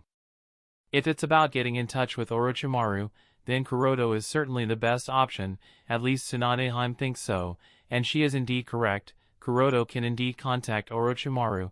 However, he did not give an answer immediately, rather put forward another question. May I ask, what is it that you want to contact Orochimaru-sama? What is it that you need his help with? This time Sunade did not take too long to answer Curoto's question. With the implantation of Shodaime Hokage's cells in my body. You want to inherit Shodaime Hokage-sama's wood style? Asked Curoto in surprise. There are very few reasons why someone would want to implant Hashirama cells, wood style, balance yin and yang chakra, and improve life force. Sunade has no need for yin and yang balance. She doesn't need to improve her life force either. Her body is already brimming with energy and life force. Therefore, the only attraction for Sunade is wood style. Curoto's guess was undoubtedly correct as Sunade nodded, yes, I want to awaken the Kekkei Genkai dormant in my body. By implanting Shodaime Hokage's cells, it should be possible to awaken it and inherit his powers. I see, mumbled Curoto with a thoughtful expression. Sunade continued, Konoha's enemies are using my grandfather's wood style to bring harm to the village. As the last remaining Senju, I cannot accept our former patriarch's special Kekkei Genkai being used to harm the village he had created. Konoha was his dream. He fought for this dream to the bitter end and died for it.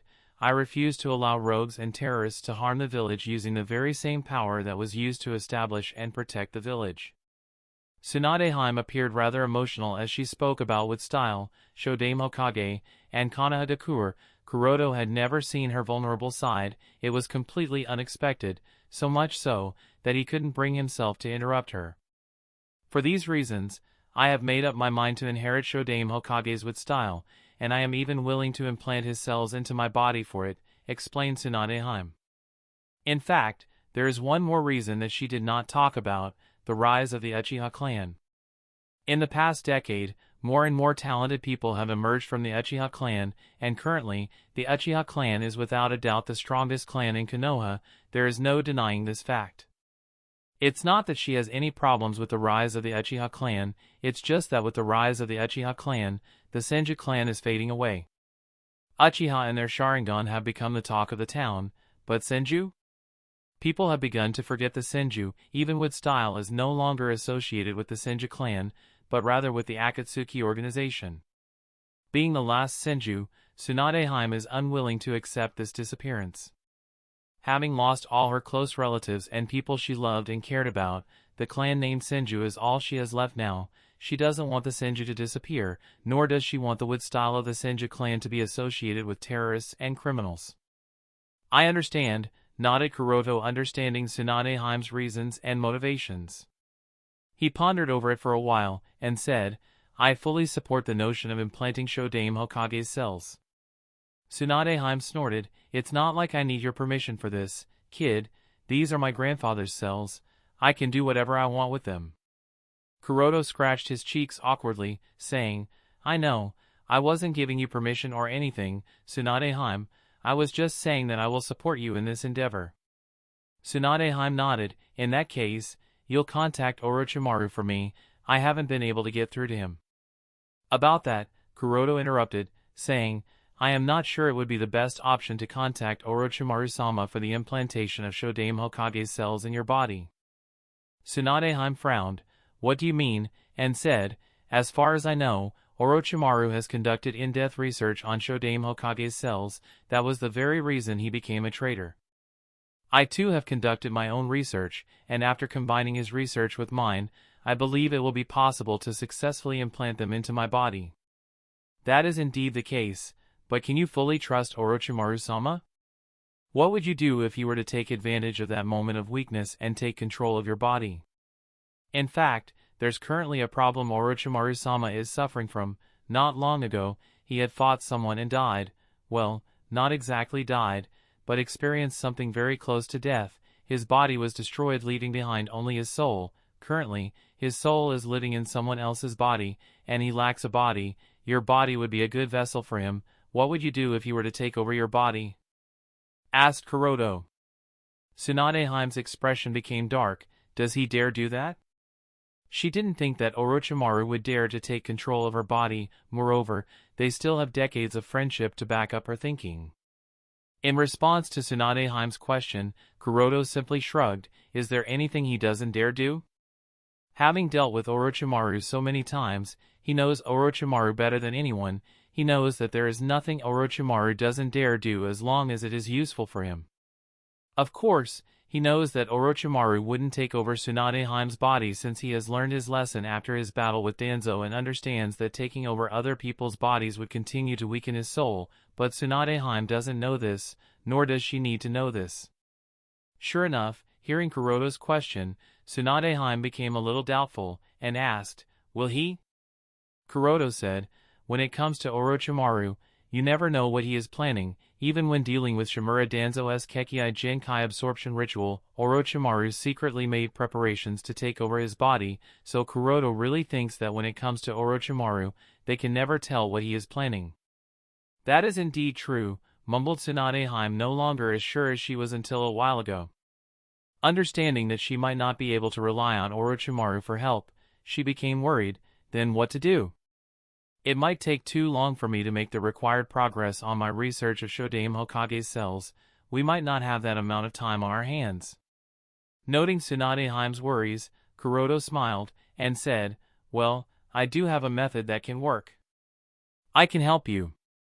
You'll be able to immediately inherit Shodaime Hokage's with style without needing to contact Orochimaru-sama." Tsunade Haime looked at Curoto in surprise. "You have a method? And I will be able to immediately inherit with style immediately?" As if she suddenly realized something, she asked him, "Don't tell me, you have also been researching Shodaime Hokage's cells?" Curoto nodded. "Yeah, kind of. I wanted to see what's so special about those cells, so I did some of my own research, and I can guarantee that my research is quite thorough.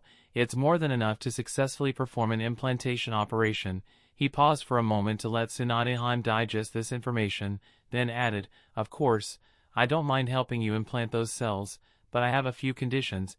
If you agree to those conditions of mine, then we can have a deal." Tsunade Haime stared at Curoto as she asked, "What conditions?"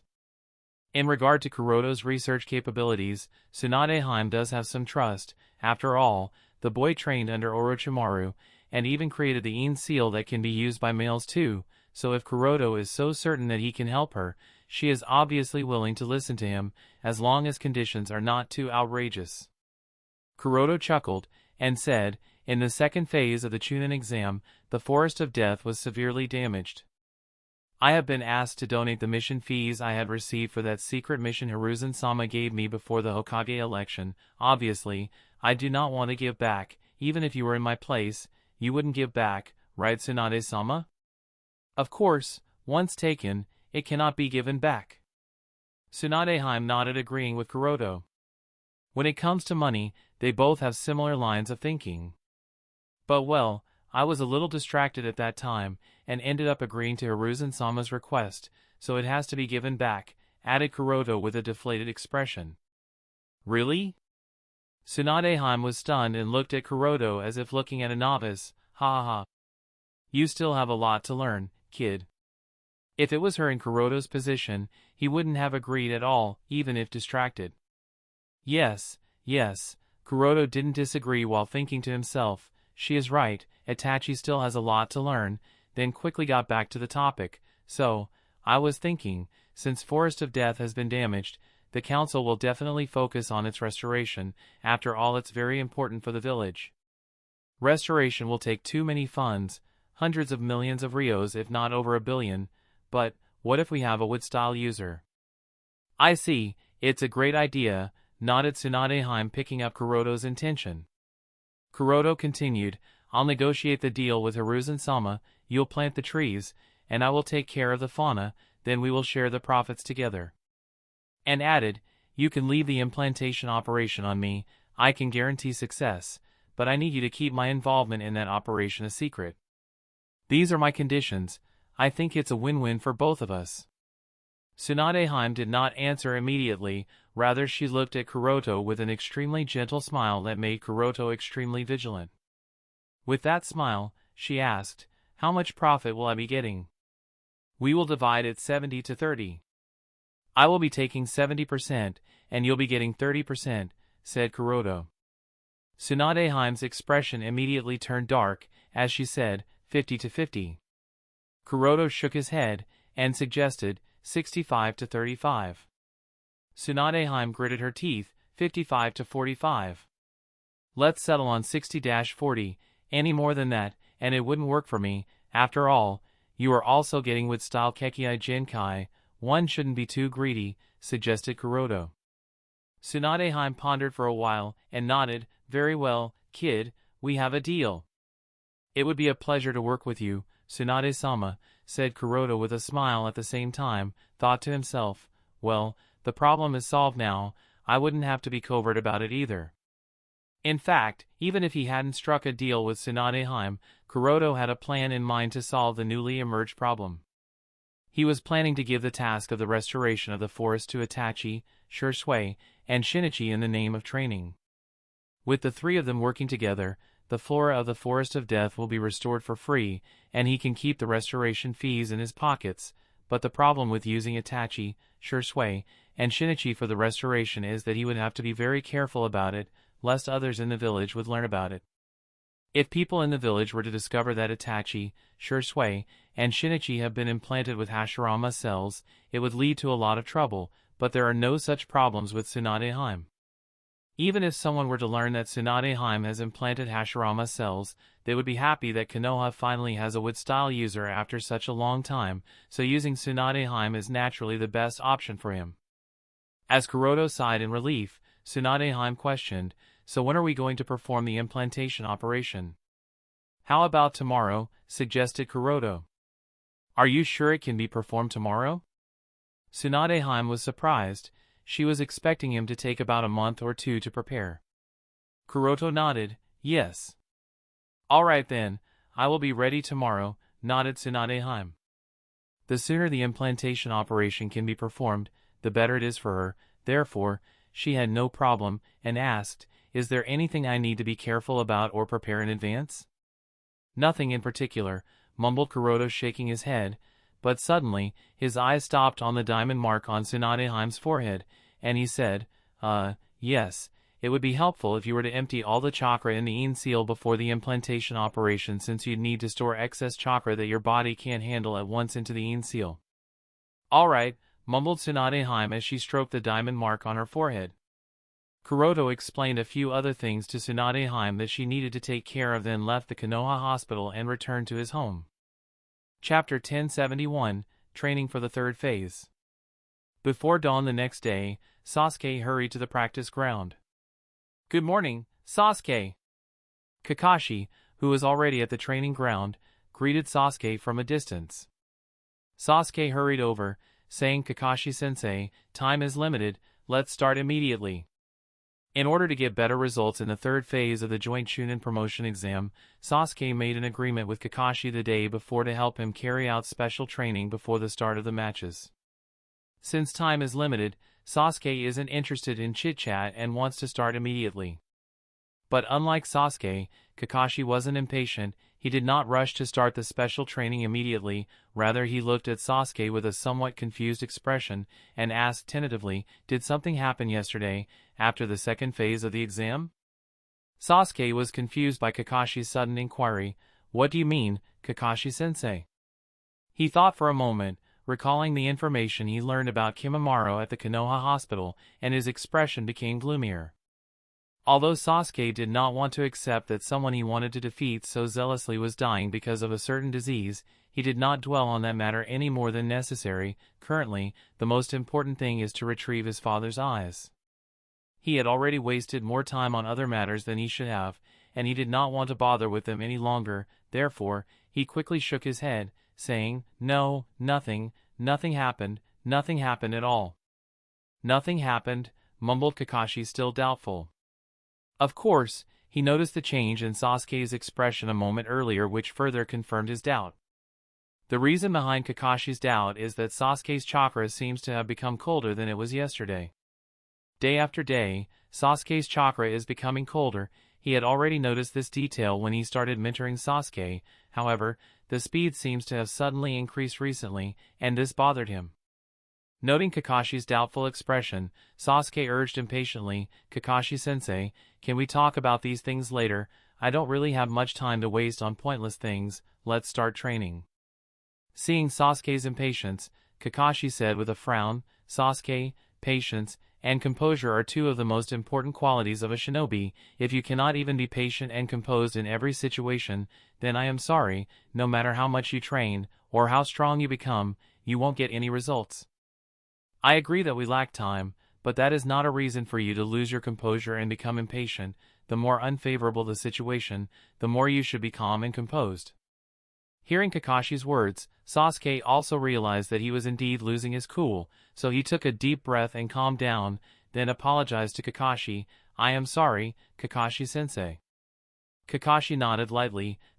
Don't lose your cool so easily." Then he changed the topic, and asked, "What do you think of the other 15 candidates that qualified for the third phase?" Sasuke pondered for a while, then answered, "Most of them are not a problem, but Kumogakure's Darui, Iwagakure's Deidara, and Amagakure's Ryene, these three are somewhat troublesome, maybe Amagakure's Samsara and Tengu as well, but definitely not to the extent of the former three." Although Kakashi felt that Sasuke was a little too overconfident, he still accepted the kid's judgment. These three are indeed the most troublesome opponents. Additionally, Sunagakure's Temari is also somewhat troublesome with her Scorch style, so let's consider them as potential enemies while carrying out your special training. I do have some data from the observations our ninjas recorded during the second phase of the exam. Let's also use that intelligence while planning the counter strategy. Sasuke's expression suddenly turned serious. After all, intelligence is the most important aspect of a battle between. If he has intelligence of the enemies he will be facing, Sasuke feels that he will be able to defeat them with not too much difficulty. Kakashi continued, "Kumogakure's Darui and Amagakure's Ryene are both ninjas who have mastered lightning chakra nature to an extreme degree. They have also mastered single chakra nature transformation of lightning chakra to create their unique form of lightning, and both of them also possess storm release Kekkai Genkai. As for Deidara, he has mastered explosion style Kekkai Genkai and dust release Kekkai Tota.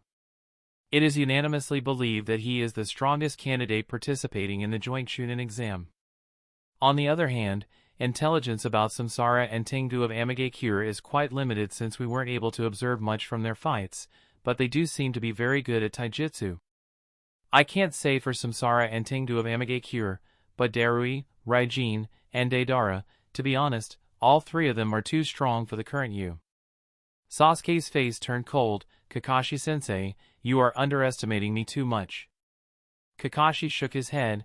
"That's not the case. Nobody knows your strength better than me, and this is the conclusion I have reached after analyzing all aspects of your strength in comparison to theirs." Speaking so, Kakashi paused for a moment to let Sasuke digest his words, and seeing the boy's silence as if acquiescence, he nodded lightly as he continued, "But of course, that doesn't mean you cannot win, as long as you carry out targeted training and devise the appropriate strategy for different situations. It's not impossible to emerge as the winner."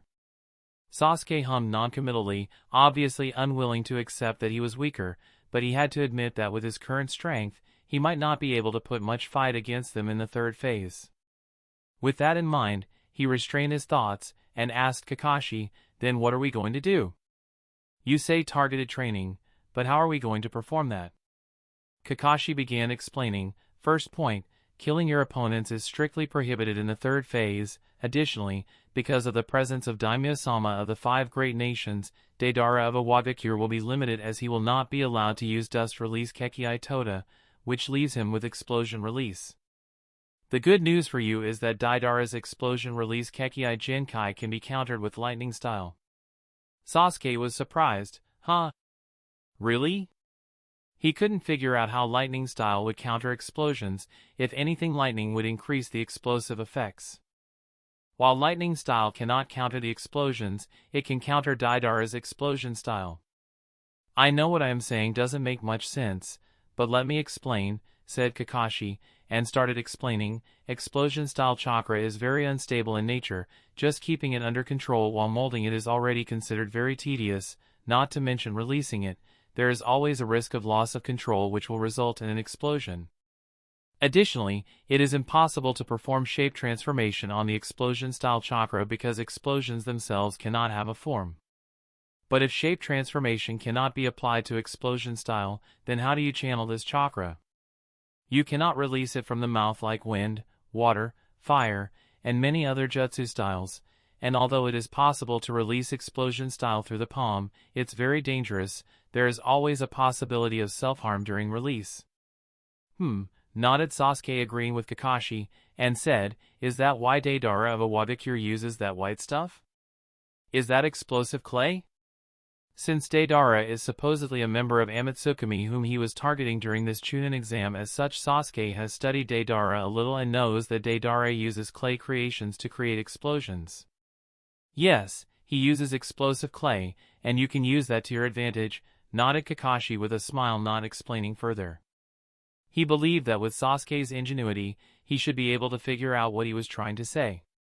Sasuke pondered for a moment, and immediately realized, "I see, lightning chakra is counter to earth-style chakra, it will destroy those clay creations." "Precisely," nodded Kakashi, satisfied with Sasuke's quick thinking. Then he added, "So, Deidara shouldn't be a problem for you as long as you are careful and don't let down your guard." Sasuke agreed, yes. Not for a moment he believed that he would lose to Deidara, and snorted to himself, "Humph. Even if you were to use Dust Release, I'd still win." Unaware of Sasuke's thoughts, Kakashi continued, "The problematic ones are Darui of Kumogakure as well as Ryene of Amigakure. Both of them are masters of lightning style, and their lightning style is superior to yours. In order to stand a chance against these two, you'd have to not only master wind style which can counter lightning style, you'll have to upgrade your lightning style too. Mastering a completely new chakra nature is not easy, but you don't necessarily have to master a chakra nature to learn a few jutsu of that chakra nature. You have Sharingan, and that can help you copy jutsu. We are going to use that. Both of us will create a shadow clone. My shadow clone will perform different wind-style jutsu and your shadow clone will copy them, then practice them." "Alright," nodded Sasuke, creating a shadow clone, and Kakashi did the same as another Sasuke and Kakashi appeared on the field. The shadow clone Kakashi and shadow clone Sasuke nodded to their original self, then went to the other side of the field to train wind style. Sasuke then looked back at Kakashi. "What about upgrading the lightning style?" Kakashi questioned. "You should have heard about Darui's black lightning and Raiden's white lightning, right?" Sasuke nodded, yes, and said with an unbelievable expression, performing the nature transformation on a single chakra nature. "I did not expect such a thing was possible. Moreover, both of them have mastered it." In response to Sasuke's unbelievable expression, Kakashi smiled. He then weaved hand signs as purple lightning covered his right hand, and said, "They aren't the only ones to have successfully completed the nature transformation of a single chakra nature." "Huh?" Looking at lightning wrapped around Kakashi's arm, Sasuke was taken aback. "Kakashi-sensei, you too?" Kakashi nodded, "Yes, I too have mastered it. After watching Darui's black lightning and Raiden's white lightning, I was able to figure out how it's done, and successfully did it." Hearing Kakashi's explanation, Sasuke was speechless and looked at him weirdly. "This kind of thing is no less difficult than developing a Kekkei Genkai." Kakashi said that he figured out how to do it just from watching others. It's like him saying, "I watched that guy use ice style, and figure out how to do it, then when I tried, I did it." Simply put, it is absurd. Kakashi did not care about Sasuke's speechless expression, and said, "This is what you have to master, and only by mastering nature transformation on a single chakra nature will you stand a chance against Darui or Ryene. But don't worry, we have about a month, although 1 month might not be enough. I will still try my best to teach you within this month so that you can master it." The corner of Sasuke's lips arched into a smirk. "Kakashi-sensei, even without Sharingan, you were able to master nature transformation on a single chakra nature just by watching. I have the Sharingan, and I have you to teach me. There is no way I won't be able to master it within a month." Kakashi glanced at the 3 tomo whirling in Sasuke's eyes and nodded to himself. As Sasuke said, Sharingan has a unique advantage in discerning and copying ninjutsu. Therefore, it might not be surprising if Sasuke were to master nature transformation on a single chakra nature in less than a month. Chapter 1072, Tsunade's Operation. Forest of Death, Konohagakure. After coming to the Forest of Death, Curoto and Tsunade slowly walked into a cave that seemed to have been created only recently and soon arrived inside a hall that looked like some type of operation theater with a stone bed at the center, several stone tables on the side, and medical equipment that monitors the vital signs of the body arranged around the stone bed. Looking at the well-equipped operation theater, Tsunade was impressed. "You seem to have prepared well." Curoto shrugged in response. "Can't have you dying, Tsunade-sama, so I had to make sure that I am well prepared." Then he walked towards one of the stone tables, picked up a patient gown, and gave it to Tsunade. "Please change into these clothes," and while pointing toward a certain direction, he said, "There's the changing room, you can change there." Being a doctor herself, Tsunade wasn't surprised that Curoto asked her to change clothes before the implantation operation, but she still questioned, "I need to change clothes?" Curoto nodded, "If you do not want your clothes to possibly get torn apart during the operation." Tsunade raised an eyebrow. "Will they get torn apart?" "During the operation, tree roots and vines may come out of your body, and they will tear apart your clothes, so," answered Curoto. "I see," nodded Tsunade, understanding what Curoto meant, and said, "In that case, I will change into this." Then she went to the changing room with the gown. While Tsunade was changing, Curoto patiently waited for her. Before the idea of implanting Hashirama cells into Tsunade's body appeared, he had already more or less had the thought of implanting Hashirama cells into Karen's body. Therefore, he had started making preparations beforehand and did not need to do much for Tsunade's operation. As for the reason he offered to help with the Tsunade's implantation operation, other than the deal they struck the day before, which involves a lot of funds, Curoto also wanted to observe how the implantation operation would go in Tsunade's case. Although he has already carried out the Hashirama cell implantation operation thrice, the subjects for those 3 iterations were Uchihas. Because of the In Chakra nature of the Sharingan that the Uchiha possess, they have higher chances of completing the fusion of Hashirama cells, which are yang in nature, and attain a balance of Yin and Yang Chakra nature. Even Shimura Danzo relied on the balance of Yin and Yang Chakra natures to contain Sharingan and Hashirama cells in his body. Based on these observations, it's quite obvious that Yin Chakra is needed to balance Hashirama cells' Yang Chakra, but a doubt has always plagued Curoto: how would the implantation operation go when there is no Yin Chakra to balance the Yang Chakra? He felt the need to collect the data and observation of implanting the Hashirama cells into such a subject. After all, Karen too will undergo a similar situation, and her body lacks the Yin Chakra required to balance the Yang Chakra. Although Curoto is quite certain that he wouldn't mess up the operation when implanting those cells in Karen's body, it's still better to have some data, observation, and experience to refer to. After all, Karen is his backhand to become back to life in case he ends up dying. Moreover, it's not just a matter of Karen's implantation operation, he also needs more data on Hashirama cells for the creation of his Yang Chakra nature clone. Now that Lightning Chakra nature clone is developed and is currently under the process of cultivation, he has to focus on the last clone as well. Although he has been creating different generations of biological armor and he had quite a lot of data on Hashirama cells from that, he would never say no to more data. The more data he has to work with, the better the results and the easier it will be to work with Hashirama cells on Karen's implantation operation as well as cultivation and development of the Yang Chakra nature clone, and that's where the Hashirama cells implantation for Tsunade comes into the picture. As a descendant of the Senju clan, Tsunade's chakra is predominantly yang, which also explains her extremely high physical strength and expertise in Iryo Ninjutsu, so she is a perfect guinea pig for Curoto to collect the relevant data. If not for the fact that Tsunade herself wanted to undergo the implantation operation in order to awaken the would-release Kekkei Genkai buried in her DNA, Curoto would have never mentioned this matter to her, but since she expressed her intention, naturally he wouldn't let this opportunity slip by.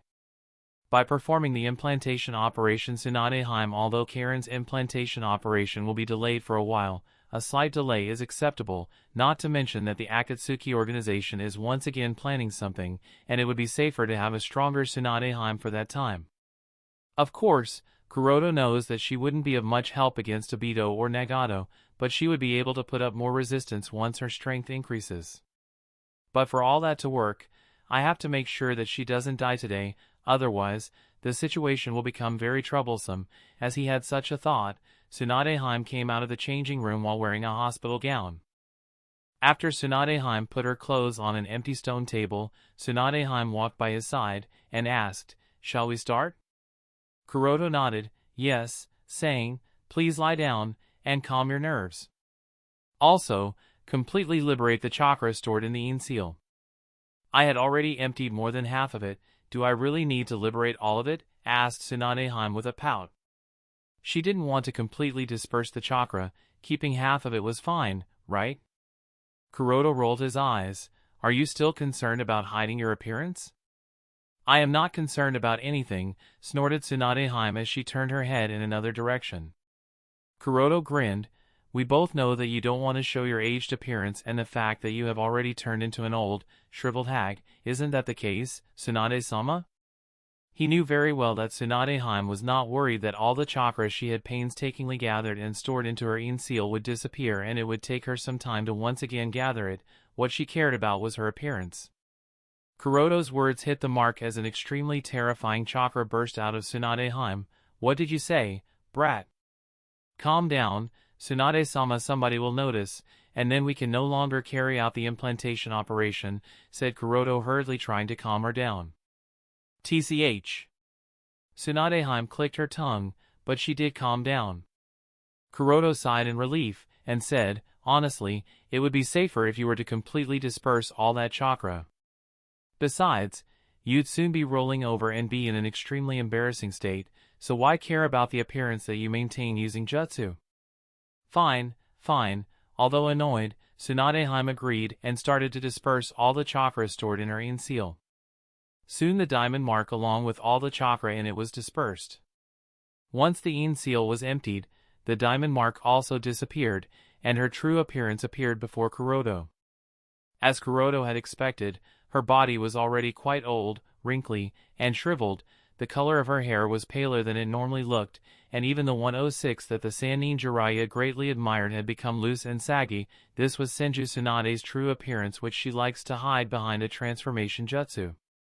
In fact, Tsunade shouldn't have such a wrinkly and shriveled body. After all, her body is burning with vitality because of her Senju ancestry. The cause of such a degraded physical state is her preferred style of combat.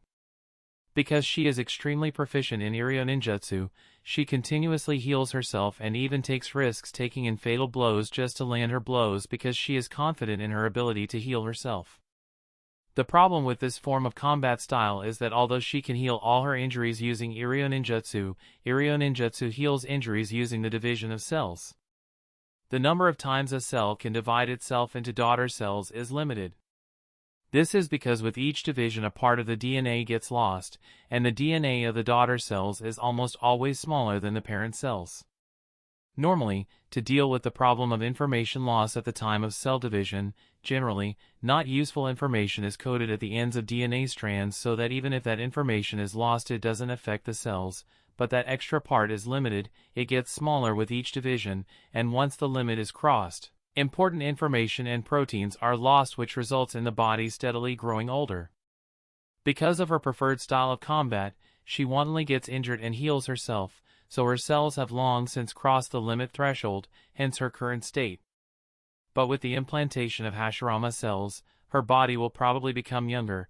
I wonder what Jiraiya-sama will think, thought Curoto, not giving any special reaction to aged Tsunade and simply instructed her, "Yes, that's good, now please lie down." Seeing that Curoto didn't react at all to her aged appearance at all, Tsunade pursed her lips, "It's better this way," and nodded, "All right." She followed Curoto's instruction and lay down on the stone bed. At this time, Curoto picked up an injector containing a fluid inside it and walked beside Tsunade. "Firstly, I will be injecting a fusion solution inside your body. Your body will become extremely hot as soon as this fluid goes in your body, so please do not overreact. Just try to calm your breathing and bear through intense heat and pain that will follow. Just get it over with," said Tsunade. "All right," nodded Curoto and injected the solution inside her body. With this, the Hashirama Cell's implantation operation began for Sunade Heim. Chapter 1073, Mastering the New Six Paths of Pain. Somewhere in the land of demons. Roar! Roar! Roar!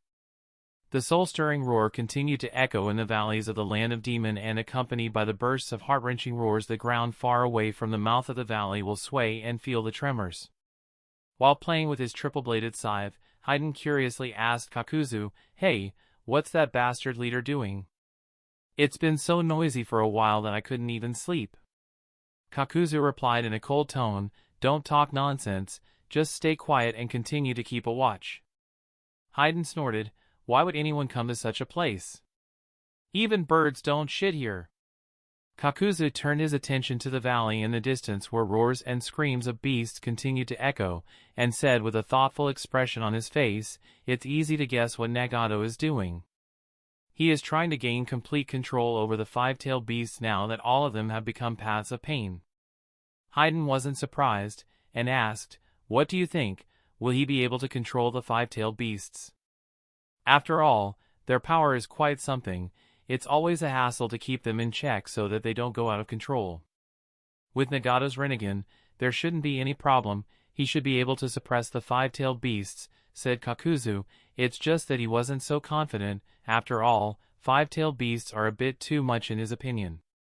Being stronger than them is another thing. He is absolutely certain that Nagato is multiple times stronger than the five-tailed beasts, but keeping them under control is another matter. After all, the tailed beasts will continue to attack Nagato mentally in order to get back their freedom." And looking in the direction from where continuous sounds of explosions are coming, Kakuzu added, "I guess he won't stop unless he gains complete control." Hyden licked his lips, feeling excited. "Once he gains complete control, will we be making a big move? I can't help but look forward to it." It's been a while since I last delivered sacrifices to Jashin-sama." Kakuzu shrugged, not giving any reply. He wasn't sure what is Nagato and Madara's plan, but he also had a feeling that the next thing would be a big action. Boom! Suddenly, a dazzling white light flashed in the sky above the valley, and this light was followed by a series of explosions that shook the ground. Cracks appeared in the ground, and dust rose in every direction. Kakuzu and Hyden quickly used their arms to protect their faces from the rising dust. Once the dust settled, both of them noticed that a distant mountain had collapsed, and a mushroom-shaped cloud was rising from the collapsed mountain. Both Kakuzu and Hyden instantly guessed the cause of such an explosion: tailed beast bomb. Other than the tailed beast bomb, they couldn't think of anything that could cause such devastating damage. Only those bombs that are the result of the aggregation of tailed beast chakra can level up mountains and change terrain of the ground. Looking at the distant mushroom-shaped cloud, Kakuzu mumbled, "Maybe Nagato has made some progress." He hadn't even finished his words when the second explosion sounded. Boom! Hyden was taken aback. Another one? The second explosion was followed by the third, the fourth, and the fifth. As the smoke gradually settled, both Hyden and Kakuzu were surprised to find that the valley had completely changed into somewhat of a flat terrain with boulders of various sizes raining from the sky. Hyden was shocked. "Damn it, it's too much." Kakuzu shrugged. "There is nothing to be surprised about at this point." Hyden was speechless. "Well, yeah. But I'm curious, will Nagato manage to defeat Yama this time?" Kakuzu did not have the answer to Hyden's question. A part of him prays that Nagato manages to defeat Yama so that the Akatsuki organization can finally step out from the shadows of Amatsukami, but another part of him hopes that Nagato fails. The reason for wanting Nagato to fail is that Kakuzu has started to develop extreme fear of the path Nagato has been walking on. It might lead to the destruction of entire shinobi world.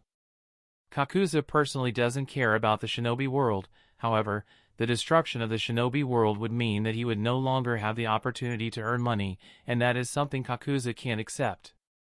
Kakuzu knows that his strength is no longer enough to be able to affect the battlefield between the likes of Nagato and Yama, so he can only hope that Nagato loses, and sighed, "What have I gotten myself involved into?" Compared to the outer region, the center of the explosion is still covered in dust and smoke, and standing at the center of this dust and smoke are 6 figures, each of them wearing a conspicuous black cloak of Akatsuki with red cloud prints. Each of these 6 figures has similar lavender eyes with a ripple pattern that matches the indifferent expressions on their faces. Without a doubt, these 6 figures are the latest batch of Nagato's 6 paths of pain. Except for the Tendo path, which remains the same, the other 5 have been replaced by the 5 Jinchuriki of tailed beasts. The Jinchuriki of the 2 tails, Ujito-ni of Kumogakure, has been turned into the human path. The Jinchuriki of the 4 tails, Rashi of Iwagakure, has been turned into the Naraka path. The Jinchuriki of the 5 tails, Han of Iwagakure, has been turned into the animal path. The Jinchuriki of the 6 tails, Utakata of Kirigakure, has been turned into the Preta path. And finally, the Jinchuriki of the 8 tails, Killer Bee of Kumogakure, has been turned into the Azura path. Unlike Tendo Pain, the remaining 5 paths are not corpses. Upon a closer look at their faces, it can be noticed that they still have ruddy complexions, and their chests are still rising and falling as they breathe, clearly signifying that they are still alive. It's just that they are no longer capable of forming their own thoughts and have become living, breathing puppets. In a sense, these 5 individuals have already experienced pseudo-deaths. Despite being alive, they are not alive. Perhaps this is a fate far worse than death, but Nagato does not seem to care about the fate that has befallen the 5 Jinchuriki as he landed in front of the new 6 paths of pain and quietly looked at them.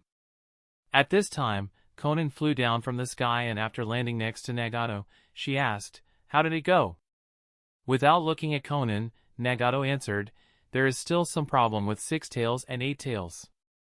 "Is it because of the puppet technique Sasori used?" asked Conan. Nagato shook his head. "No, Sasori has done a good job," and explained, "It's just that the strength of 6 tails and 8 tails is beyond what Sasori can suppress with his puppet technique. Moreover, the Jinchuriki of 8 tails has a complete understanding of 8 tails, so he is posing extremely strong resistance." Understanding Nagato's words, Conan asked worriedly, "Can it be dealt with?" "It's just a small problem. I just need some time to take full control of 6 tails and 8 tails," said Nagato with a certain tone. He believes that the Rinnegan has the power to suppress the tailed beasts, and with his Rinnegan, he will be able to suppress these tailed beasts without any problem in due time. In a sense, Nagato is indeed correct. Rinnegan allows the user to control tailed beasts. Even in Canon, after acquiring his Tomo Rinnegan, Sasuke was able to put all the 9-tailed beasts into his control with just a single glance and use them as his chakra battery. Although the pair of Rinnegan in Nagato's eye sockets is not as strong as Sasuke's Rinnegan, it is still more than enough to control all the tailed beasts. It's just that he hasn't tried to do so before, so he is having a little difficulty, but Nagato is confident that if he were to give it some time, he will be able to master it and gain full control over all 5-tailed beasts. Chapter 1074, Madara's Secret Plan for the Final War. At this time, a spiral whirl appeared in front of Nagato and Conan, and Madara walked out of the whirl. He glanced at the newly created 6 paths of pain, and asked, "How did it go?" Nagato added calmly, "It went well."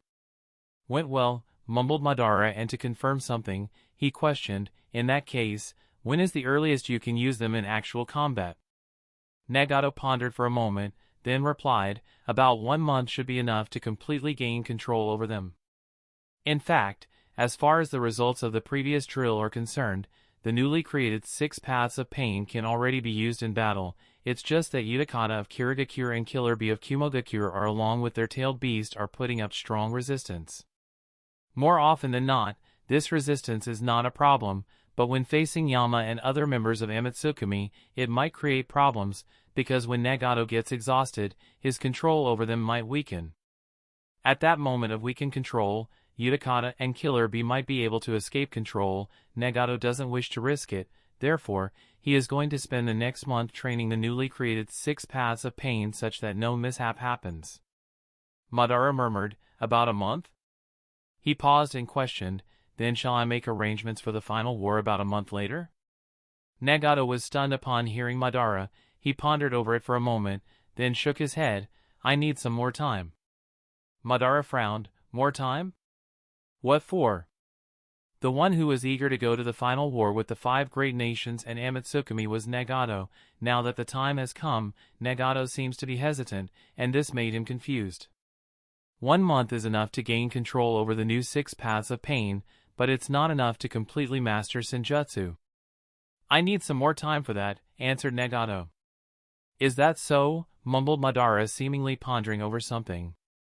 Nagato questioned, is something happening 1 month later? Madara nodded, and began explaining, the final phase of the joint Chunin exam will occur a month later, and probably all 3 Jinchuriki will gather in Konoha for that. Although it's likely to be a trap, we can still use this opportunity to capture the Jinchuriki if we are careful. Then he paused, and questioned, what do you think? Before Nagato could answer, Conan spoke. Nagato has already said that he won't be ready by then. Madara ignored Conan and kept looking at Nagato. After all, the decision was up to Nagato. But Nagato too shook his head, at least 2 to 3 months. I need this time to fully prepare myself, and added after a pause, after all, the main enemies are Yama and the other members of Amatsukami. No mistakes or carelessness can be allowed this time. I want to be in my strongest form when we set out for the final war.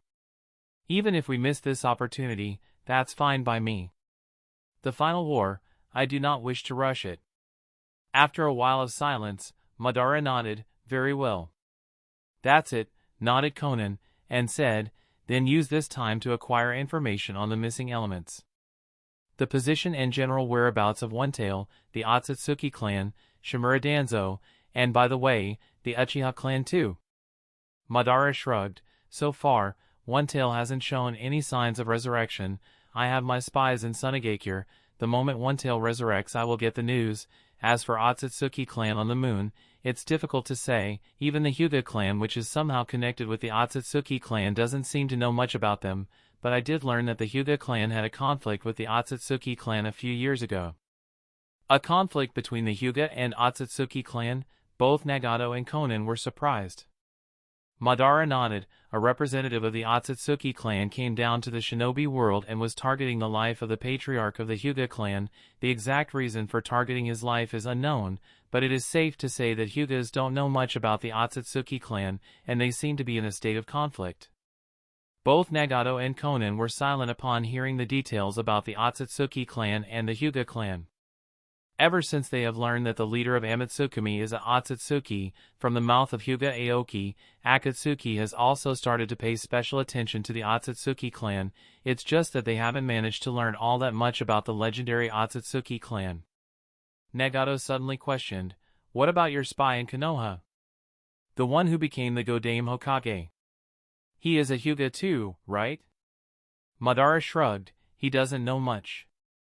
Whatever limited information the Hyuga clan has is in the possession of the main branch of the Hyuga clan, while he is a member of the side branch. In fact, even on the matter of being the Hokage, he is just a puppet. Konoha's leaders do not wish for the Uchiha clansmen to become the Hokage.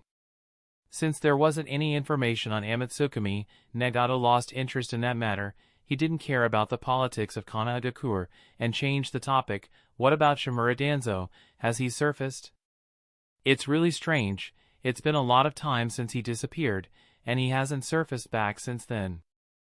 The 5 great shinobi villages are still searching for his tracks, but they haven't found anything. Zetsu hasn't been able to find anything about his whereabouts either. Shimura Danzo is not the kind of man who can remain silent for so long. Even if he was seriously injured, there should have been some movement, but he seemed to have completely vanished from existence after entering the deserts of the Land of Wind. So, I suspect that he was secretly eliminated by Amatsukami. That's the only explanation. Other than the Akatsuki, only Amatsukami has enough strength to secretly eliminate him without drawing any attention. Hearing the explanation, Nagato clenched his fists, and said, I will personally confirm this matter from Yama. Then he turned around and left the field with Conan. That's up to you, said Madara as he watched Nagato and Conan walk away. Although he did not express much interest in confirming Danzo's matter, that's only on the surface. In truth, Madara is more interested in Shimura Danzo than even Nagato. His interest in Danzo comes from his research of the Chimera Jutsu that he has been doing for the past few months. Based on his understanding of Chimera Jutsu, from the scroll that Hiroku left behind, the Chimera Jutsu isn't as high level as mastered by Danzo, which means that acting Hokage turned traitor made some of his own at Jutsu, which resulted in him attaining that monstrous strength.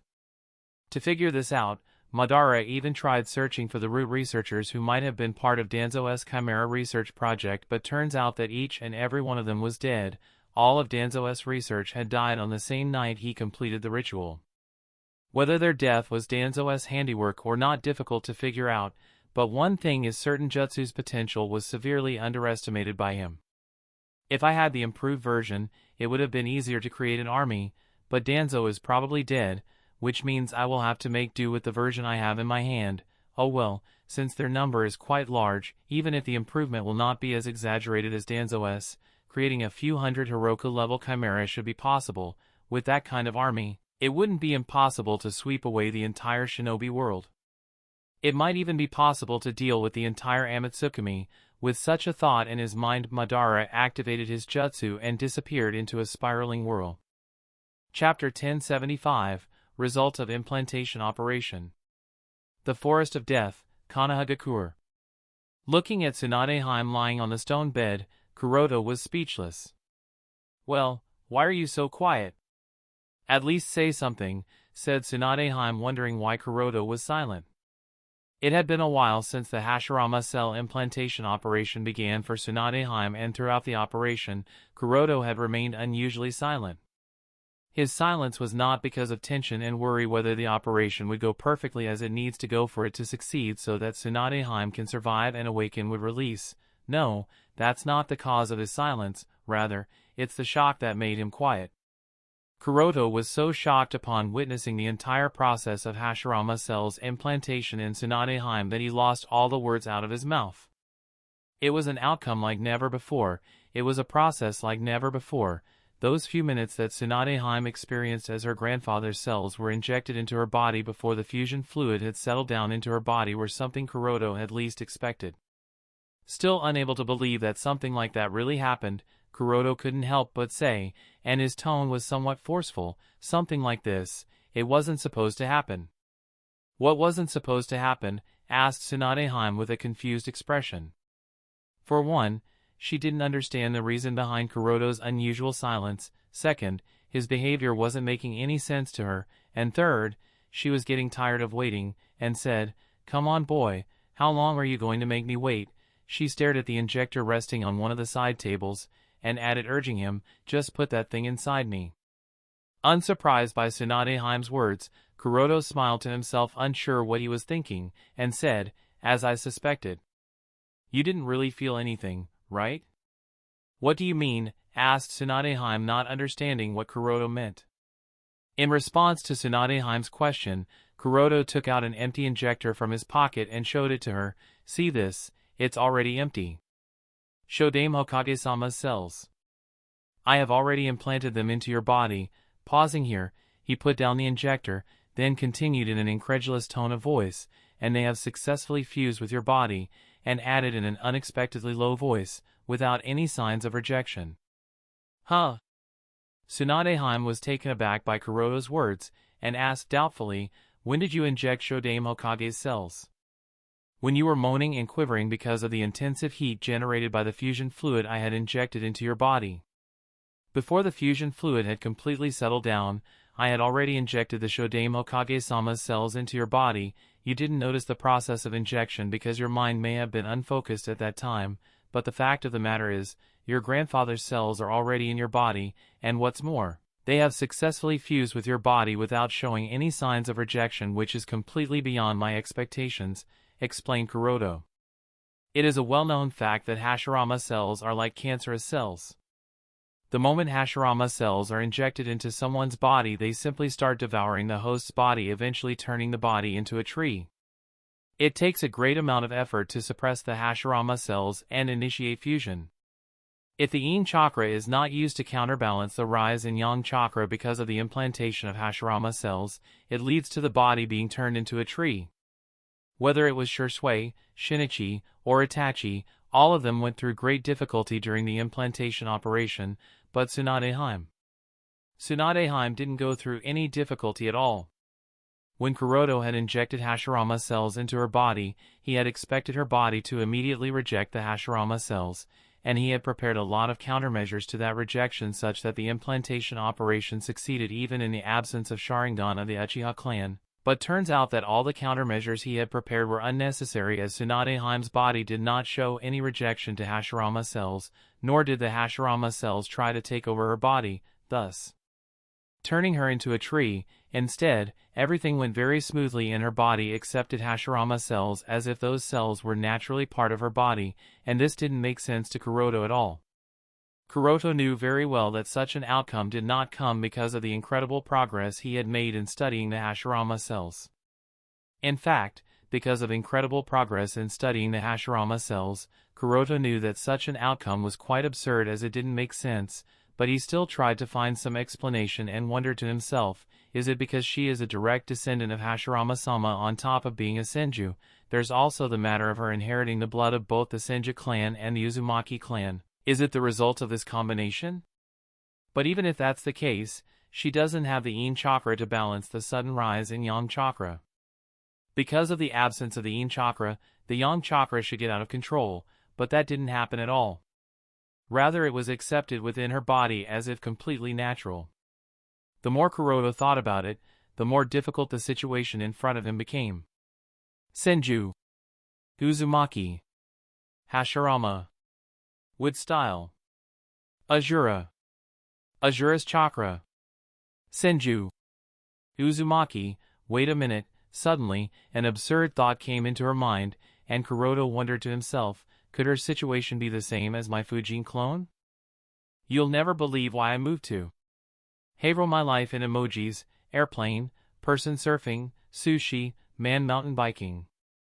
Curoto's Fujin clone is the result of the fusion of the Hyuga cells with the Akugan, Kagaya cells with Shikatsumi Haku, and Tenseigan chakra, bringing that body extremely close to Otsutsuki Himura's in terms of genetics. Even if some genes did not completely express themselves in the Fujin body, such as the Tenseigan, this doesn't change the fact that that body is closest to Himura genetically. And Sunade Heime's situation seems to have turned into something similar. Being a descendant of both Senju and Uzumaki, Sunade Heim should already have the genetic traits of both the clan. Even if some traits became recessive and weren't expressed, they should be hidden within her genes. Otsutsuki Asura was the ancestor of both the Senju and Uzumaki clan, which means his genetics were divided into the Senju and the Uzumaki. In the form of Sunade Heim, the genetic traits of the Senju clan and the Uzumaki clan have reunited. Of course, these traits weren't expressed, but it wouldn't be wrong to say that Sunade Heim's body is genetically closest to Asura. It's just that she isn't the reincarnation of Asura, so she doesn't have Asura's chakra, but with the implantation of Hashirama cells, remnants of Asura's chakra that must have fused with her body, blending in perfectly with her, bringing her closer to Asura. Genetically, just like Nagato, who has gone through the Hashirama cell implantation. Such a result is absurd to imagine, but it is not impossible. Curoto doesn't know how Nagato's Hashirama cell implantation operation went through. Did it go through just like Sunade Heim's, or did he struggle a lot like Itachi, Shursui, and Shinichi and had to rely on the help of White Zetsu or Geto Mazo? Regardless, the result of Sunade Heim's implantation operation is in front of him, and this result really makes him wonder if she is closest to Asura.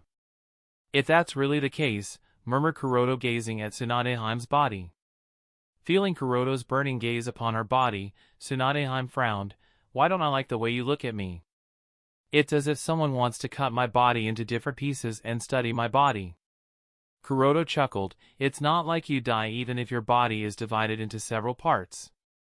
You have an absurdly strong vitality, you'd easily survive even if your body is severed. He was indirectly hinting to Sunade Heim to let him study her body.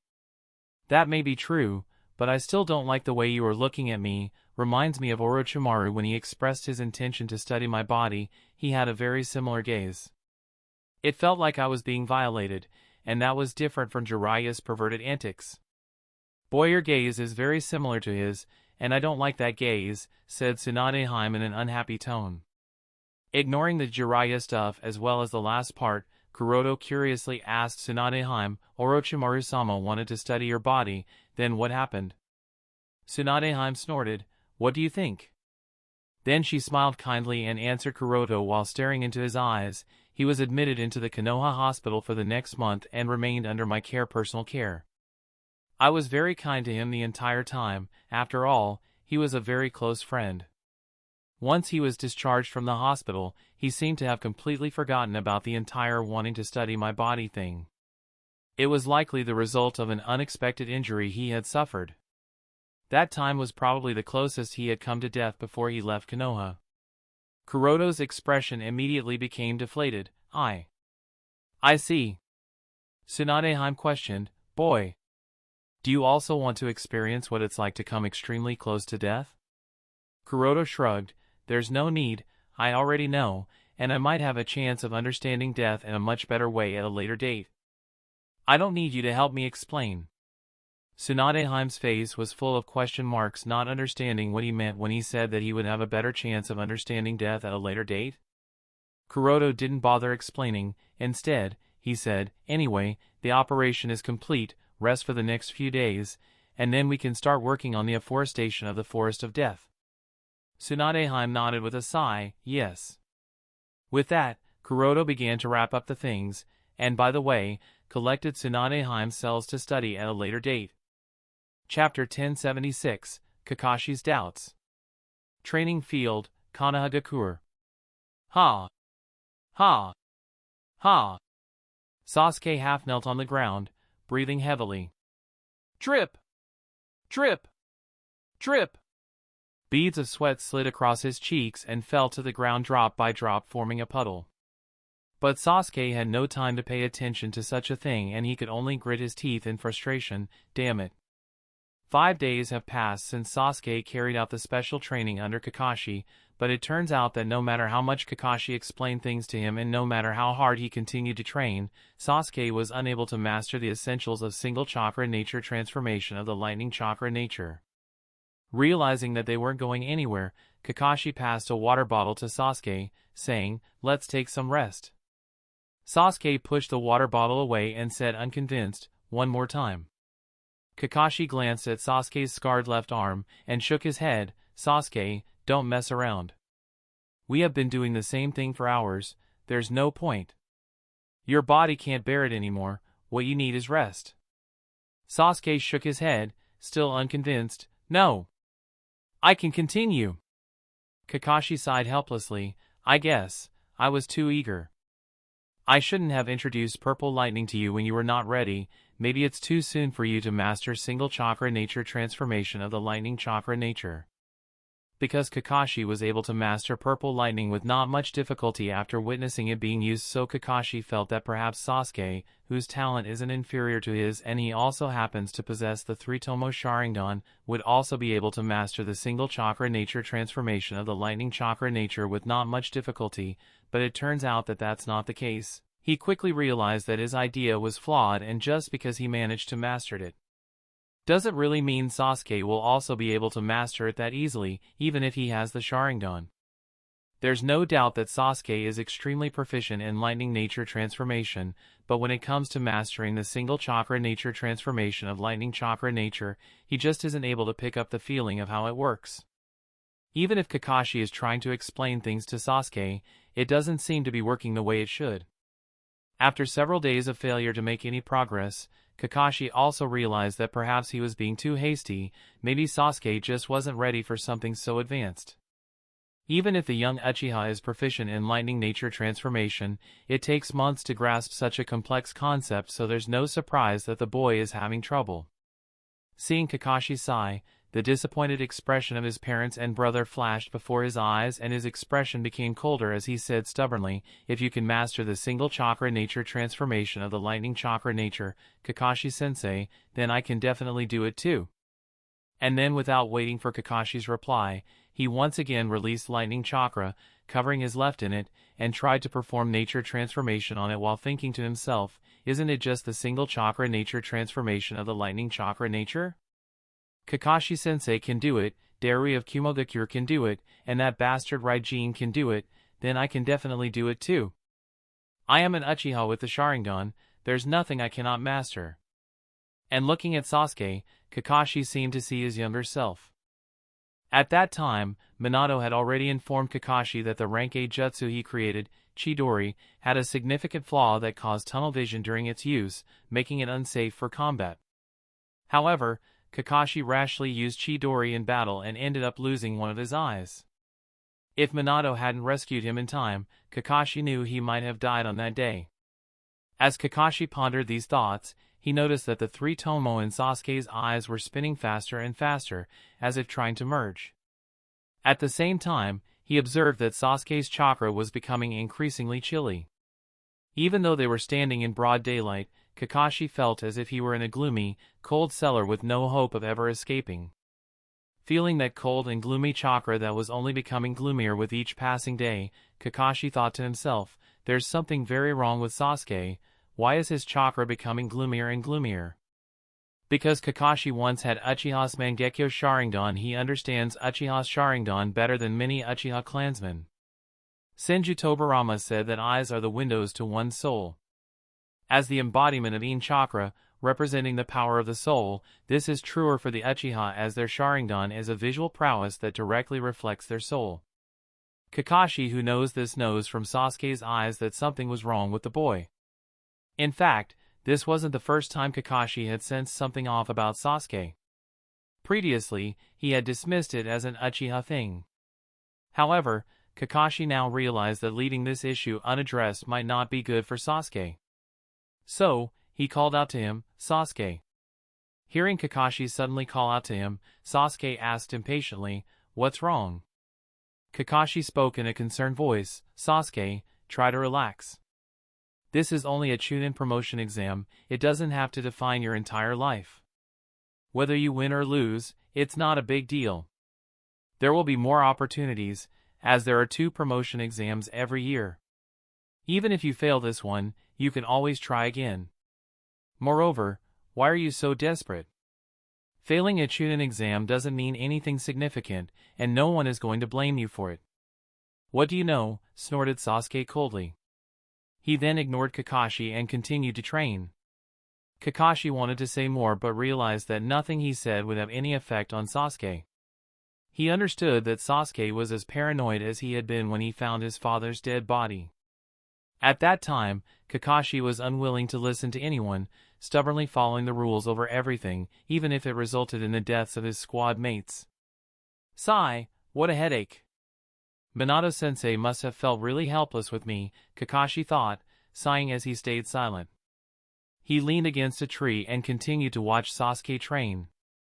While observing Sasuke, Kakashi noticed further changes in his chakra and Sharingan.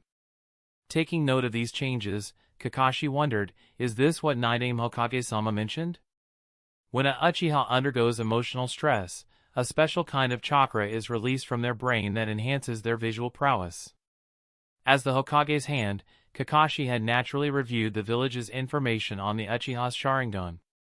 Although his initial intention was different, he did read the observations left by the Naidame Hokage about the special experiments conducted on the Uchiha clan.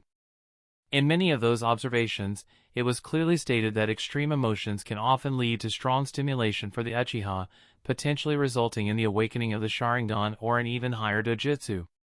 Because the Uchiha are vulnerable to extreme emotions, they must be handled carefully to prevent them from becoming a catalyst for Konoha's destruction. The Naidame Hokage even went so far as to classify the Uchiha as inherently evil. Although Kakashi doesn't completely agree with Senju Tobirama's research about the Uchiha being a threat to Konoha or being inherently evil, he does acknowledge that they are highly vulnerable to extreme emotions. Understanding this, Kakashi tried to determine the root cause of Sasuke's extreme behavior and obsession. It's really just a Chunin exam, this shouldn't be enough to make Sasuke desperate. Is it because Deidara of Iwagakure is also participating? Or is it due to the incident that occurred during the second phase, or is there something else I'm missing? Sigh, maybe I should talk with Shisui, Itachi, and Kiyomi-chan to better understand Sasuke's situation. Chapter 1077, The Aforestation Project, edited. Forest of Death, Konohagakure. Rubbing her eyes tiredly, Shizun yawned half asleep, and asked Tsunade-hime, "Tsunade-sama, why did you bring me here in the middle of the night?" "I had barely fallen asleep." Tsunade-hime smiled, as she said, "To show you something you wouldn't have expected at all." "Huh? Something I haven't expected, at all," mumbled Shizun with a stunned expression. Tsunade-hime nodded. Indeed, she then turned around and smiling to herself, asked Shizun. Haven't you noticed something in the past few days? Something about me that is different? Is there anything different about you? Muttered Shizun, trying to recall if she noticed anything worth paying attention to, and said, now that I think about it, you don't seem to have gone to the izakaya much in the last 2 weeks. Well, I am very happy about that, since I didn't have to drag your slumped body back to your house, and you didn't go to the gambling house too. I bet Hiruzen-sama would be very relieved to hear about this, as he doesn't have to settle your debts. And what else? Come to think of it, you've been acting all secretly for the past 2 weeks and not making any major appearances. Could it be Sunade-sama? Have you secretly borrowed money from someone in? Hearing Shizun's words, tick marks appeared on Tsunade-Hime's forehead, and she felt like wanting to punch the disrespectful girl. Shizun. Hi. Ah. Ha ha ha. Did I say something? Not really. Or maybe, I was just sleep-talking. Yes, it's that, I was sleep-talking. Ah ha ha. Shizun laughed nervously while waving her hand, realizing that she had spoken too much. Tsunade-Hime sighed. Am I that kind of woman? Even if that's indeed the case, she wouldn't admit it. Humph, that's not the case at all. Discarding that thought, Tsunade-Hime wondered to herself, Shizun doesn't seem to notice the changes in my appearance and body. Is it because she is too sleepy? But then she shook her head. Forget it, it shouldn't really matter, and after putting aside that thought as well, she spoke to Shizun. I have brought you here to show you something. Don't care about pointless things. All right, nodded Shizun, tilting her head silently, and no longer spoke about her inner thoughts. Satisfied with Shizun's response, Tsunade-Hime approached a small tree sapling.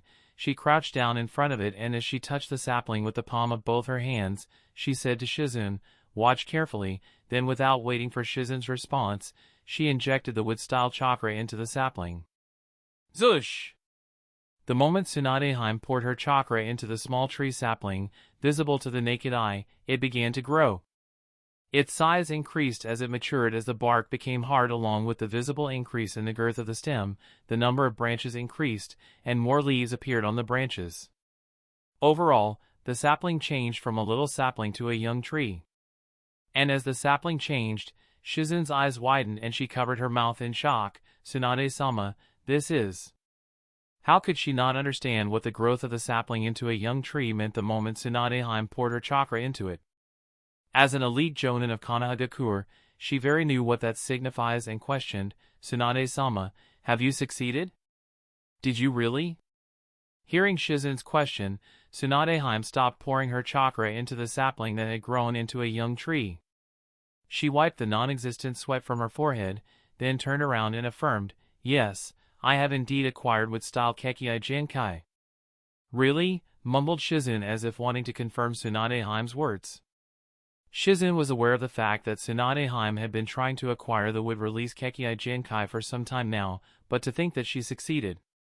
Shizun had to be surprised. After all, to her knowledge, this was the first time anyone in Konoha had inherited Shodame's wood style. Shimura Danzo cannot be counted, since he had betrayed the village. Therefore, Tsunade-Hime is indeed the very first user of wood style in Konoha since the death of Shodame Hokage. While knowledge about the human experimentation conducted in Konohagakure related to the inheritance of Shodame Hokage's wood style has always been a secret to most of the populace, as Tsunade-Hime's disciple, Shizun is naturally privy to these matters. Therefore, she knows how many people, including several Senju clansmen, have been sacrificed over the years in pursuit of wood style, yet there was no result. All the experiments failed. For this reason, Shizun was somewhat worried when she learned that Tsunade-Hime had made up her mind to walk the same path. She even tried to talk her out of it several times, but Tsunade-Hime never listened. But to think that what no one else could accomplish, Tsunade-Hime accomplished. She successfully inherited her grandfather's Kekkai Jinkai. On the other side, after some bargaining with Elder Hiruzen and Elder Koharu, Curoto successfully obtained the tender of the Aforestation Project and immediately commenced the project. The person responsible for regrowing the forest was naturally Tsunade-Hime. Having rested and adapted to the changes in her body following the implantation of Hashirama cells, she has begun to learn wood style. Practicing a jutsu is the best method to learn it, and what better way to practice wood style than having to regrow an entire forest? Of course, Curoto wasn't naive enough to entrust the entire Aforestation Project solely to Sunade without providing assistance or supervising her. While she is generally very capable and dependable, relying on her completely can also backfire due to her occasional laziness and irresponsibility. Moreover, Sunade is still not quite ready to create fully grown trees using only her chakra. She has to start by creating branches and vines, which she can do with relative ease, and then progress from there. This will pave the way for her to eventually harness the wood-release Kekei Genkai she awakened through the implantation operation, enabling her to grow complete trees. To ensure that the Aforestation Project wasn't affected in any way because of Sunade's occasional laziness and irresponsibility or the time it would take her to become capable of growing fully grown trees using only her chakra, Curoto employed some ninjas to purchase a few thousand small tree saplings and then began planting them in the Forest of Death. Sunade's job is to use wood-style chakra and accelerate their growth from tree saplings into fully grown trees. This exercise of accelerating the growth of tree saplings into full-grown trees using wood-style chakra is similar to the leaf-cutting exercise for wind-style chakra. The more saplings she turns into fully grown trees, the better she'd become at using the wood-style Kekei Genkai. Although purchasing thousands of small tree saplings does cost a lot, compared to the overall cost of transplanting fully grown trees, transplanting small tree saplings is easier and cheaper.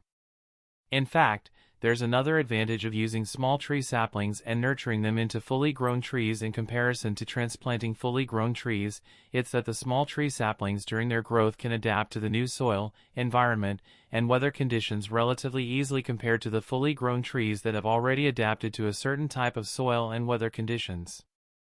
As for the problem of the soil of the Forest of Death losing nutrition and fertility because of the accelerated growth of thousands of tree saplings in a very short period of time?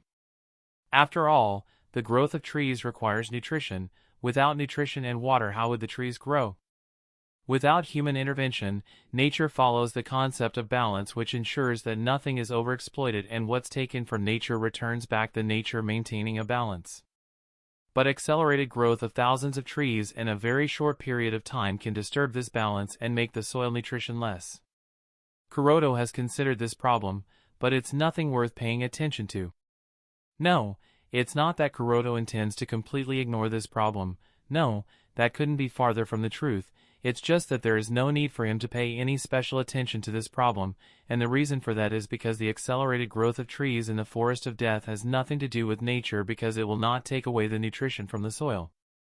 The nutrition that will be used for the accelerated growth of thousands of trees will be provided by Sunade in the form of her wood-style chakra. Essentially, she will be nurturing those trees using her chakra, and once the trees are fully grown, they will only take the essential amount of nutrition from the soil for their survival. Naturally, this will not disrupt the overall balance, since the soil of the Forest of Death used to provide nutrition for that number of trees even before the second phase of the Chunin promotion exam. As such, there was no need for Curoto to be concerned, and he could freely commence the Aforestation Project. Chapter 1078, The Aforestation Project 2. Forest of Death, Konohagakure. The enchantment squad responsible for redesigning the sensory barrier around the Forest of Death was busy. Naturally, the person overseeing the enchantment squad was Curoto. As one of the top masters of Fuinjutsu, it was no surprise that Curoto had to personally oversee the redesign, layout, and deployment of the enchantment barrier around the Forest of Death part of Konohagakure. As Curoto was supervising the enchantment squad, Heiate approached him with a file in his hand. Hokage-sama. After handing the file to Curoto, he began to report, "The replacement and maintenance of the monitoring equipment have already begun. The personnel supervising are Shimizu Naomi-san and Yuhi Kurinai-san. Following your instructions, they will not enter the sections where trees are being planted without authorization from Boar. Additionally, the personnel I am responsible for supervising have also gathered and are ready to move out any time, so I'll be going for that." To ensure that the information about Sunade's involvement in the Aforestation Project and her acquiring the wood-release Kekei Genkai don't go out, along with other personnel, Curoto has also involved his personal umbu in the project. Exposure to these details is not that big of a problem, but it's better if the project is completed before any exposure. Otherwise, if Elder Hiruzen and Elder Koharu were to learn that Tsunade Hime had acquired the would-release Kekei Jinkai, and she is helping with the Aforestation Project, they would definitely deduct the funds passed for the Aforestation Project, which is something he won't allow, at all. The information about Tsunade Hime acquiring the would-release is something that even his Umbu aren't privy to. The only people aware of this information are Curoto, Tsunade Hime, and Shizune. Of course, even if Shizune knows that her sensei has succeeded in inheriting the Kekei Jinkai of her grandfather, she doesn't know that the person who performed the implantation operation on Tsunade Hime is Curoto.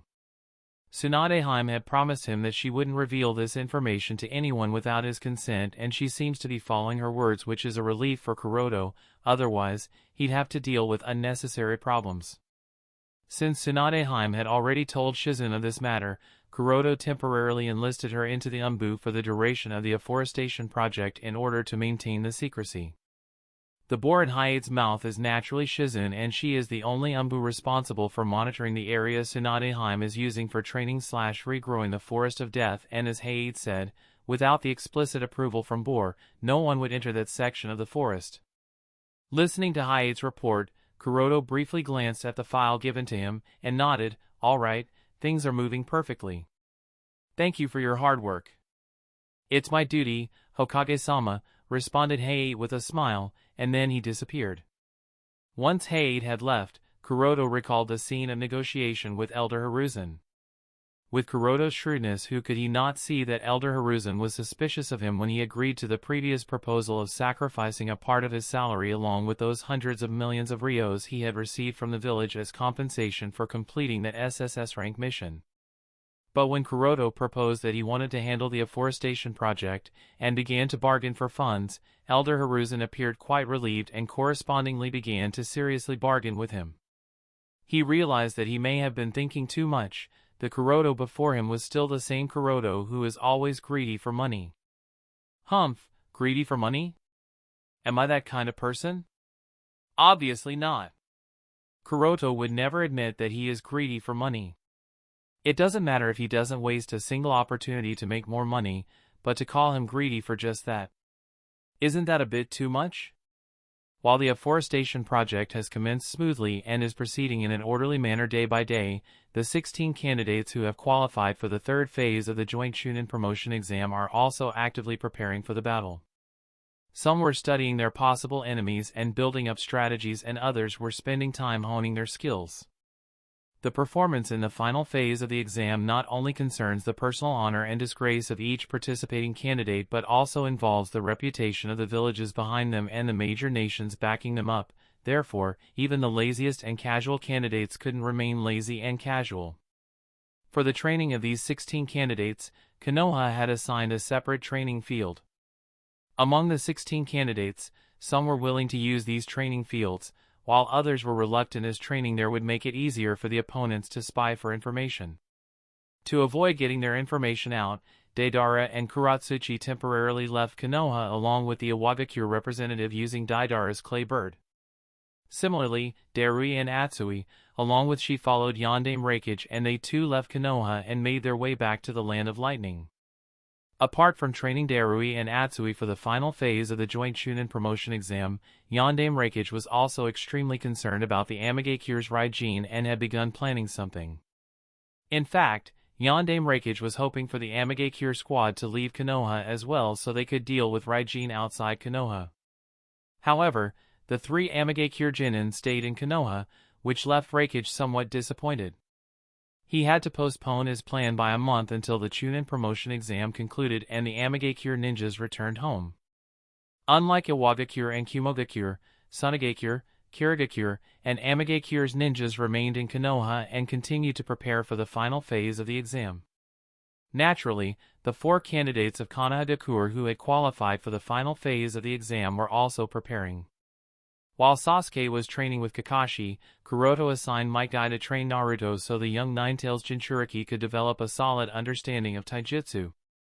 Meanwhile, Neji was training under an unfamiliar instructor. Curoto had arranged for him to be taught by Kashinana Mukai, who, for some reason, had a single Byakugan in one of his eye sockets. Neji was shocked to discover that a ninja outside the Hyuga clan possessed a Byakugan. However, since Curoto provided little explanation, Neji didn't ask many questions and instead focused on learning from his new instructor. Under Kashinada Mukai's guidance, Neji discovered a completely new method of using the Byakugan and Gentle Fist Taijutsu, opening up a whole new world of possibilities for his fighting style. Meanwhile, Kiyomi was working with Izumi. While the Genins were preparing for the final phase, Konoha's management was also making extensive preparations. After all, several prominent figures, including the 5 Kages and the 5 daimyo of the 5 great nations, would be visiting Konoha to watch the final exams. Therefore, preparations for their arrival were also underway. Chapter 1079, Results of Jiraiya's Investigation. Training Ground, Konohagakure. Sasuke was still sweating profusely and breathing heavily as he tried to master the nature transformation of a single chakra nature. 17 days had passed since the training began, yet the young Uchiha had not succeeded. Despite his failures, Sasuke had no intention of giving up and continued to practice relentlessly.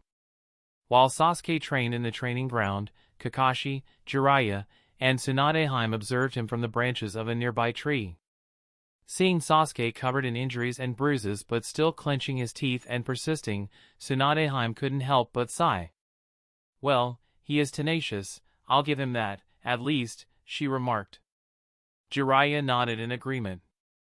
Despite failing to make any progress after more than half a month of attempts, he still refuses to give up. Sasuke indeed has great perseverance. Despite his incredible family background and talent, Sasuke's hard work and struggle showed he was truly giving his best effort. It's just that, his chakra is very cold. This type of coldness is similar to Uchiha Fugaku's chakra, muttered Tsunade with a frown. Having implanted her grandfather's cells, she had become more perceptive to the chakra around her, and Sasuke's cold chakra made her purse her lips. Even though she was not as averse to the Uchiha as the 9-name Hokage, the increasing coldness of Sasuke's chakra was a matter of concern to her. Kakashi explained, it's quite likely the result of his visual prowess improving. This wasn't Kakashi's own conclusion. Rather, it was what he had been told by Uchiha Shisui and Itachi when he questioned them about the changes in Sasuke and expressed his concerns. Although Kakashi was a bit skeptical and suspected there might be more to it, for now, he could only trust them, hoping they wouldn't hide anything that could affect Sasuke's safety. "Well, if that's the case, then forget it," said Tsunade, shrugging off the matter. She then decided to change the subject. After carefully observing the boy's body, she said, "His injuries are all caused by prolonged exposure to lightning chakra. I suggest temporarily stopping the training of mastering the nature transformation of a single chakra nature and letting him recover. Otherwise, his body might suffer serious long-term consequences." Hearing Tsunade's advice, Jeriah expressed his concern, somewhat dissatisfied with Kakashi. Letting him train for the nature transformation of a single chakra nature. This decision is indeed a bit hasty. He is still too young and immature to master something like that. Kakashi nodded helplessly. "I hadn't expected things to go like this." Tsunade smiled at Kakashi's helplessness and asked curiously, "Did you really master the nature transformation of a single chakra nature by simply watching Darui and Raijan's battle?" Kakashi shook his head and said, "Although I realized the final step to completing the nature transformation of a single chakra nature from their battle, I had invested a lot of time and energy into learning it beforehand. I was facing a hurdle and couldn't figure out a way forward. Watching Darui and Raijan's battle made me realize the solution to that hurdle, so I was able to master it immediately. I'm afraid not many people can do that." "You really have amazing talent, boy," said Tsunade with a chuckle. "Well, he is indeed that copy ninja that we all know," Jeriah smiled. Kakashi, feeling a bit embarrassed, scratched his head. Wanting to change the topic, he looked at Jeriah with a serious expression and asked, "Jiraiya-sama, how did it go at Amigakure?" During the second phase of the joint Chunin promotion exam, Jeriah suddenly decided to go to Amigakure to investigate the backgrounds of Raijin, Samsara, and Tengu. He wanted to confirm if they were genuinely ninjas from Amigakure or if they had any connections to the Akatsuki organization, as Kakashi suspected. Now that Jeriah has returned to the village, he must have completed his investigation, and Kakashi wanted to hear the result of the investigation. Tsunade's expression also turned serious as she looked at Jeriah, waiting for him to explain. There are indeed records of Ryene, Samsara, and Tengu's existence in Amigakure. It's just that except for a few key individuals, no one in Amigakure seems to know the three of them. Well, the reason for this could be because they are part of the Amigakure Umbu and don't make public appearances. Kakashi frowned, then. Was I wrong to assume that they might be connected to the Akatsuki? Jeriah shrugged. It's difficult to say. While they don't seem to have any obvious connection with the Akatsuki organization, they could still be connected to the Akatsuki, so it's better to not drop your guard. He paused for a while, and added with a doubtful expression, but there's one thing that bugs me about the three of them. While there are indeed records of their existence, there are no records of their academic performance and there are no records of the missions that they have completed either. Sunade said, but these discrepancies can easily be explained if we were to consider that the three of them never followed the traditional path that most children take to become shinobi. They probably never went to the Amigakure Ninja Academy, rather, they may have undergone a training program quite similar to the route. Kakashi nodded. It's possible. Jeriah frowned. Even if they underwent a training program similar to Root, who trained them? I couldn't find any records of any shinobi currently living in Amigakure who might be capable enough to train the three of them. They had to have someone capable around to teach them, right? Or is it possible that the three of them figured out everything on their own? That would be very scary. All great shinobi have had someone to teach them. Jeriah, Tsunade, and Orochimaru had Sarutobi Hiruzen.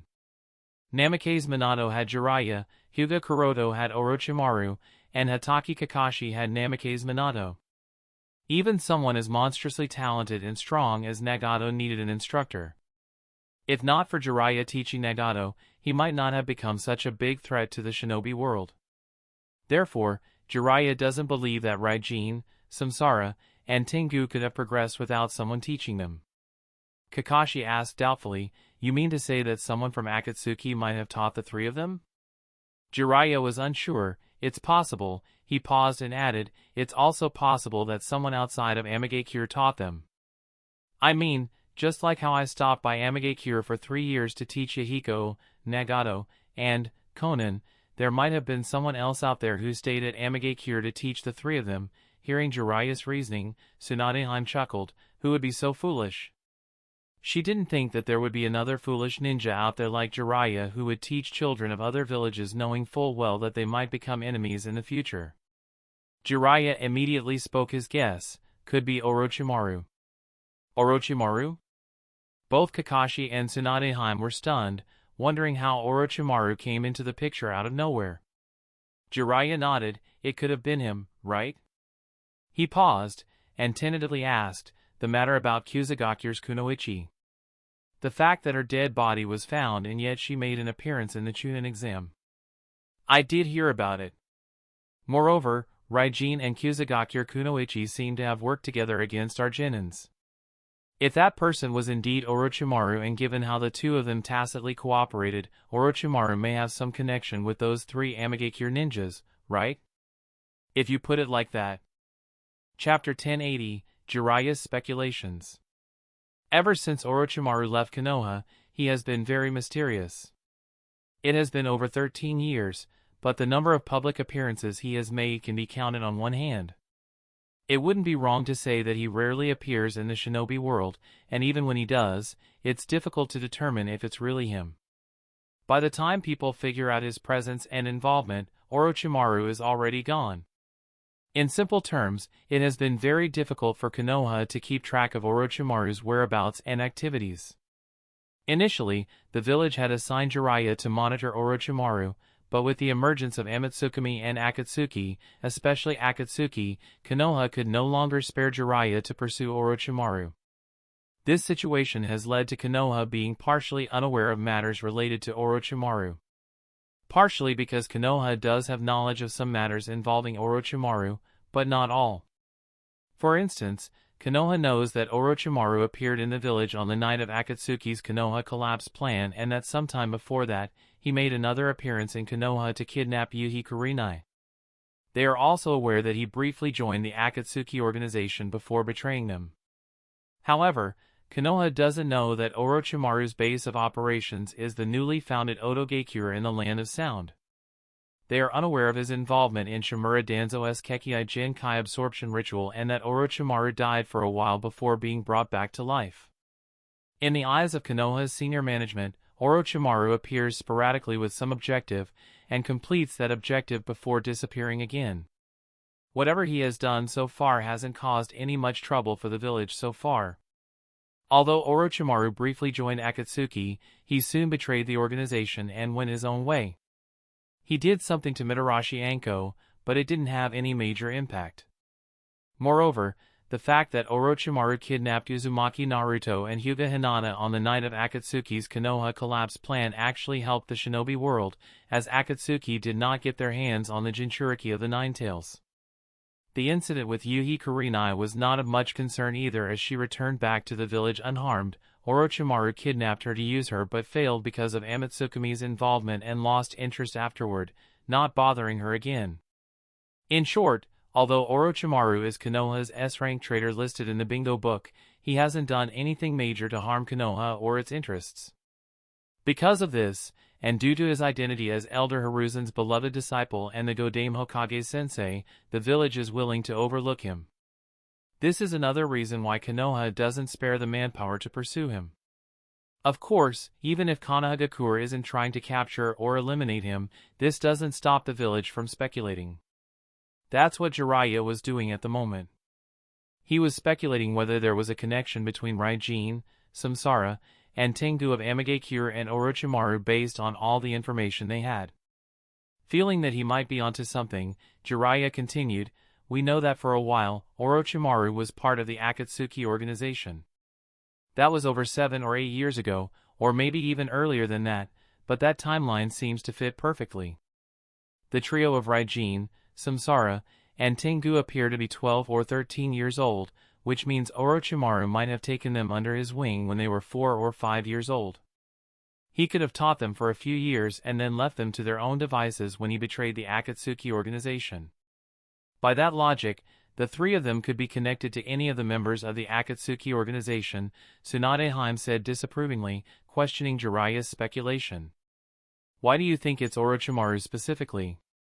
Jeriah replied, "It's because Ryene seems to be on good terms with Shiror of Kusagakure.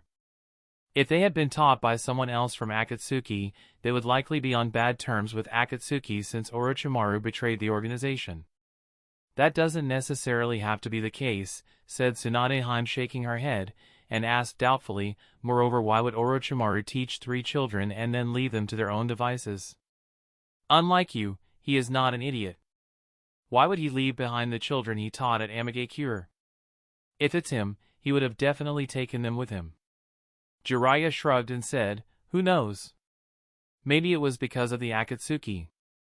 Based on the information Uchiha Shinichi has given us, Orochimaru's betrayal was abrupt and occurred while they were confronting Suijin of Amatsukumi. Perhaps he hadn't intended to leave behind the 3 of them, but circumstances left him with no other choice.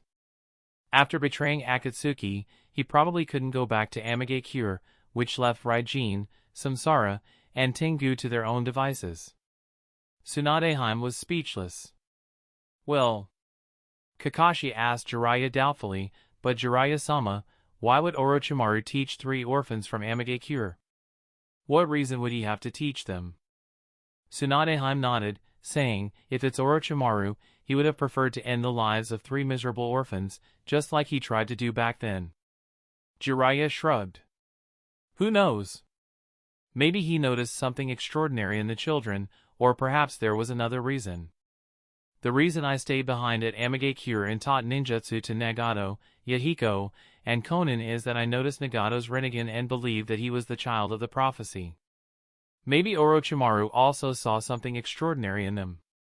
Hearing Jiraiya's words, a thought appeared in the minds of Sunade and Kakashi, the possibility that someone among the trio of Ryene, Samsara, and Tengu might have the Rinnegan. But they quickly discarded the idea as absurd. No, that's not possible. There can't be another Rinnegan out there. Knowing Orochimaru, if he had noticed something as absurdly powerful as the Rinnegan in the eyes of either Ryene, Samsara, or Tengu, he would have tried to poach it for himself. Therefore, there's no way any of them have the Rinnegan. Not to mention, they have already seen the faces and eyes, through photographs, of Ryene, Samsara, and Tengu, and none of them have the lavender ripple pattern of the Rinnegan. Kakashi said, if Jiraiya-sama is right and the three of them were indeed taught by Orochimaru, then maybe Curoto might know something about them. Sunade recalled the last information she had heard about Orochimaru from Curoto, how Orochimaru had experienced death, something nobody in the entire shinobi world knew about. She felt that Kakashi's words were indeed correct and said, yes, if the three of them are indeed connected to Orochimaru, Curoto might have some knowledge about it. Jeriah immediately asked Kakashi, what did Curoto say when you mentioned the three of them possibly having a connection with the Akatsuki? Kakashi recalled his conversation and said, well, he was a little surprised by my inference and agreed with the idea of keeping an eye on the three Amigakure Genins, but he didn't say anything about them possibly having a connection with Orochimaru instead of the Akatsuki. He didn't say anything, huh? Mumbled Sunade. She pondered for a while before continuing, well, this can mean one of three things, either he does know of Ryene, Samsara, and Tengu's connection with Orochimaru but doesn't want to speak about it, he has no idea about it, or the third possibility, this entire speculation is wrong, and the three of them don't have any connection with Orochimaru. She paused and added, any of these could be true. I'm not really sure which one is correct. Even if Sunade didn't want to accept the idea of Orochimaru being the master of Ryene, Samsara, and Tengu, she couldn't completely deny the possibility. Someone had to have taught them, and Orochimaru is perfectly capable of imparting that knowledge. If Ryene, Samsara, and Tengu are not connected with the Akatsuki, then Orochimaru might indeed be the one who imparted that knowledge to those children during his stay at the Akatsuki. Kakashi was also a little uncertain. He had initially believed that the three Amigakure Genins might be part of the Akatsuki and had come to Konoha to capture the two Jinchuriki. Now, it seems that things might be different from what he was thinking. Understanding Sunade and Kakashi's thoughts, Jeriah said, well, firstly, we have to confirm the speculation before reaching any definitive conclusion. It's possible that I am wrong, and things are different, so it's best to keep a watch on their actions. Sunade and Kakashi agreed, yes. Once the discussion about Ryene, Samsara, and Tengu's connection to Orochimaru or the Akatsuki was finished, Jeriah changed the topic. He looked at Sunade and asked about something that had been bugging him from the moment he saw her after returning back to the village from Amigakure. By the way, Sunade, you seem to have changed a lot recently. How did that happen? That's the end of this tale for now. Thank you for watching, and I'll see you in part 28. Peace.